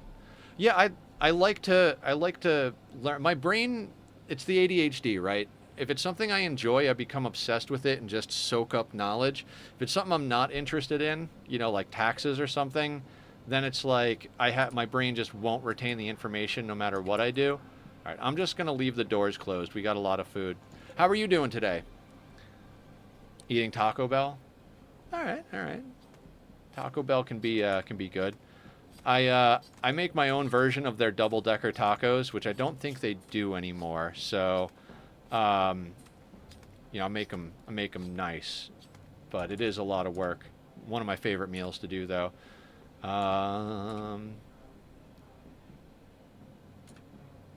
Okay, so going pretty good. We brought on 2 more colonists. They're both our colony is a little on the older side in general, but the one that came on with asthma, we were actually able to strip some lungs out of a bad joint event and fix their asthma. Because we have 4 people, we took them in because one of them's really good at shooting, so we have a shooting specialist, so we can use our marksman command to make our people better shots. And the other one came in with a passion in crafting. So we made them a production specialist, which means that everything they craft is 1 level above what it would normally be. So if it was normal, it'd be good. If it was good, it'd be excellent, so on and so forth. We killed an entire pack of not manhunting snow hares, migrating snow hares. We killed some raiders, got some slag chunks, which I want to go out and get these slag chunks, but chimeras, you know. First time seeing this game, so I have no idea what's happening. So, much like Oxygen Not Included, it's a colony builder, but it's a different type of colony builder. Obviously, the view is different. It's top-down instead of side view. Same concept, though. You start with... There are a couple of different starting scenarios, but the original one was the same as Ani. You pick 3 people, they crash land on a Rimworld planet, you know, out on the outer rim of civilized galaxy. And you have to survive. You have to find a way to get food. You have to find a way to build shelter. you can have, like, we're playing on an extreme element map right now. Like, imagine starting on Frozen Forest and Oxygen Not Included, or Rime if you're playing the vanilla version. That's more or less what we're doing. There is no growing soil, no resources, no geothermal, no nothing. Basically, we have to get by on whatever we dropped in with. We started with a tiny little hut, and over time, we've just gradually, like, repurposed materials. Oh, this should not be on at all. We've been melting down, like, when we have, and in this one, the danger is less about the environment and more about the, Jesus, that's loud. It's less about the environment and more about the combat. You can put it on peaceful, and you can fully customize all the settings to be whatever you want. You could increase the amount of possible blight on crops. I even posted a time lapse of a peaceful playthrough. I call it my losing is peaceful run because the top difficulty, M3E6 raspy engine note, probably. Barb designed me an emote that I have to add that's just a vroom vroom, so whenever you guys hear that, you can start spamming that, turn our obnoxious moments into engagement moments. General intention is to gain resources via raids and trades. Yeah. We have the Anomaly DLC installed, so we get, if Anomaly is kind of like we were talking about, Blue said it's the first DLC that feels optional. The other three kind of like add and kind of like feel like the same type of thing.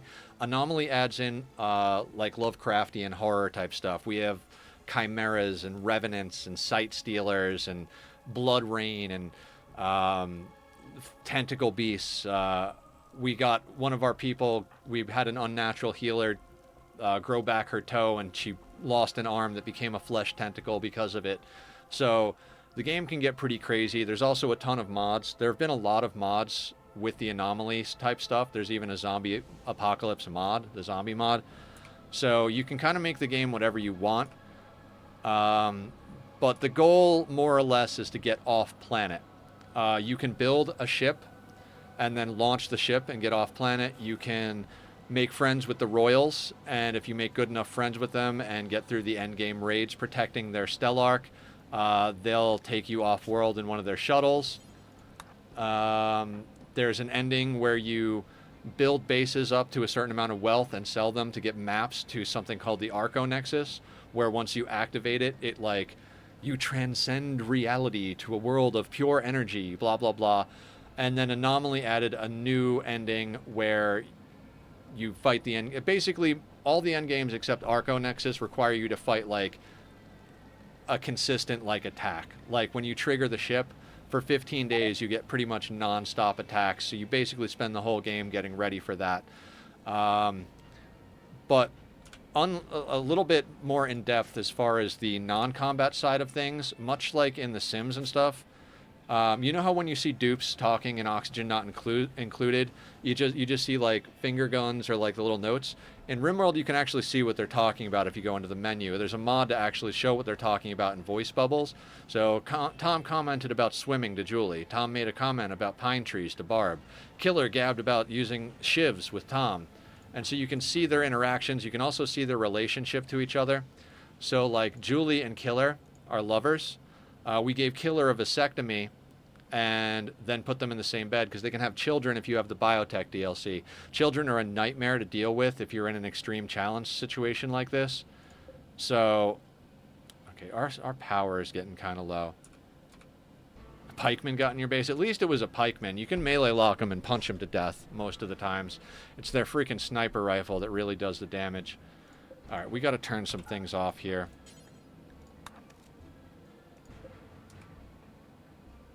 That wind dropping out. Come on. 100% grown. All right, we gotta flick this switch real quick. All right, we'll have to wait for the wind to pick up again before we finish that round. ABC, what's going on? Double raid. Oh, that is a lot. So, yeah. Yeah, was it a quest, or did he just hit you back to back real quick?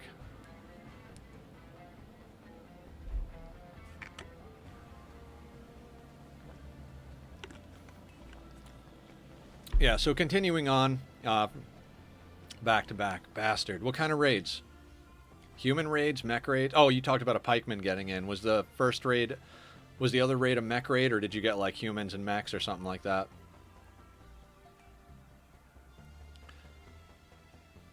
Mech hive, then a tribal. At least the second one was a tribal, although they can get overwhelming if you don't have enough colonists to deal with them. I gotta actually pay attention if we're gonna micromanage them eating meals. All right, next up on a meal is Tom. Got 4 with ARs. Yeah, those assault rifles really do the trick.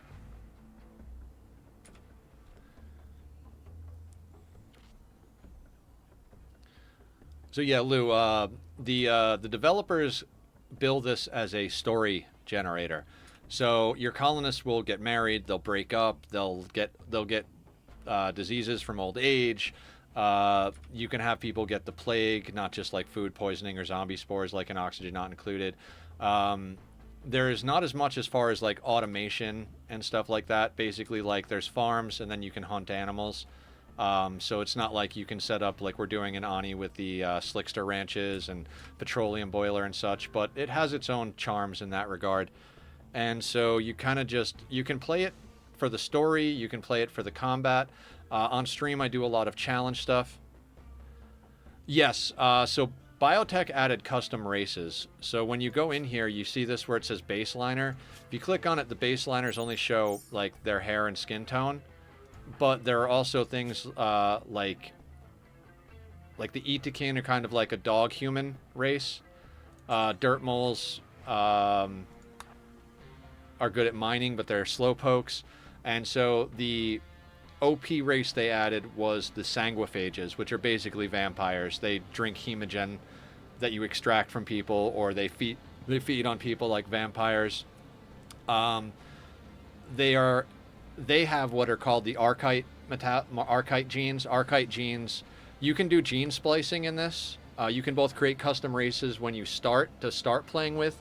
You can also develop technology to do gene splicing, and you can buy genes from traders, or you can extract them from the different races. So if you have if you take a prisoner that's an Impid or an Itakin or a Dirt Mole, you can set it to have them remove genes from them and then use those to recombine into different gene packs to implant into your colonists.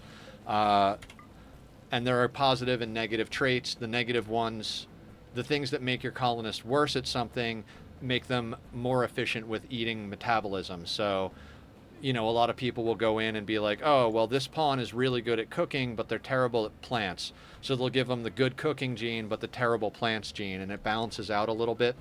It's vastly more complicated than just that, but the vampires have the most overpowered genes to start with. You can literally rip their heart out, and it'll just force them into a death rest coma until you get them a new heart. Saw someone once zone their vampire to one spot as bait. They let the vampire sit there and starve, but since they couldn't die, they just stayed there as bait. Yeah, that tracks. That's very Rimworld. And so yeah, I do a lot of challenge stuff on stream. You know, again, talking from comparing it to Oxygen Not Included, I did a challenge run in Ani where we started on a frozen forest with all of the sliders turned up to max difficulty and teleporters deactivated, with the goal of getting Home Sweet Home in under a month of streams. I got an LMG in my... Hell yeah, free LMG will do. I'm not a huge fan of LMGs, but if you get one for free and it... then why not? Should we take a couple of shots at these chimeras while they're withdrawing? Maybe put Julie in the doorway and have her take a shot with a bolty?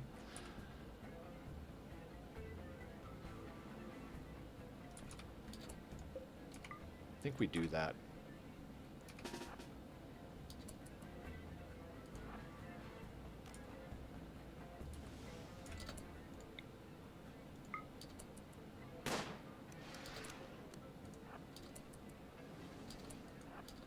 All right, if you're not even going to come at me from that, let's take another shot. Damn, that bolty is good.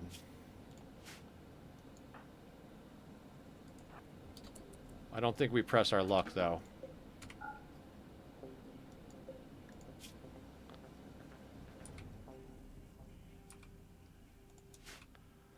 Oh shit, shit, shit, shit, shit. I did not mean to hold that door. That could have been absolutely the end of our colony. Quick, quick, quick, quick, quick, quick, quick, quick, quick, quick, quick.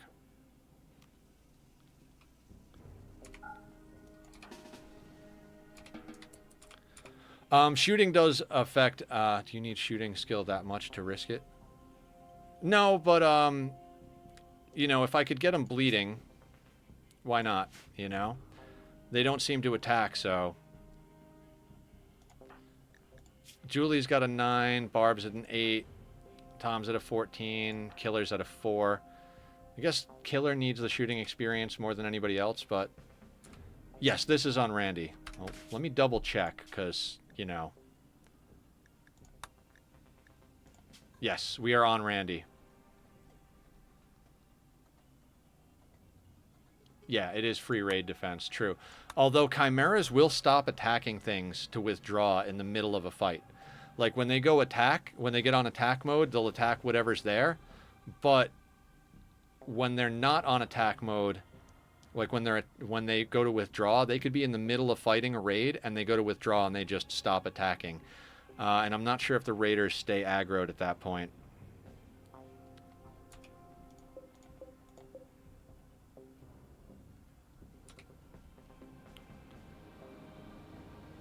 Well, anyway, more or less my thought process, Blue, was we're kind of stuck inside, right? And that could be bad eventually. Trapped indoors. Let's go out here then, Tom. Like, you guys can go out in the backyard, so... Let's all go hang out in the backyard, because it's outside. I'm listening how it's a lot to... It is definitely... The game is definitely a lot. But it is in the same regard as far as, like, again, comparing it to Ani, because I know that's what you know, you start slow, you take things in a little bit at a time. I started on the lowest difficulty that wasn't peaceful when I first started.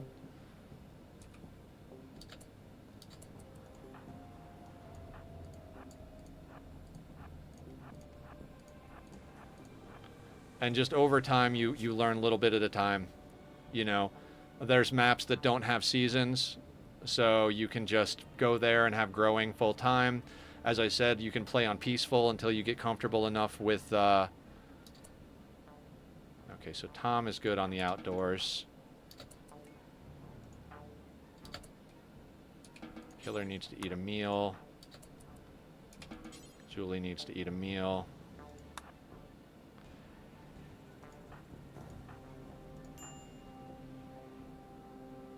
But yeah, it's, you know, just the same way, like,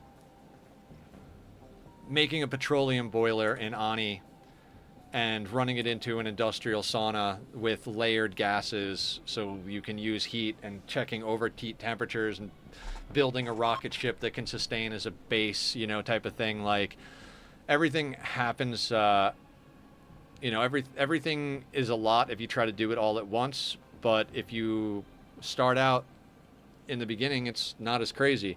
I've got almost 1,800 games and 1,800 hours in this, and I think I'm at just shy of 1,500 in Oxygen Not Included, so it may seem like I've got an obscene amount of knowledge, but it's also because I have an obscene amount of playtime. This run, we are on day number 6 of streaming. 1,800, yeah. So what is that? 6 times 6 is, we're almost at 36 hours by the end of today. This is not a prime example of how quick you can expand. Like I said, this is an extreme difficulty challenge that we're doing here. We set this on the hardest difficulty, which is Losing is Fun, which debuffs crops and increases disease and everything. And on, let's say, normal difficulty, I forget what it's named, the threat is 100%. On Losing is Fun, I'll hydrate in a second, the threat is 220%. And so we set it to Losing is Fun. So all of that stuff was, the sliders were all set to that difficulty, but then instead of putting it at 220, we took that slider and put it to the maximum, which is 500%. It doesn't exactly work this way, but think of it as if you were playing on normal and you got one person attacking, I would get 5 on this run. So That's not exactly how it works. It's a whole raid point system. For every amount of wealth you have, it gives the storyteller a certain amount of raid points. And that's the other difference is when you start, you pick a storyteller. Ours is Randy Random, and each of them have different ways that they affect the game. You know, like, yeah, the chimeras. Um, so Randy is more random. You can get periods where Randy just sends you good events for years. There are other times when he hits you with a bad raid or like siege or something every half a day until he just destroys you. Cassandra's a little bit more predictable. As Blue was saying earlier, Cassandra kills you on purpose. Randy kills you by accident. There's also Phoebe Chillax. So it's Cassandra Classic, Randy Random, and Phoebe Chillax. Phoebe is basically Cassandra, but her cooldowns are stretched out a lot longer, so you have a lot longer of a recovery time between raids. There's also a mode called Wealth Independent mode, which means that your wealth doesn't affect the raid size. The raid size and threat grows with time, and then you can set like, okay, by the time we get 20 years of in-game, that's when it hits max raid points. I'm not sure what the default number of years is, but eventually you can, basically with that, you can get ahead of it. When you're playing on extreme difficulties like this, not on wealth independent mode, wealth management becomes a big part of it.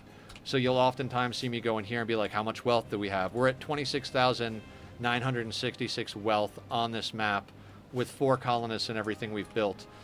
Because of my experience level with this, I know where some of the breakpoints are. Once you get past 20,000 and 2 colonists, you get a lot more of a chance for problems as far as larger things. When we had 3 colonists earlier in the playthrough, we lost one to some nonsense. We had just been getting people raiding us with, you know, knives and like basic guns for a long time. As soon as we got 3 colonists, we got a big mech cluster drop on our map with like a problem, like a big threat problem causer, plus then, you know, the mechs that dropped in with it. We wound up actually going out. Bernie will be remembered. Yes, he will. If we had the space and the materials, I would have put a sarcophagus in our barracks to put Bernie in. Okay, I'm gonna press 2 on this action because we're just kind of chilling here doing a whole lot of nothing at the moment. That sounds terrible. Yeah, it can be terrible.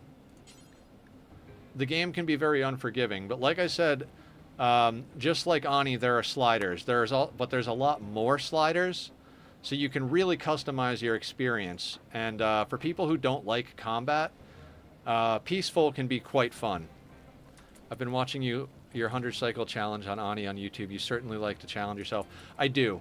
One of the reasons we're playing the Cozy Colony on Ani, as we're calling it, is because I was doing like all challenge runs for a while, like just non-stop all challenge runs, and it was getting a little stressful, so I wanted to play one that was more about me just building what I wanted to build. But yeah, I do enjoy pushing myself a little bit. I used to not be that person.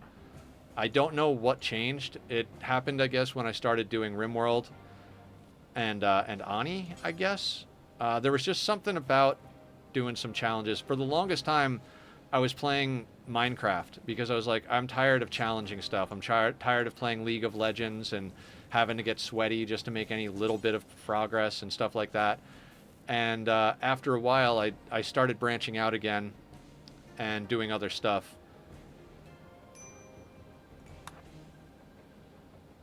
And when I was doing Minecraft, it was all about builds. In fact, just a little shameless self-promotion. If anybody wants to check out what I'm talking about in Minecraft, I just posted a link to a 2-year-long project that I time-lapsed into a 4-minute video. That is definitely the most insane thing I've ever done in that game. Okay, we need to actually get some of this stuff out of here. Our barracks is terrible because of all of the, I'm gonna pause real quick so that they don't move any tainted stuff in there, but we're gonna move our apparel in here.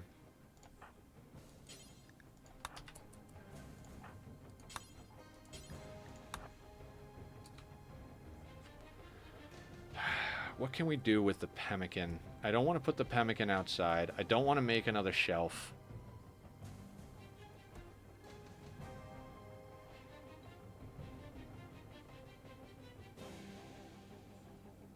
I mean, I'm glad we have all this pemmican. But yeah, for the longest time, like I said, I was playing Minecraft on a single player world, and I was like, I don't want to deal with the stress of like hard difficulties or having to, fight against other players. I just wanted to do something enjoyable, low key. I do love building. I've always been a builder, both in the game and in real life. One of my favorite things to do growing up, we grew up in the middle of nowhere. And again, I had like a crazy upbringing, but there were some aspects of it that were pretty cool. Like we used to go and build tree houses in the woods and everything like that, which was a good time.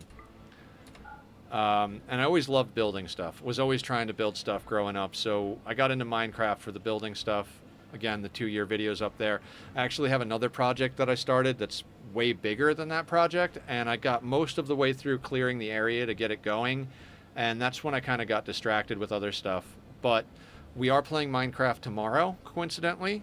We're going to be streaming from the Netherland SMP, which is our community SMP that anybody is welcome to join by going on our Discord. You just thumbs up the rules and add your name to the whitelist, and we get you onboarded. I built a castle, which a lot of people on the server help me with my builds, but I'm also kind of I don't want to say I'm a control freak when it comes to my builds, but I often don't let people actually build. Like, if people want to like collect stuff or make scaffolding or bring me resources, I'll accept that kind of help in the game. But it's not just that I'm controlling with my builds, because I don't mind giving a little freedom. Barb actually builds with me a lot because she thinks the same way when it comes to putting stuff together as I do, so she can kind of see my vision. But it's also the fact that I often don't know what I'm doing. I have this very like vague concept in my mind, and basically I just start building. And so I've had people be like, hey, is there anything I can build for you on the castle? I'm like, the only thing I know what I'm doing is what I'm doing right now, and I don't even know how to tell you to help me with that. I guess if you want to go get me some deep slate, that would be helpful. Or if you want to like go cut down some oak trees. I did accept a lot more help building the helix tree, which is a giant spiraling tree made out of the 2 glowing woods from the nether and using glass as leaves instead of regular leaves. I like the way it came out a lot. So I build a lot of really insane stuff. That video of the nether hub build, though, that is fully solo. There is no help on that build whatsoever. That's in my thank you, Squiddy. I'll take that as a compliment. Yeah, there is a time lapse of the castle. I did a time lapse of the tree build, but I hated the way it came out, and I haven't gone back and redone it.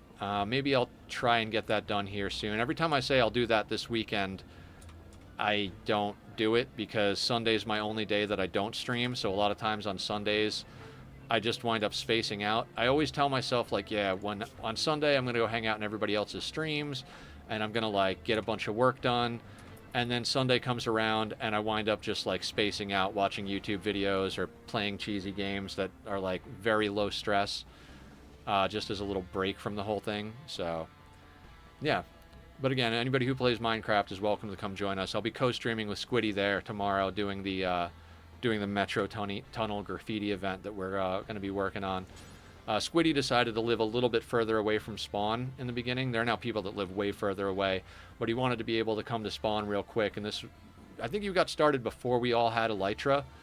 So he built a tunnel down near Bedrock to come to spawn. And over time, I helped him build the station on the spawn side, and then a bunch of other people helped him dig out the tunnel. So tomorrow, the server's going to be coming together to decorate the tunnel. So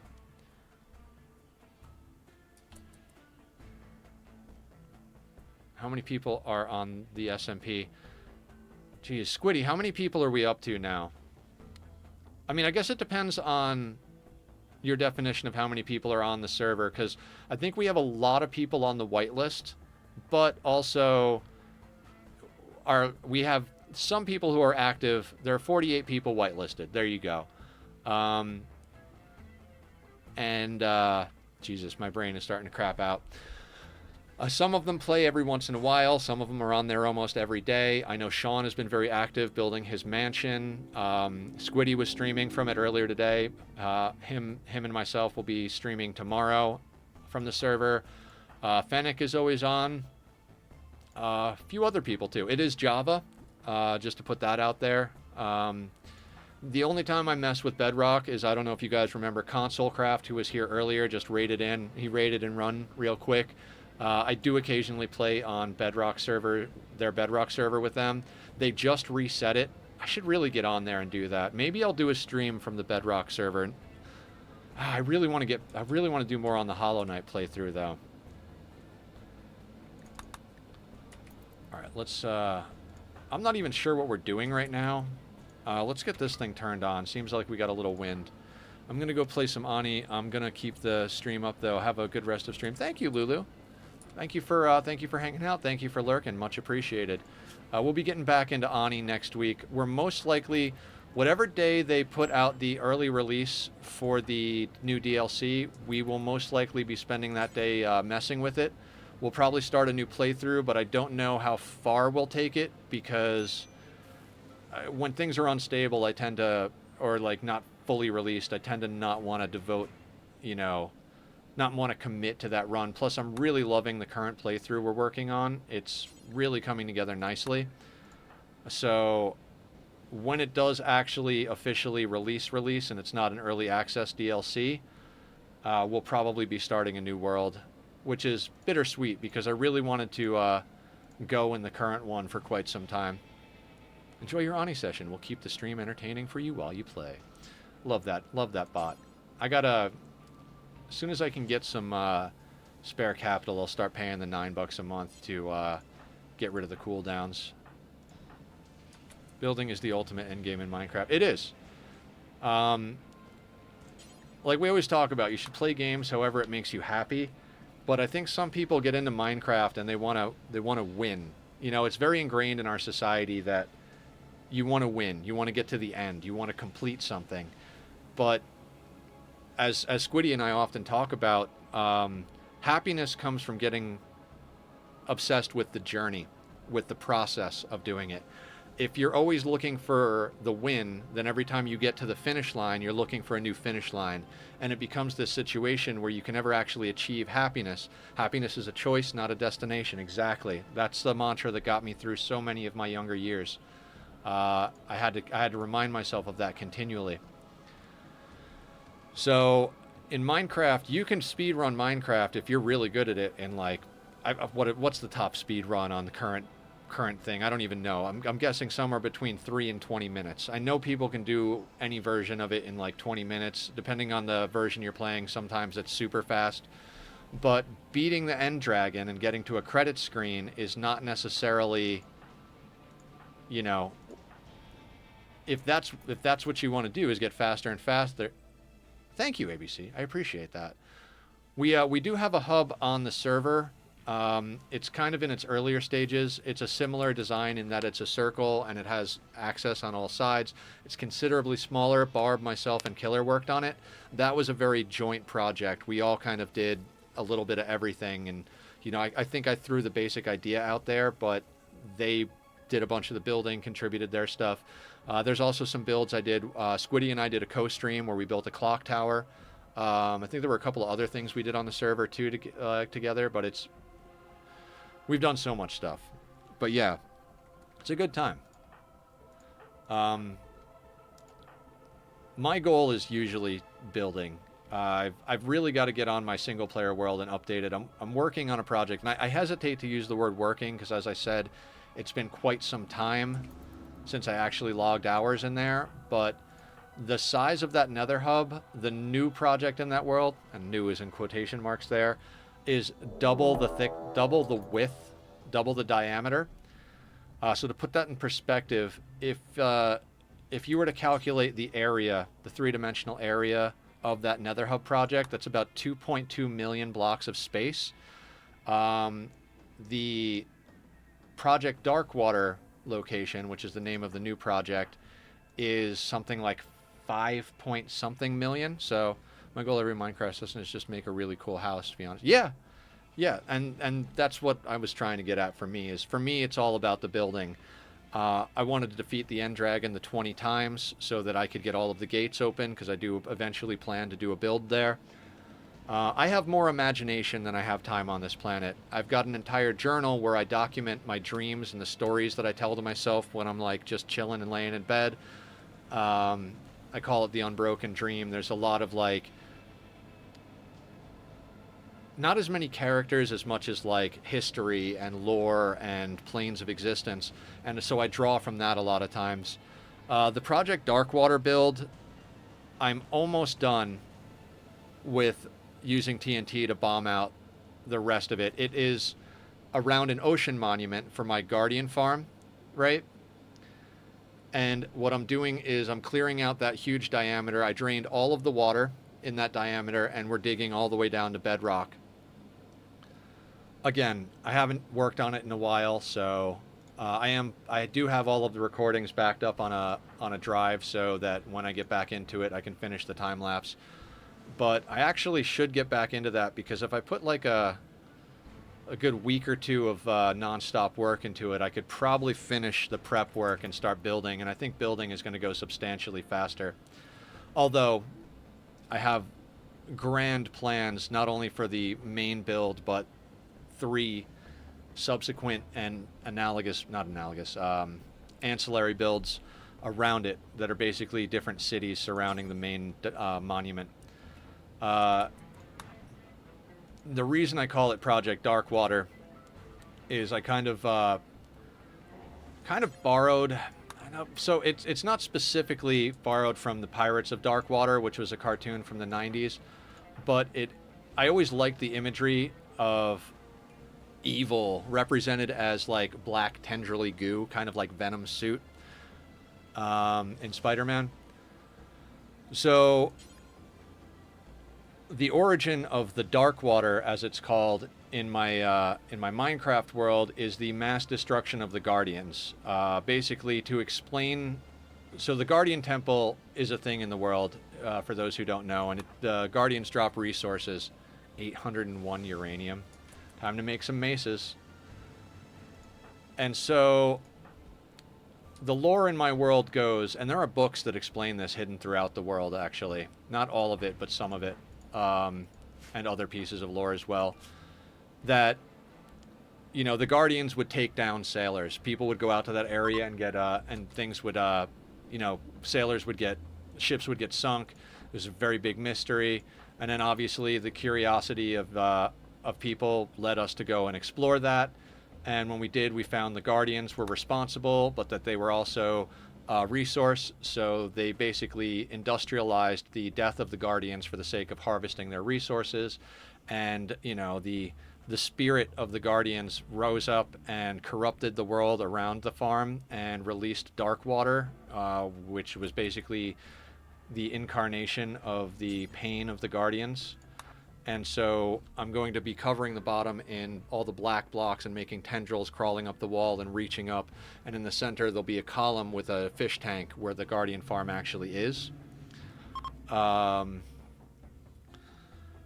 That's the plan anyway. With towers around it. I'm going to put 8 towers, 4 at the cardinal directions, 4 at the diagonals. And they're each going to hold a crystal that uses energy going towards the center, you know, obviously represented by glass and different light blocks, to contain the Darkwater, but it can't be destroyed. It can only be contained. Theoretically, I think if you could, you know, stop the industrialized death of the Guardians, the Darkwater would subside, but, you know, the greed of the people of the society around it, they refuse to give the Guardians peace and continue to kill them in mass, so the Darkwater persists. That being said, since they are a resource, and that's the lore we're going with in it, there are 3 cities that I've come up with in my mind that would be surrounding the main build, you know, because civilization pops up around resources, no matter how harsh the environment may be. If something if there is an area that provides resources, people are going to flock to that area. So there's a really nice reef that has a few tiny little islands popping up out of it close by. So there's going to be like a reef town, kind of modeled after that Lord of the Rings river town or lake town vibe, where you've got stilts going into the shallow water to support everything. How are we doing on power here? We're at a negative, so let's temporarily shut this off. Then there's also a snow biome close by, so I'm going to make a snow village, and there is a swamp nearby. And I like to do world building type stuff, so I'm going to give each of them kind of their own unique style, but then show influences of the other cultures of the two other civilizations in each one of them. I mean, these are the plans, right? But that would all necessitate me devoting a considerable amount more time to it.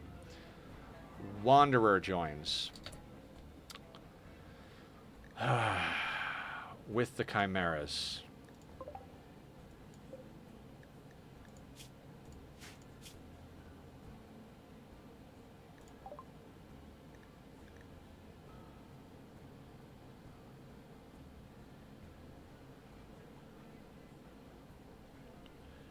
Now, normally, Wanderer join events would be like, okay, so we've got a mule or a free food delivery or any number of those things. The problem is that if we accept this, they come on map, the chimeras are likely to kill him, and then we have a colonist left unburied and colonist died debuff. I'm going to postpone this, and we'll see what happens in the next 24 hours. If by chance we get a clashing event that fights the chimeras and that stuff sorts itself out. Hi, Tom. Welcome on in. Your colonist is doing well. He keeps hitting on people. I think you and Julie are lovers, but Julie and Killer became lovers faster, so they're sleeping together, and you're the third wheel. Barb still has a flesh tentacle and is not happy about things. Nauseum raiding in with a party of 7. Frosty should do a shout out for Nauseum momentarily here. So guys, please go check out Nauseum when the link gets popped up. A wonderful human being. Came in for one of our Mist days, which I got pretty frustrated with Mist for. It's a bit of a nightmare for me after a while. So I decided for my own personal mental health and well-being to discontinue the Mist playthroughs. Rating in from Talos Principle 2. Join Nauseum on a gift-fueled gaming odyssey, from diving into new releases like the Talos Principle 2 to tackling their backlog with a side of sleep deprivation. They're the epitome of variety, whether it's a low-key Industria night or an intense DLC dive. Every stream is a fresh adventure. Stay tuned for surprises and first playthrough fun. Talos 2? Yeah, I've never played Talos 2. No, I know nothing about it, which is often the case. With me and a lot of stuff. Where is the 4th Chimera? Is that one that we shot fully healed up already? It is, huh? It's more Portal style, but it's another puzzle game. Excellent. Yeah, Nauseum loves the puzzle game, so if you guys love puzzles, definitely go give Nauseum a look. How you doing today? What's the good word in your neck of the woods? How's the liver treating you? Right, let's get Barb another... Actually, you know what? I'm going to save that last fine meal. I keep giving Barb fine meals because she's got the hardest time managing mood, but... Always good here. Weather is awful, but that's summer in the Midwest. I hear you. Yeah, I grew up in the Northeast, so... fall, winter, and spring. Like, we got some decent time in the summer, but it was still kind of... wet, very humid when it was summer, so that's always a nasty heat. I know there's the old cliche, well, at least it's a dry heat when you're somewhere where it's dry, but heat sucks no matter what. And my big problem was the moisture out there. Whether it was cold or hot, moisture just... I do not get along with moisture. It is not my friend. Oh, God. We have been stuck inside in this playthrough for so goddamn long today.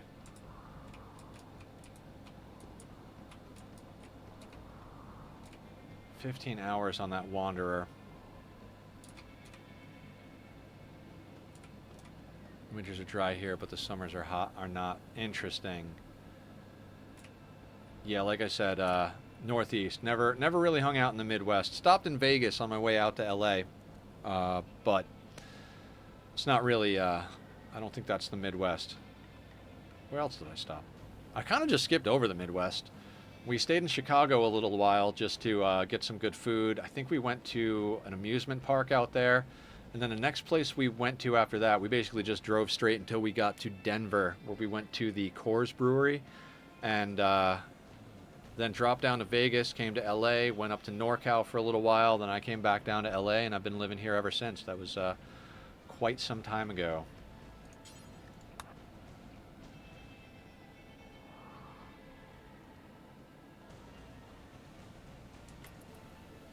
Alright, so we got a little over an hour left in stream, and I feel like we're not really getting anything done here. I mean, we are getting things done. We're banging out advanced research, and, yeah, Chimera's attacking. That doesn't mean a goddamn thing at this point. Barb is just never happy. I really don't know what to do about it. Like, she's just never happy, even with very low expectations. Slept in the cold, minor pain, unsightly environment, dull barracks, flesh tentacle, trapped underground. Can we get you to just wander around outside a little bit?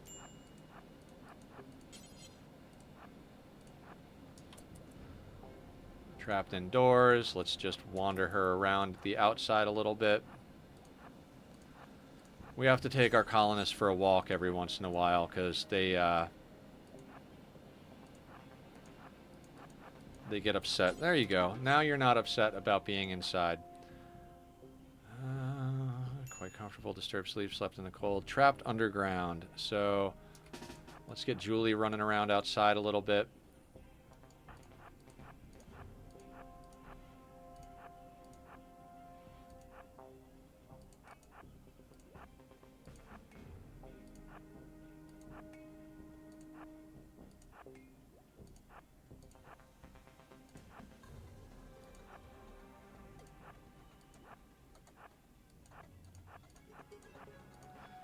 God, I feel like undergrounders would be OP as shit in this type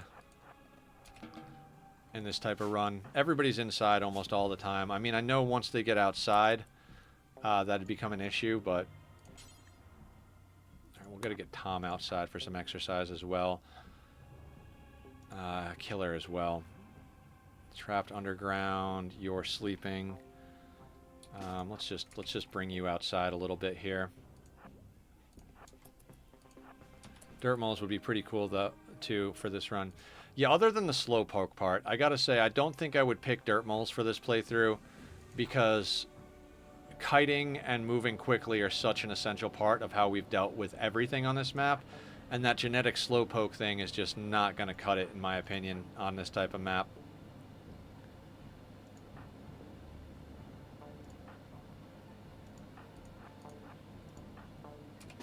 Let's get Tom outside as well. Like, from a mood perspective, I would say it's probably a good idea. But from a combat perspective, I don't think dirt moles would be good for it.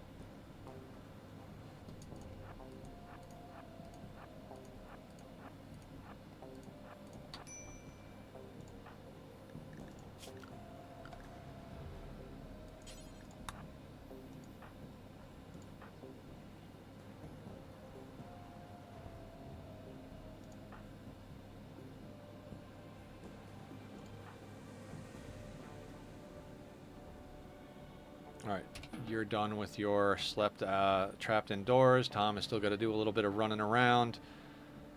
Oh, God. I feel stuck indoors watching this playthrough.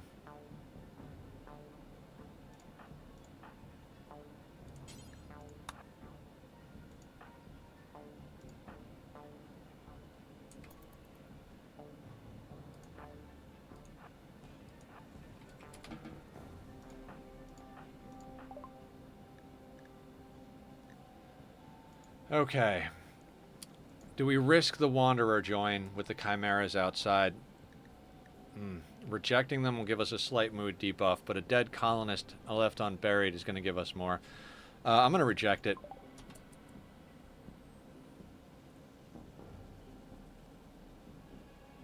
Denied joining, -3, 6 days. Excellent, wonderful.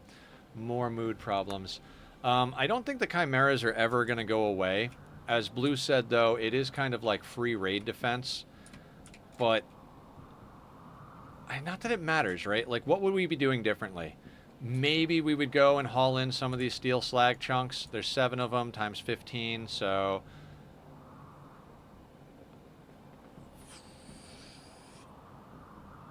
15 times 2 is 30, 60, 90.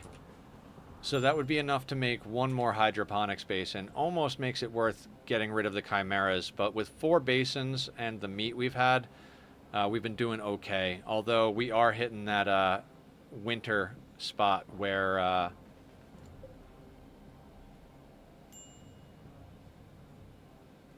yeah. Okay, so we are going to power toggle this and hold this door open real quick.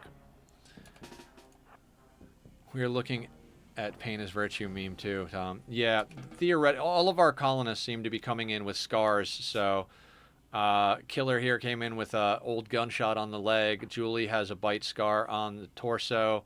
Barb has that scar from the Scyther attack and the mini shotgun on the right arm.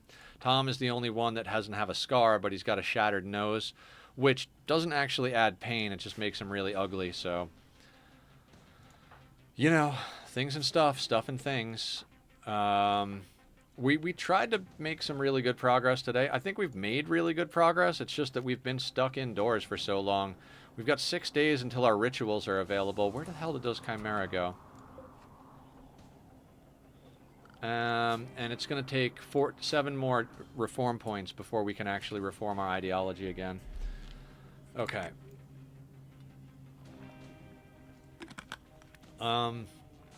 We're going to start having food problems. But, I mean, the chimeras aren't really affecting that. It's not like we've had any animals wander on map. We really could use for a trader to wander on map, honestly. Like, let's say we had a trader wander on map and get into a fight with the chimeras. There's a good chance they would deal with the chimeras.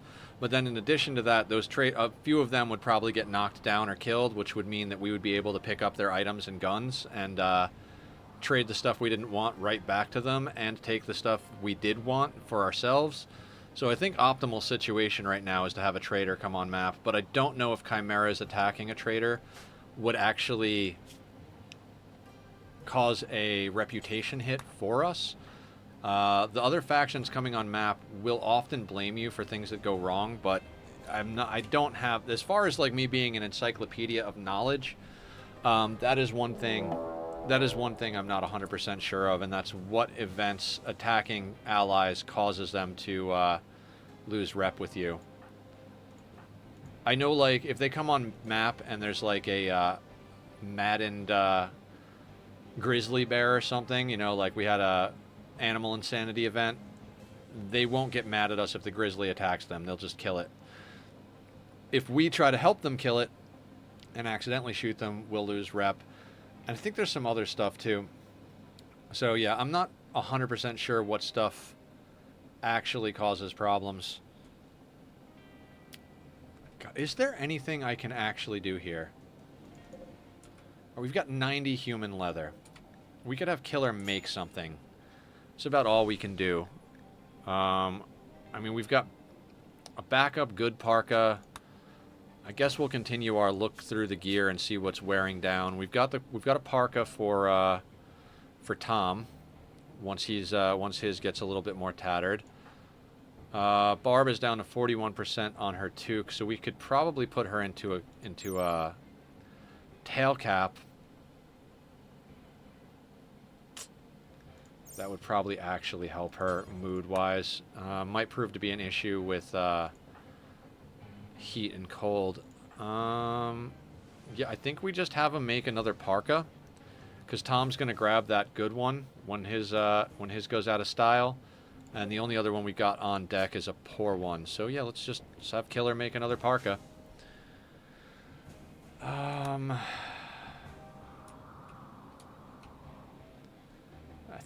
think boredom is one of the things that kills you in these runs. Like, there's no reason for us to deal with the Chimera, but nothing has happened in so long that I'm like tempted to deal with them just for the sake of dealing with them. I'm trying to behave here, though. I'm trying to be like, no, let's stick to the plan. Let's stick to the plan.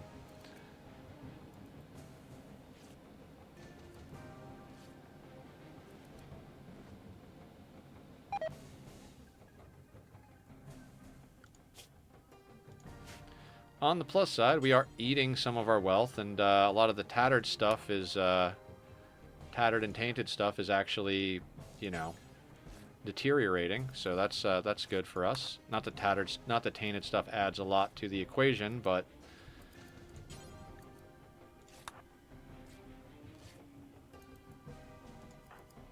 all right, we are now into the pemmican. We have a fine meal, a handful of packaged survival meals, and the pemmican you guys see on the floor. And we've got 4 people to feed through the entire winter. This is going to be problematic. But, you know, considering we only have about an hour left in stream, by the time it becomes a major problem, I feel like that's going to wind up being future Nether's issue, not mine. You know, that guy can handle it. We always talk about that on stream. Hello, System Reboot. How you doing? Welcome on into chat. How are you today? Are you a fellow Rimworlder? Do you like masochism and pain in the frozen north? Day 6 on our Rimworld sea ice start. First attempt was lost in like under 2 hours, and this is the second attempt, which has been going ever since then. Manhunter pack. Interesting. Interesting. Killer raiding in with a party of 1. Frosty should set up a shout out real quick. I do love our war crime space cannibalism simulator. Absolutely, right? I wonder if the Chimera are going to fight them. It does look like they're about to have some battles here. This is my first Sea Ice playthrough. We finished our Anomaly playthrough 2 weeks ago, and I've been wanting to do a Sea Ice playthrough since I started Rimworld. So I'm almost at 1,800 hours on the game. Figured it was time to give it a crack. Yeah, exactly.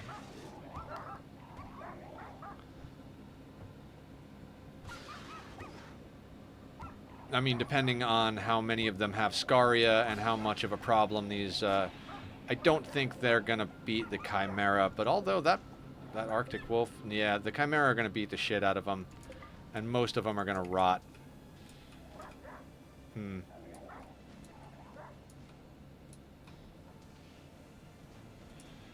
I think it's something like 80% of Manhunters have immediately rot when they come on the map because of the Scaria that's making them Manhunters. Pardon me. So anyway, for System and anybody else who's hanging out there that hasn't heard me say it the like 100 times today, I'm Nethercloud. I stream noon to 6, Monday through Saturday. Monday, Wednesday, Friday are Rimworld days. Thursday is Oxygen Not Included.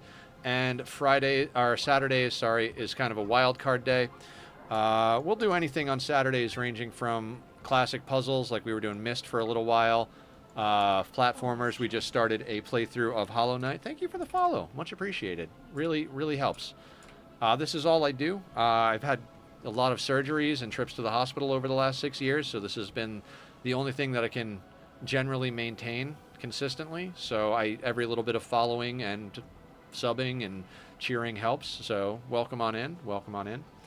I'll do the good streamer thing, put up the links to the Discord and my YouTube where I post all of the VODs from these runs, as well as the Oxygen Not Included runs, and a few other things. I was just talking about how I'm overdue to get another Minecraft time-lapse out because I did it and I didn't like it, so I got to redo it. 2 of those wolves didn't rot. So, actually... 4 of those wolves... No, these are not dead yet. So 2 so far, and the possibility of 2 more didn't rot. I'm hoping when these chimeras withdraw, we can actually snag some... run out and snag those. Like I said, I'm tempted to deal with them, but the thing is, we're going into winter, so these aren't going to rot out here. They're going to stay frozen for the indefinite future. So, well, damn, hate building the vanilla ship to build. Damn, you hate building the ship? Yeah, ship launch is a lot of work. There's a lot of resources that go into it, and the end game can be pretty ridiculous. I don't think no. The Chimera don't eat. They won't get hungry and fade off like the Manhunters do. They're just gonna stay there indefinitely. I took a couple of pot shots at one during one of their last withdrawals with our shooting specialist that has a bolty, and didn't even cause permanent bleed damage. They've already fully healed up from it, and Shambler Assault. Welcome to the end of the run, guys.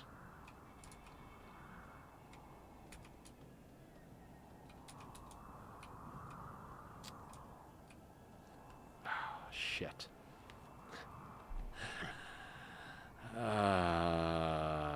This is, yeah, of all the events that could happen right now,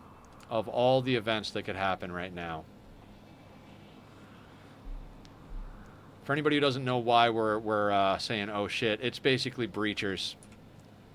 They are basically like breachers.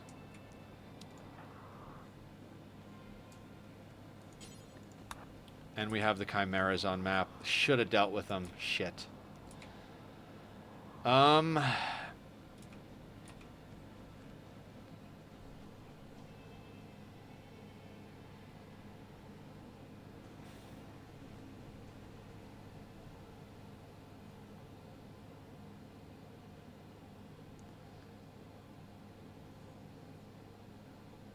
Bye, Killer 2.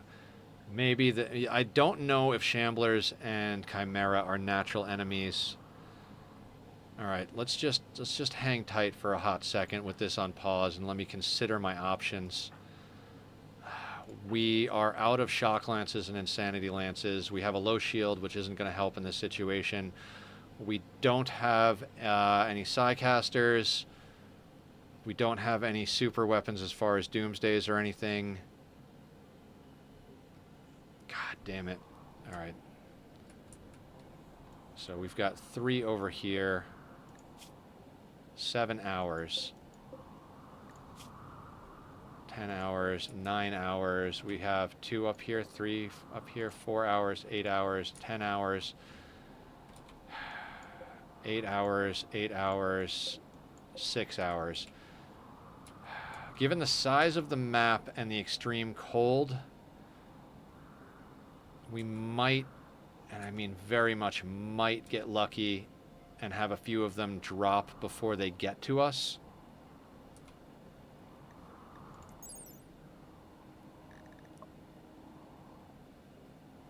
Two 2.74. Let me check the move speed on all of them real quick. 3.22. 3.36. God, that's a lot of them. 3.22. I mean, quite honestly, if it was just the Shambler attack, I would just run away. 3.22. Well, it'd be hard to run away because some of our colonists are like similar speed. But this is, yeah, minimum comfortable. That's not going to help us. 3.8.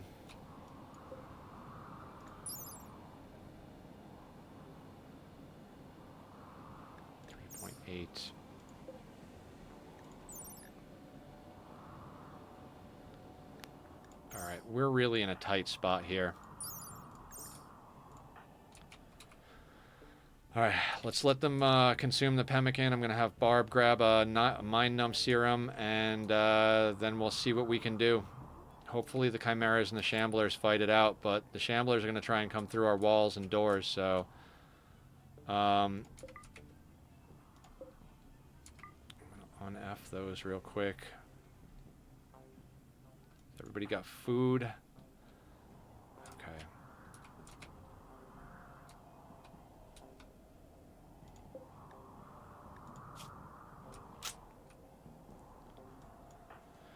Okay, I know I say it every time we have a difficult thing coming in, but Let's see what we can do. Because even... all right. Don't get ahead of yourself, Nether. We've survived crazy shit before. A little bit closer, then we pop the marksman command, because this is going to be a long combat situation. All right, marksman command on Julie. Let's get you in the doorway over here.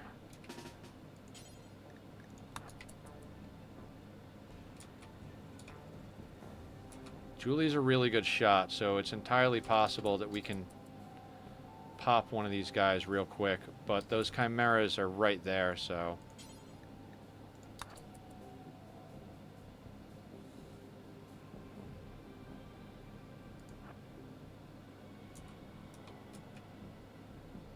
Take a shot, Julie.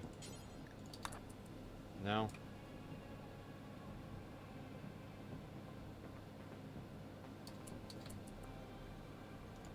Please attack the shamblers.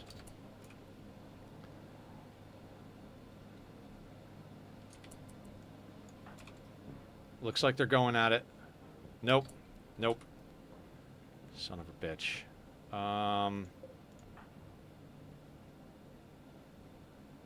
Shit.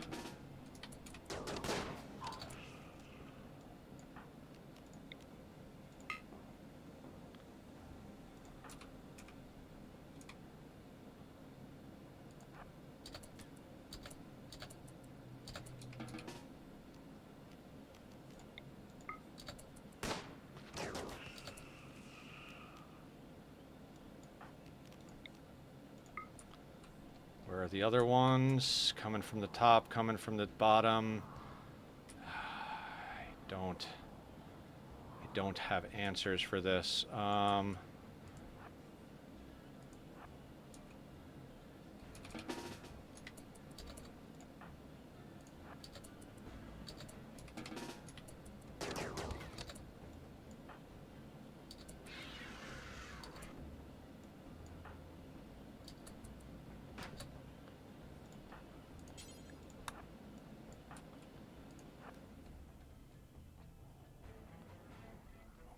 We are so fucked. We are so fucked.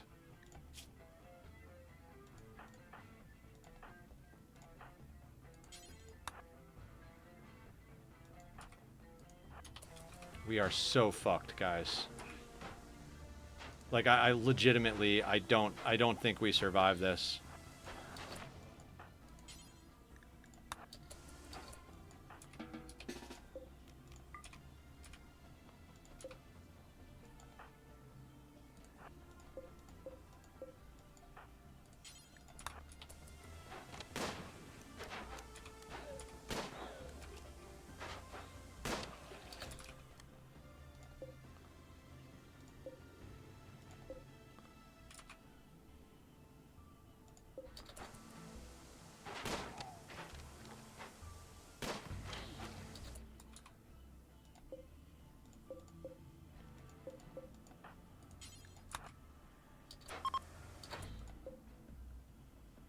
Temporarily withdrawing, that's perfect.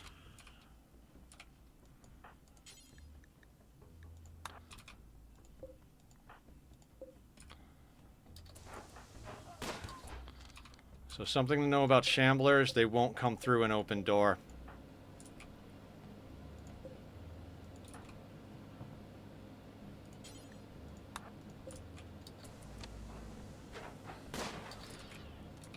No, not the shamblers, you jackasses. Or not the chimera, you jackasses. These guys.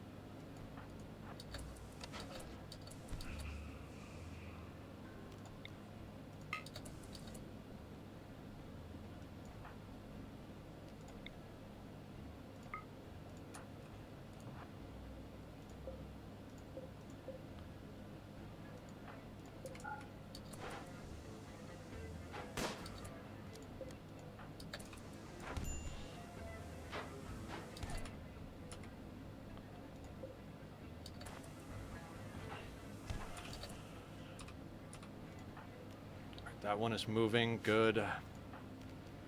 Door. Door. There we go. Okay.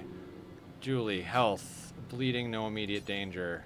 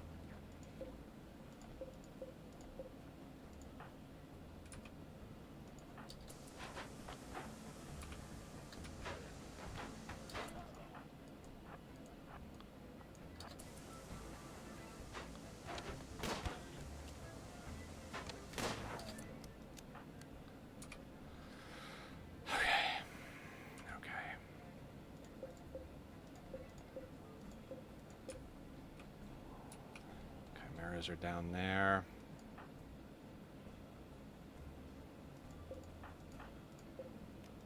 Hold the door.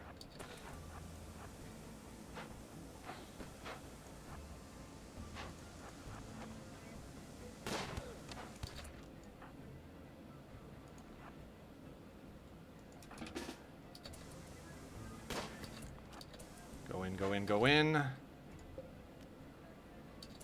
Inside, inside, inside. Gotta game the door, gotta game the door, gotta game the door.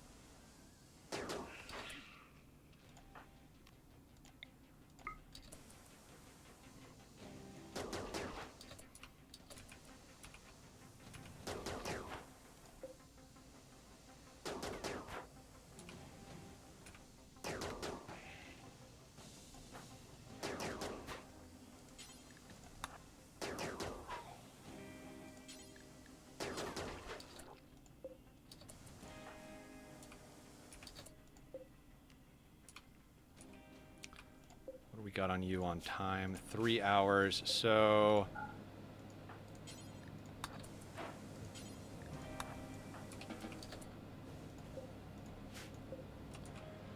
we can out repair a single shambler. So for anybody who doesn't get what I was doing there, shamblers will aggro to you through a door, but they will attack a closed door. But if you hold open a door and stand on the inside, they won't cross an open door. From what I think is going on in the game mechanics there is that they're trying to make it so they won't go into a choke point because they are weak. So if you put your 3 melee blockers on the far side of a door, they'll just walk in single file and die instantly. But because of that, if you put your shooters on the inside of the door, you can shoot at them through the door and they won't come through it. They look for a weak point to try and come in. If I didn't know that, we would have just lost there. But I learned that watching Francis John.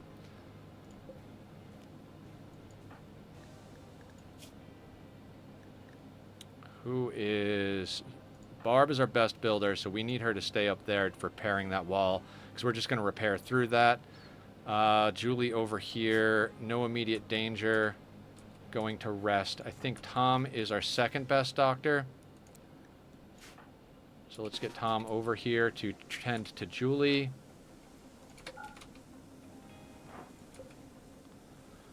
We gave Barb a mind numb serum, so she can just repair for the next 3 hours.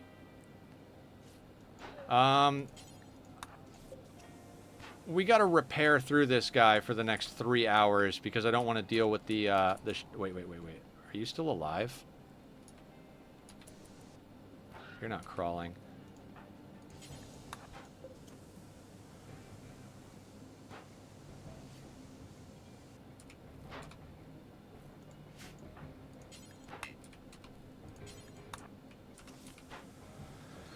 Okay. So we just got to outlast this guy. Barb can repair faster than he can damage. He's the last shambler on the map. The Chimera are still out there. I think tactically that's one of the best plays I've ever made in my life.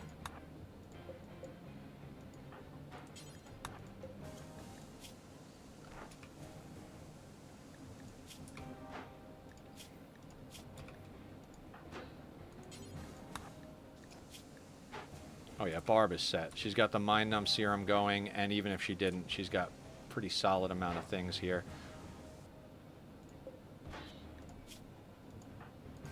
1 hour till that thing just dies. Oh, and there's some bioferret for us.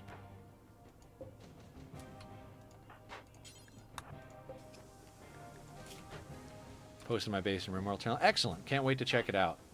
Love seeing what everybody does in this game.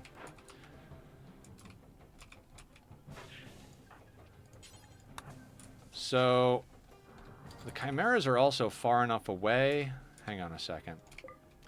I know I don't want to get too risky here, but...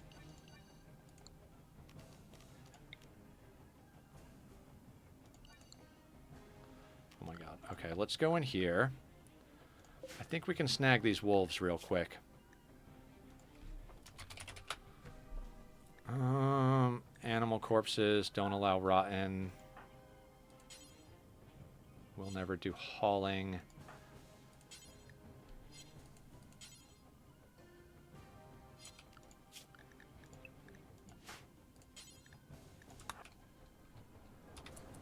Should be safe to grab him.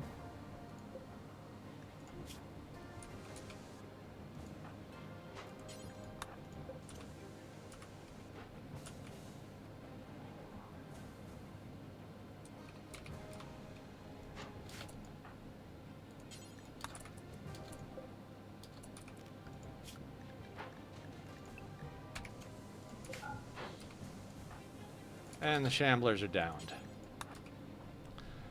Okay. That was intense. I'm going to manually queue up Barb to repair these walls. I don't think they hit any over here.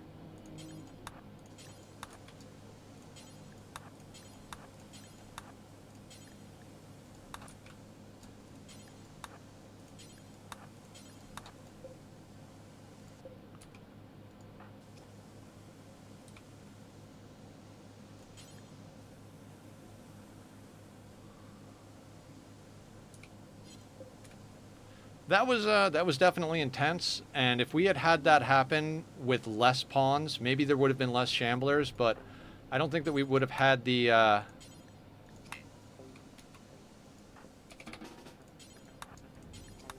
we wouldn't have had the tactical advantage of being able to yo-yo them between doors.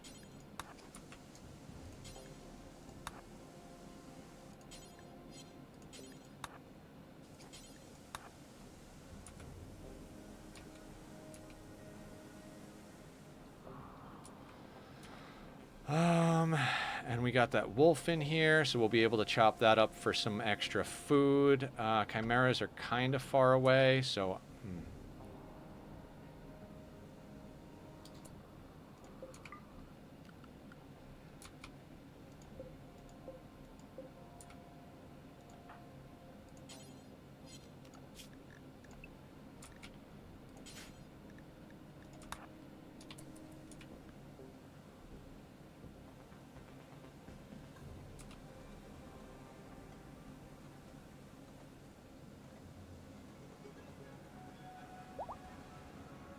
Julie's fully healed.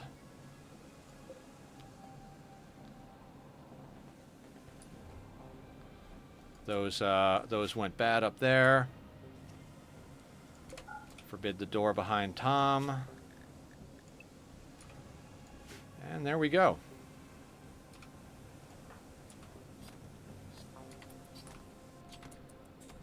Who is in need of food after that altercation? Oh, Killer definitely needs a snack.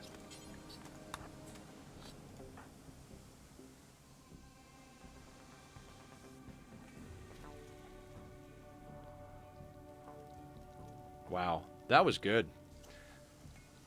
I've got to stop saying that. I tend to be like, oh shit, I don't know how to deal with this threat.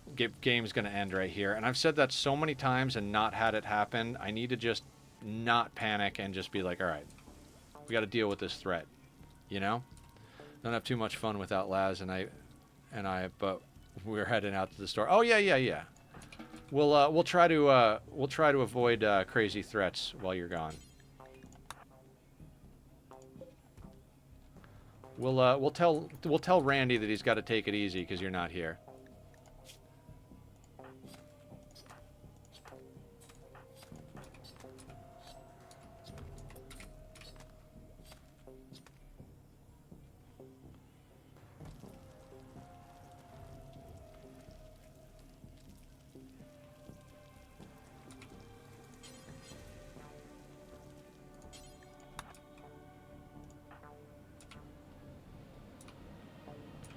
Okay, so we killed the Shamblers. We grabbed the wolves real quick. Our power is still holding for the moment. Our research is almost done on whatever it is that we're researching. I don't even remember. I think we're researching multi-analyzer at the moment.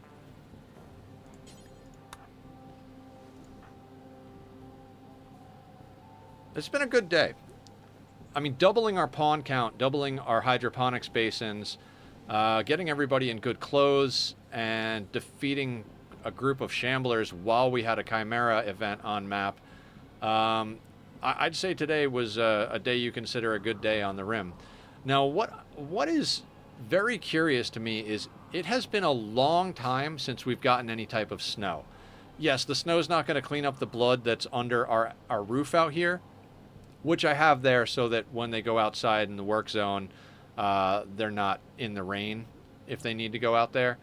But, man, there is a lot of blood all over the map, and it just never seems to rain. I mean, not rain, snow, because in the Arctic it would be snow, right?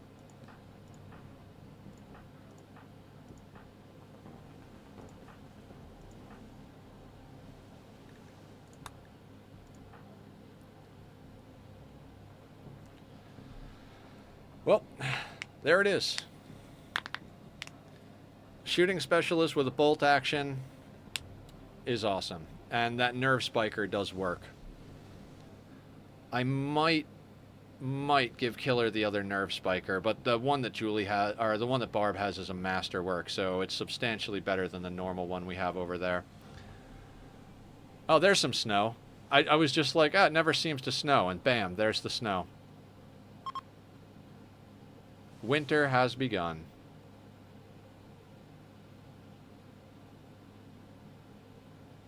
Yeah, we're,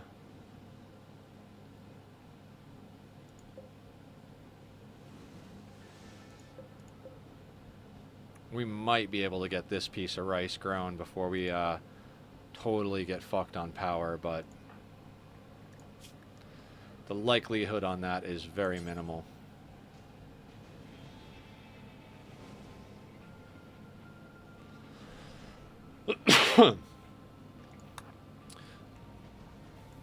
We got just about a half hour left in stream, everybody. Not sure what Randy's going to throw at us, but whatever it is, we'll take it in stride. We just got into winter, so 1st of December. We are not going to have light for the rest of winter, so yeah, we can't actually have. Yeah, that's already turned off. We're probably going to have to turn this off as well, or at least flick it back on and off as we go.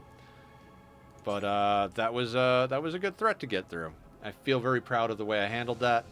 I appreciate everybody hanging out and wishing, cheering me on, and all that good stuff. So hopefully we can have some similar good luck with subsequent events. Hell yeah.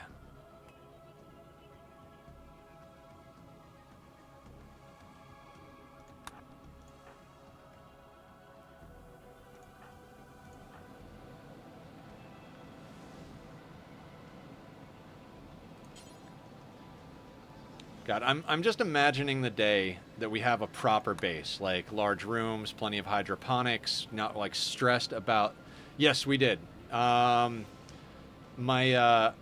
my knowledge of the game got us through that. So like I was explaining, Shamblers will punch closed doors to try and push through them because they look for weak points in the wall.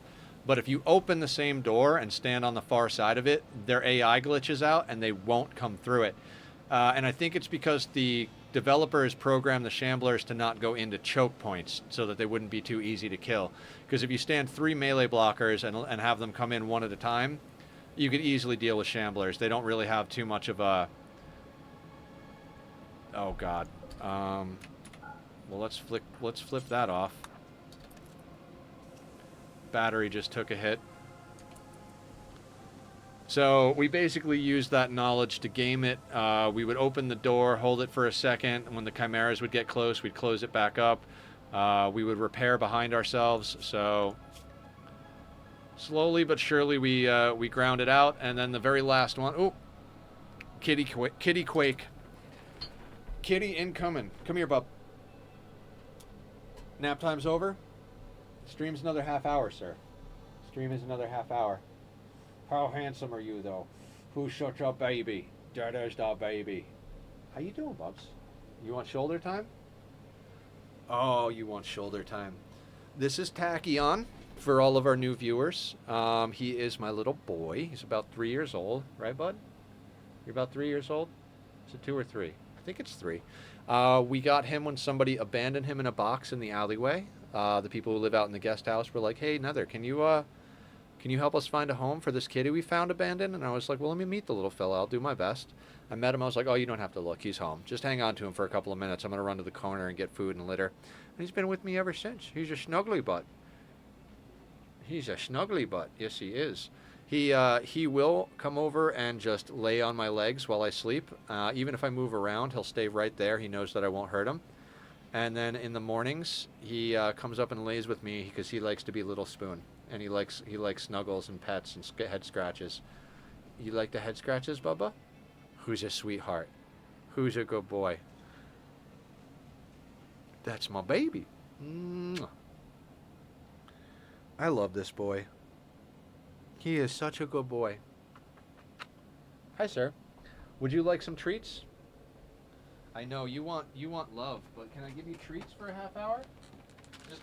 I'll give you a snack, and you give me a half hour, okay? Then we can snuggle. Snack time. I apologize for the kitty interruption, but I love that. I love that kitty. He is the best. All right. So we still have, and there is attack emote. Aya just put it up there. Thank you for using the emotes, Aya. I will get that Vroom Vroom one uploaded. Maybe I'll do that tonight, right after stream. Last night, I wanted to get make sure that I had downloaded all of the streams from the last week and had the VODs queued to upload, because I had been letting that slip, and I don't have infinite hard drive space, so double checked, made sure I hadn't missed any of the ones that I needed to download. Queued them up to upload. They've actually been uploading while I've been streaming, and we don't have any drop frames, so I'm pretty impressed with how well our internet's been hanging out today. But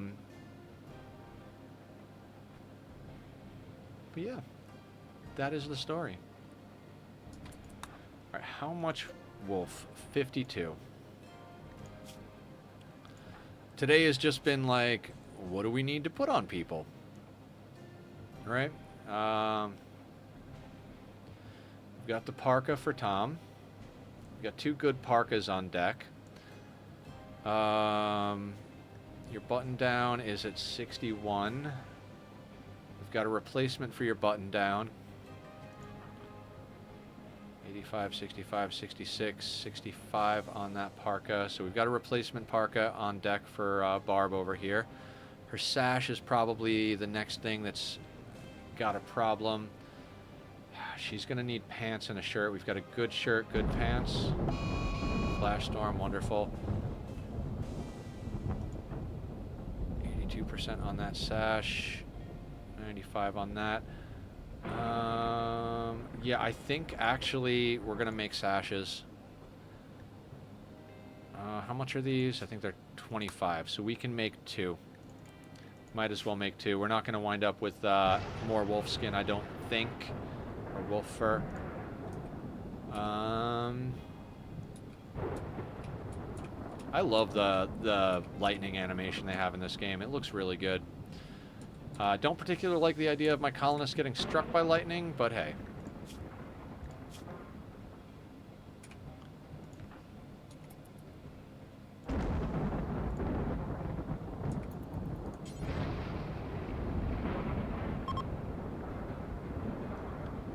Flash storm is ending. That's wonderful.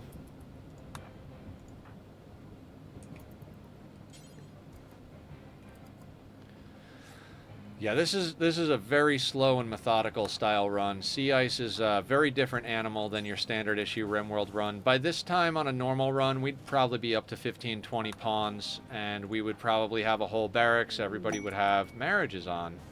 Killer and Julie are getting married. Wonderful. You love to see it. Be a nice boost. We have 3 days until our next festivals are available, and I definitely don't want to have to turn down pawns joining, either for food or other reasons. We could really use more food in our lives, because we're just short on food across the board. You say 20 pawns. How? I haven't had a slave trader and have 20 to 30 hours in the run, maybe 2 drops. Ideology rituals, BD.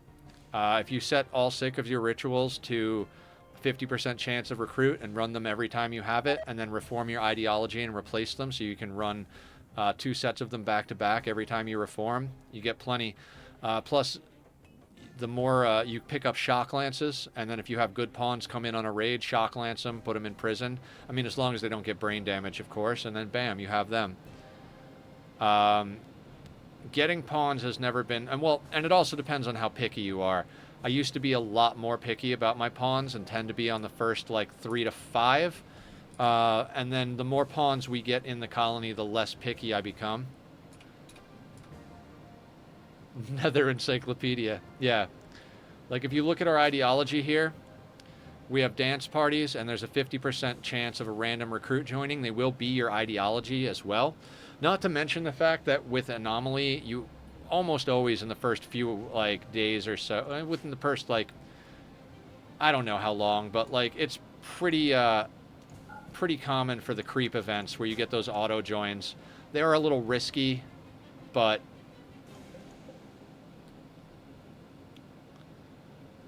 yeah, ideology join events are the best way to go in my opinion. So we have 6 of these dance parties. So, and they give, if you get a good or great festival, you have a chance to get 1 to 2 reform points. So let's say all 6 of these go off without a hitch, and at least one of them gives us 2 points. That means we'll have enough points to reform our ideology. When we go in, we remove all the dance parties, then re-add them. You have to remove and add, you can't edit. And then when we re-add them, we set them to be the same thing, join parties. If you're starting off on a map that has wood, I recommend starting out with Sky Lantern festivals because they are the easiest to get impressive quality. We are taking a major hit to the chances of our rituals going good because we don't have loudspeakers. I made the light ball, which was kind of a waste of resources because I thought we could start it at the light ball, but you need at least 1 powered loudspeaker to start it at the light ball. So we have about, I think it was a 48% chance of having a good one. 1 dance party. You can set any of the festivals. If you do tribal, drum parties are actually really strong because you just get some leather from hunting a few animals early on and you make a few drums. Drum parties and dance parties, I think, have the best mood boost and work drive boost. But, you know, you can't do drum parties unless you're tribal, so there is that to take into account. If I do tribal starts, I set up right next to the tree, the anima tree, immediately set everybody to meditate as their, well, not as their main thing. Obviously, you have to get planting and other stuff done, but I make sure that everybody's meditating heavily. And I pick whoever our most likely candidate to be a caster is, and I make sure we go up the Psycaster train really fast. But same thing, as soon as we have a roof over our head and crops planted, I will immediately start popping off Sky Lantern festivals. The first reform is at 10 points, so if you can get a couple of good Sky Lantern festivals first round through, it's possible, not likely, but possible to get a reform at your first set. Then you reform. Usually what I start with is supremacy, so people don't care about corpses, and they'll eat meat, human meat. Hey Barb, welcome back. I'll do the stretching. Oh, that felt good. Oh God, yes. Oh God, yes. And I'm out of water, so I'm gonna drink some lemonade.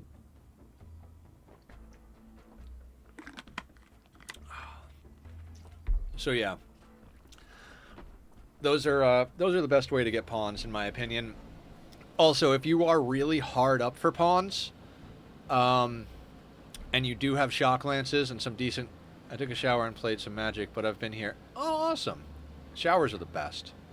It's always nice to feel comfortable and clean after a nice shower. So what I was just going to say is, you see how we got this ancient complex here and this tribal village for our ideology quest here? If you're really in dire need of recruits, and you're either playing against Cass or Phoebe, so you know their schedule and can afford the time, or you're like, fuck it, I don't care, I'll risk an event while I'm off base, you could always go to a tribal village or one of those mining or hunting work sites. Usually the hunting and mining work sites will tell you there's 3 tribals or whatever. So if you've got a shock lance that has 2 charges, you could send a single pawn there, look at them, and say, those are the 2 I want. Shock lance to both of them. Again, there's always a chance of brain damage, which makes them not a good recruit. But since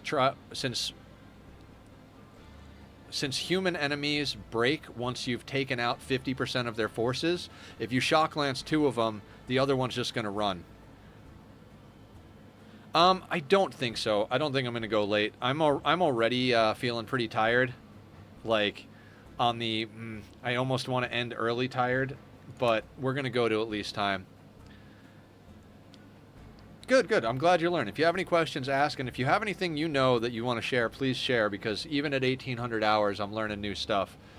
But yeah, so you could literally send 1 pawn with a shock lance 2 people. Fingers crossed at least one of them doesn't have brain damage. The other one's going to break and run, so you could shoot at them, which they might get downed, and then you have the option of 3 different people to bring home. If they suck, whatever. But at least you tried. That's a little bit more aggressive than I usually go for. I tend to kind of turtle in my extreme difficulty playthroughs and rely highly on the ideology rituals to get more people. These Chimera are going to be a problem.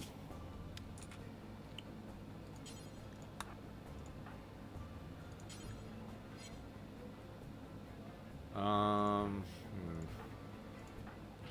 think I might try to at least take a couple of shots at these Chimera and mitigate some of the problems we're having here, because we're gonna have to do our festivals sooner rather than, well, you know what? Okay, we can wait this out a little time. I will let next week Nether deal with the situation. We have plenty of food to get through the next 20 minutes. Nether is a beast at this game. He coached me through it. Yeah, I remember that. I was in the hospital and Barb was doing her first all the way playthrough, and whenever my internet was good enough, I'd watch her do it and giving her tips and tricks. Of course, every time it got heavy, my internet would drop because the hospital had terrible internet. But she got through it. Launched a ship. What were you playing on that? Adventure Colony, was it? Does Barb have an indoor debuff? Only of a 1. You are trapped underground. Alright, kill her.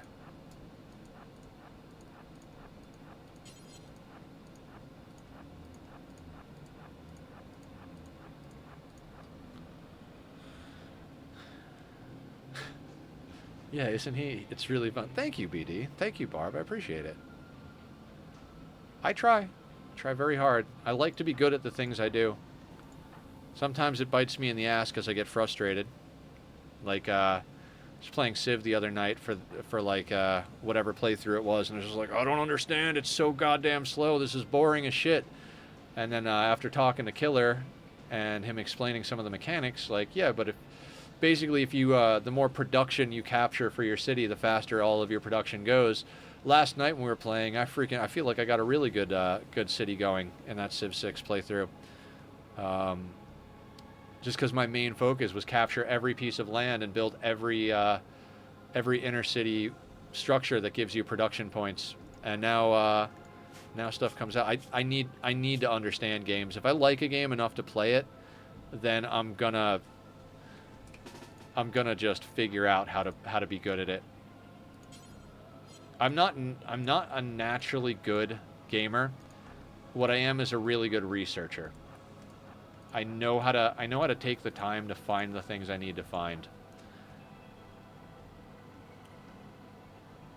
All right, you're done with being inside problems. Tom has got some trapped indoor problems. It's like, dude, guys, just go to the backyard and run loops around the windmill. How hard is it?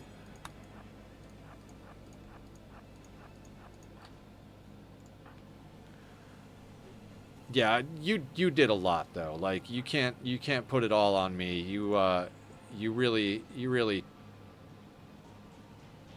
suck. I can't think of a clever way to say you kicked Cassandra's ass, but you kicked Cassandra's ass. It's awesome. Fun to watch. Keep telling Barb to stream. She did make a magic video.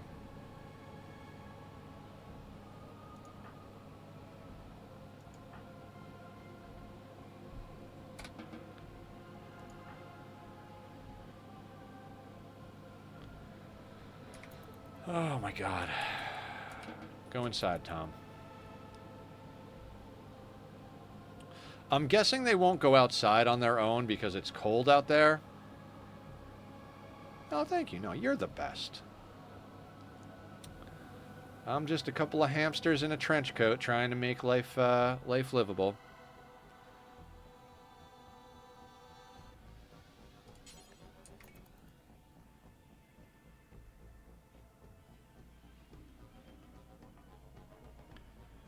This is such an odd playthrough. I know I keep saying that, but it is just so not your standard issue day on the rim.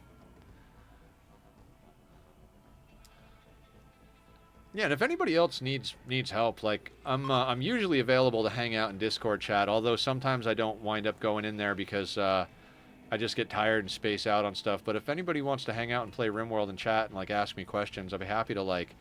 I mean, I hesitate to use the word coach, but if you want pointers and tips and tricks while you're playing, I'm happy to provide any insight I can give.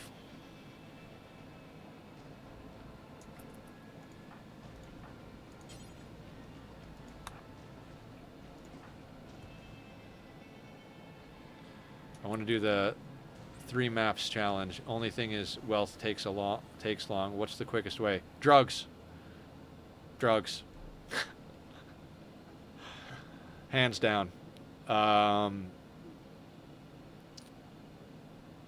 Just get as many pawns that can defend themselves as possible. Wall yourself in. If you're using kill boxes, you know, build yourself a nice kill box. Grow drugs constantly. Like put down a hydroponic setup. Psychoid is a really good one.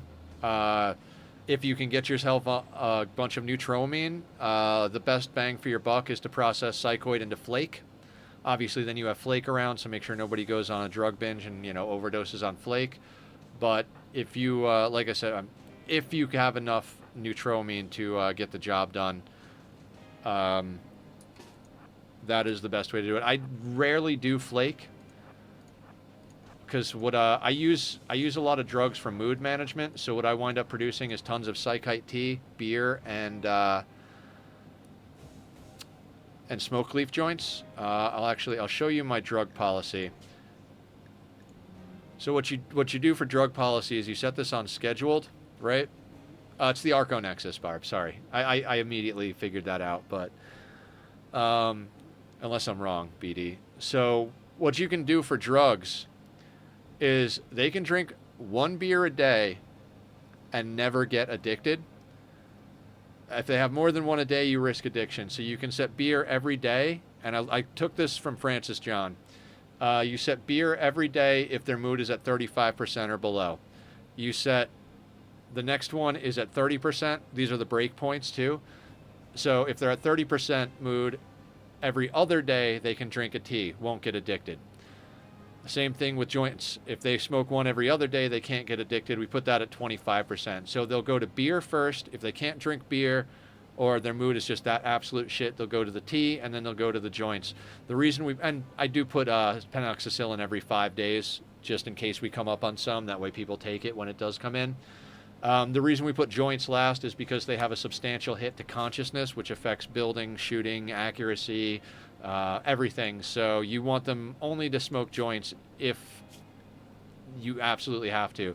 And then if you just you just gradually scale up your production of those joints, tea and beer, as your colony grows, eventually you'll just wind up with tons of extra stuff. I mean, the main thing is the most wealthy thing in a colony is pawns. So if you build a colony in a way that you can take on a lot of pawns, you're going to wind up finding yourself in a situation where the wealth just naturally grows.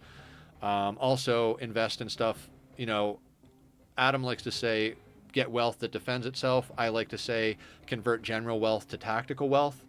So what I like to do is lean on drugs. You can also sell food. Packaged survival meals are very valuable for what they are. So if you have some animals, or you can do some hunting, or you get insect spawns or raids that you can chop up, you can then cut that with rice or potatoes or whatever and make packaged survival meals. Those fucking things are very wealth dense for what they are. So you can make a lot of those. Plus, if you need to, you can sell them for stuff. And then as far as converting general wealth to tactical wealth, keep getting better guns and also invest in bionics. Again, another thing, I learned a lot of what I learned from Adam versus Everything, and then Francis John fills in the gaps, and then I've got just that little sprinkle of my own style, the way I like to do things. Just a little sprinkle, though. Most of what I'm telling you guys, I learned from watching other people, which I think is the way you can get good at most stuff in life. Surround yourself with people that are good at the thing you want to be good with, and you can't help but get better at it. Arcotech, I see. I'll save up. Yeah, because if you put an Arcotech arm on a pawn, their manipulation is going to get better, and you're going to increase your wealth. So if you just do a full suite of bionics, like I was about to say, Adam does this, and I like to do it. If I'm really wanting to be prepped for endgame, I make sure that everybody has one bionic eye, one bionic arm, and one bionic leg. That's going to get you a really nice boost to movement speed and to accuracy, and then any job they're doing is going to be increased by the manipulation you get from the bionic arm. If you can go Arcotech instead, fuck yeah, because they're even better. And if you want to continue down that chain, you can legitimately make super bionic soldiers and just straight up give everybody bionic everything. Occasionally you'll get a mood break where they get upset about it. They'll be like, oh man, I don't feel human anymore. But if you're at the point where you're that late in the game that everybody's full suite of bionics, you probably have enough infrastructure to go transhumanist. The thing to remember about the Arconexus, because I did an all endings run where we did the ship launch, royalty, ship to the stars, and Arconexus. It was before Anomaly was out. When you Arconexus, let's say 2 pawns were married and you took one of them on the Arconexus, because you only get to select 5, they will get the debuff from I lost my husband. or I lost my wife. So careful about how you manage your love policies in your ideology. I always do free and approve because marriage bonuses are phenomenal. But, you know, you get everybody hooking up, put everybody in double beds, you know, with, if you're having kids, have kids. They're a pain in the ass, but sometimes they're worth it on a run, especially if you've got the resources to support them. Two partners, so it's already cooked. Yeah. So you're gonna want to make sure that whatever 5 pawns you take are gonna take the least mood hit. So the all endings run I did started as a sanguiphage start, right? And by the end of it, we had god pawns. I'm talking like just everybody. Legitimately, I stayed on that map long enough to give all of our 5 candidates. 3 of them were royals with full permits and full sidecast abilities. All of them had invisibility, berserk pulse, all that stuff. And then I actually collected a whole bunch of genes and spliced gene packs onto each of them based on what they were good at and what I wanted them to do, so that we had all of the top tier stuff, and gave all of them brand new sets of cataphract armor. Well, if you want to maintain speed for kiting reasons, which you want to go with a button down, flak chest, duster, pants, and then a marine helmet. So 4 out of the 5 had that kit, and then our melee vampire, Hans Moleman. I forget who named Hans, but I freaking love it. Named after a Simpsons character. Hans was super badass and had all of that stuff. Plus I put a bionic stomach in them because they were a vampire. And they had a legendary Zeus hammer that was kill focused. It was one of our relics that we pulled. And basically every time they killed someone, their psi focus fully recharged, which was absolutely insanely phenomenal on a vampire. But we went and Hans had like 5 husbands. And I didn't know that because it was my first time doing Arco Nexus, what I was just explaining to you. Mood broke over and over again and murdered all 4 other pawns. These freaking god pawns that I put all this time into had royal permits for like call downs, had all of the best psycasts, everything. And Hans, our first time going to a new map, legit just smashed all their faces with the Zeus hammer. And I had to crawl back from a single pawn. And there's a lot of wealth once you've, like I said, you were asking about wealth. Well, once you've got a fully bionic out sanguiphage with badass genetics, all of the bionic implants, full fucking masterwork and legendary gear with a legendary relic Zeus hammer, that pawn alone is worth like 20-30 grand. So I had to crawl back from a single pawn. Now, luckily, Hans was such a badass that even when I had to interrupt death rest, they could handle large raids by themselves. Like legit jump in while invisible, berserk pulse, jump out. Jump back in, and while invisible, berserk pulse, jump out. People get close and we're running out of psi focus. Just wait for an opportunity, open a door, smash someone in the house. Full psi focus, berserk pulse, fucking skip, all the stuff. So we were able to actually pull it off, but God, that was intense. So, you know, not to be a shill, but if you go over to my YouTube, that entire run is up there, and from the beginning all the way through, it was my first 500% run. So there were a lot of intense moments. There was a lot of sweaty palms and like scary moments. So I enjoyed the run. It did go very long, because being my first 500% run, I'm massively over-prepared. Like, massively over-prepared. So we spent a lot of time dug in like ticks. Just, you know, it was a mountain-based build, so you'll see how I deal with insects in that build if you go and watch it.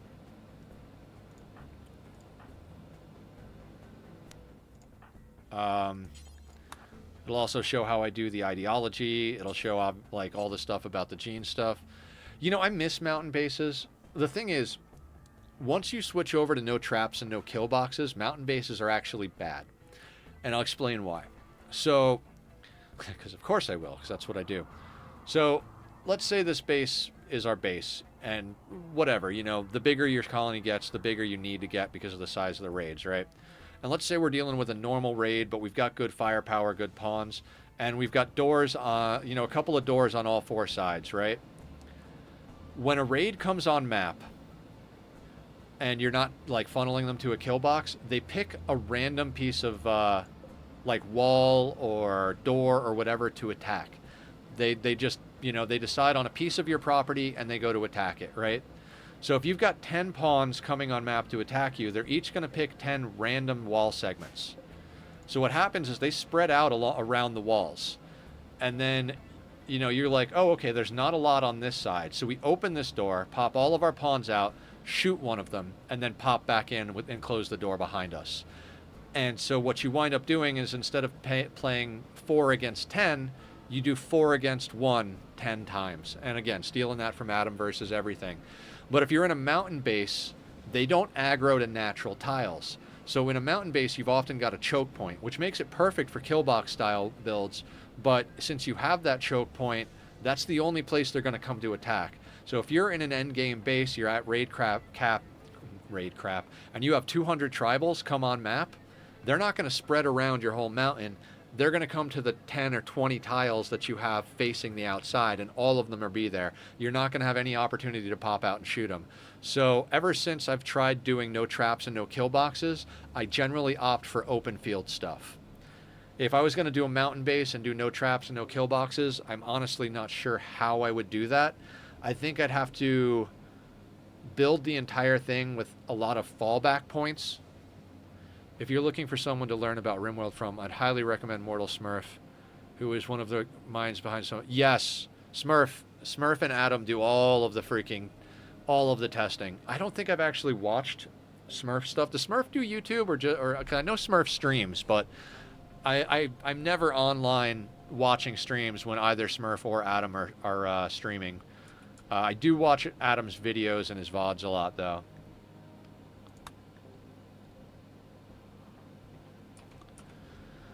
All right.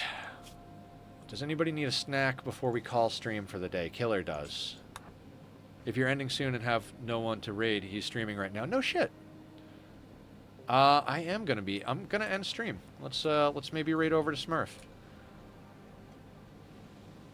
All right. Let's let Killer finish their meal. Let's hit save and quit to menu. Of course. Thank you guys for coming, as always. Let me click over, make sure Smurf's not on like a break or anything. That way we can keep chatting for a minute. That is not where I type things in. Over here. Mortal Smurf. Boop. You feel better.